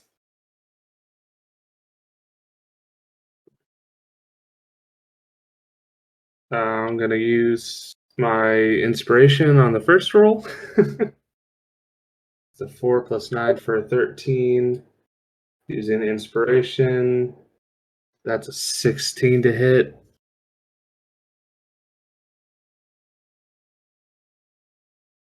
A 16 to hit does not, unfortunately. All right, I'll take. Oh wait, no. I'm sorry. That's not a 16. That is a 19 because I forgot to add my +3 because I made my magic. I used channel divinity for sacred weapon, so I forgot to add the +3. So that's a 19, not a 16. 19 will for sure hit. Oh, thank God. Okay, so then I'm sorry. So that's a 1d8 plus 6. So that's 8 damage. I'm gonna pump my last divine smite using my last second level spell slot, which will be an additional 3d8. So I did 8 damage to the initial strike. 8, 10 damage. So 18 for the first attack. And then I'm going to take my second attack. Actually, wait. Oh, wait, no, yeah. Sorry. Yeah, second attack now. That is a 17 to hit. That is the magic number. All right, so one more d8 plus 6. That is a 13 damage for the second attack. Gladier, tell me how you cut down the Silver Queen. Yeah. Oh, fuck. Okay. Doesn't get any more fucking poetic than that. Oh, shit. How do I want to do this? Fuck. So he just runs up, sprints it, like just kind of leaps over the throne, and just takes a wide arc, kind of as a token move, a wide arc down from like collarbone to hip, and then he brings it back up and takes a heavy swing towards her throat, but then stops at the last second and holds it right at her neck, and just kind of grabs her head with his free hand, and just looks her in the eyes and says, "This is for Cigar, Aduna, Zon, Nox, Valinor, everyone from Gethmara that you slaughtered, and every one of the Dragonborns that you enslaved. This is the justice that you have earned." And then just slices across her throat with his father's sword and watches as she drops to the ground. Her eyes go wide, and as you slit her throat, the images in the room dissipate.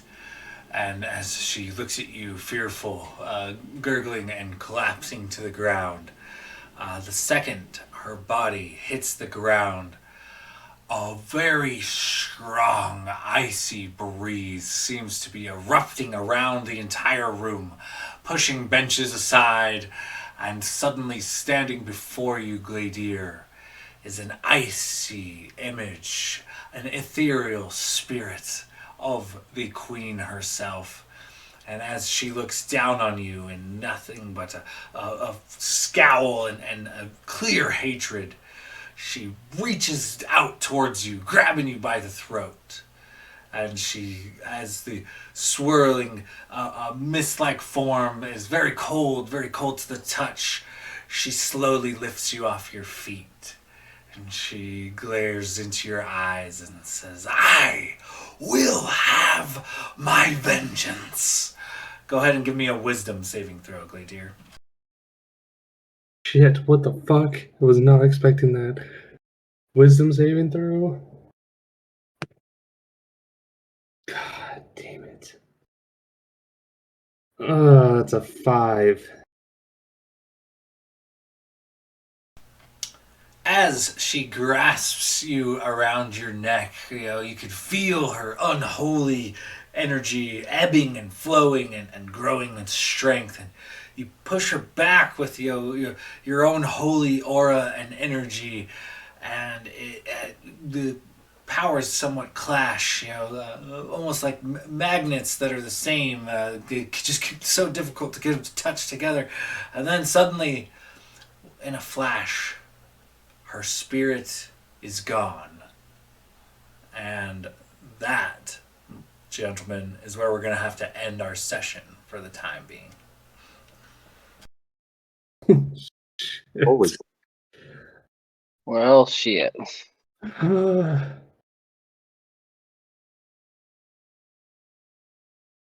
Well, next week, Wednesday, we play the running game. Right? It'll be a couple of Wednesdays before we get to resume this situation.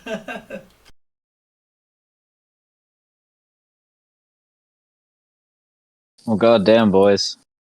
The queen's dead. That's cool. But I'm pretty sure Gladier's cursed and I'm a donkey, so.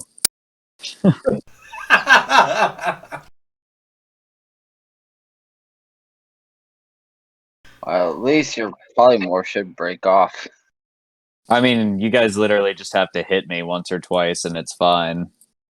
I've got like 11 HP and then it just reverts me back, but. I spent Or we could the whole take you combat along. just popping fucking images and finally found her. Hit a 25 and she shields it. God damn it. I like to think that like towards the end of the good battle, I'll shoot Renwick in the ass. I'll shoot the ass in the ass. I'm like relieved and terrified at the same time. Like, we killed the Silver Queen, but what the fuck just happened to me? I missed it, dude. I'm gonna have to go back to the notes. My fucking headphones literally died as I heard that your holy power was battling her unholy power, and then my headphones died. So I was scrambling to grab my other one. But by the time we came back, yeah, we're like, all right, guys, let's get a game. we for sure killed you off mic in that few minutes that you missed it. He know. sacrificed you to the 9 hells to save his people, so you're out.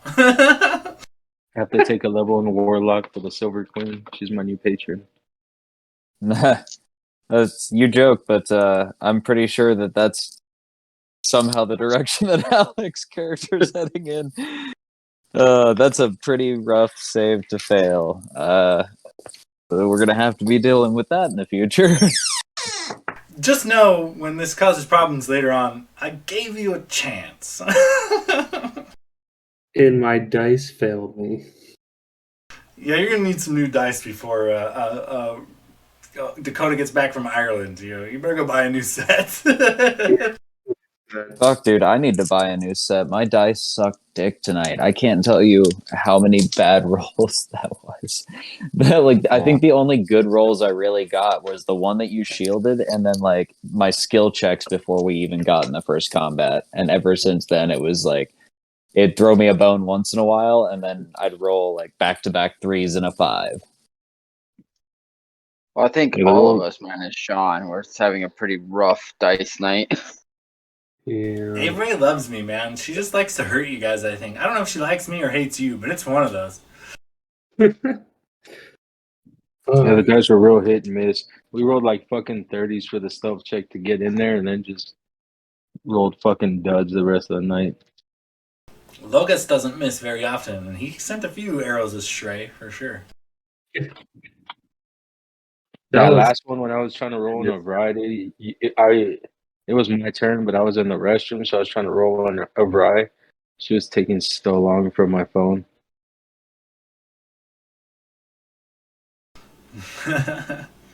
All right. was fun. Well, that was a pretty good session, you guys. I had a good time there. I'm surprised that the paladins, they had some action surges and smites, which I was hoping would fuck you guys off in the beginning, but I mean, it was all gas in the first round or two. They're out of shit. They're out of cool shit after a couple of rounds. But I was hitting you guys hard, trying to soften you up for the queen encounter.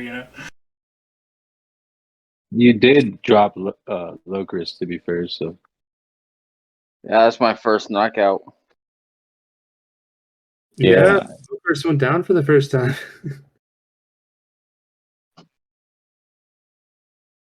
Well, as always, fellas, I gotta kind of get out of here. So keep in touch with me on the channels and whatnot, and I'll see you guys here in a day or two when we get together. Do I need to make a character or what's going on? I'll slap something together on D&D Beyond.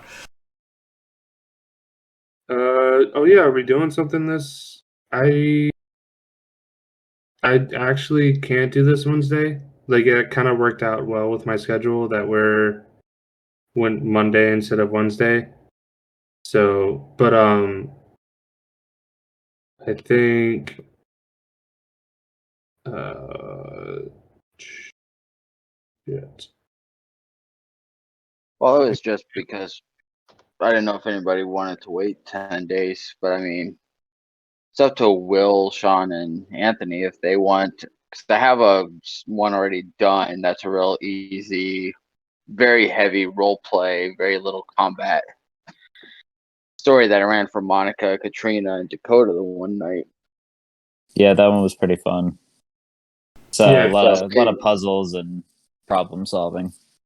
Well, no, that was the one I ran for you, Will, and Sean. Oh, This is is that the one where you were pirates. But I it gotta was ask the missus because she might literally kill me if I play D&D for like the fourth time in like 7 days. Well, if we got a game going, I'll be there, so count me in. But I really do got to bail, guys, so I'll talk to you in a bit. Keep me posted on the channels. Let me know what's going on. Maybe we'll have another game here in a day or two. All right, guys. All right. Later. Take Take her it easy, easy, fellas. guys. Good. later.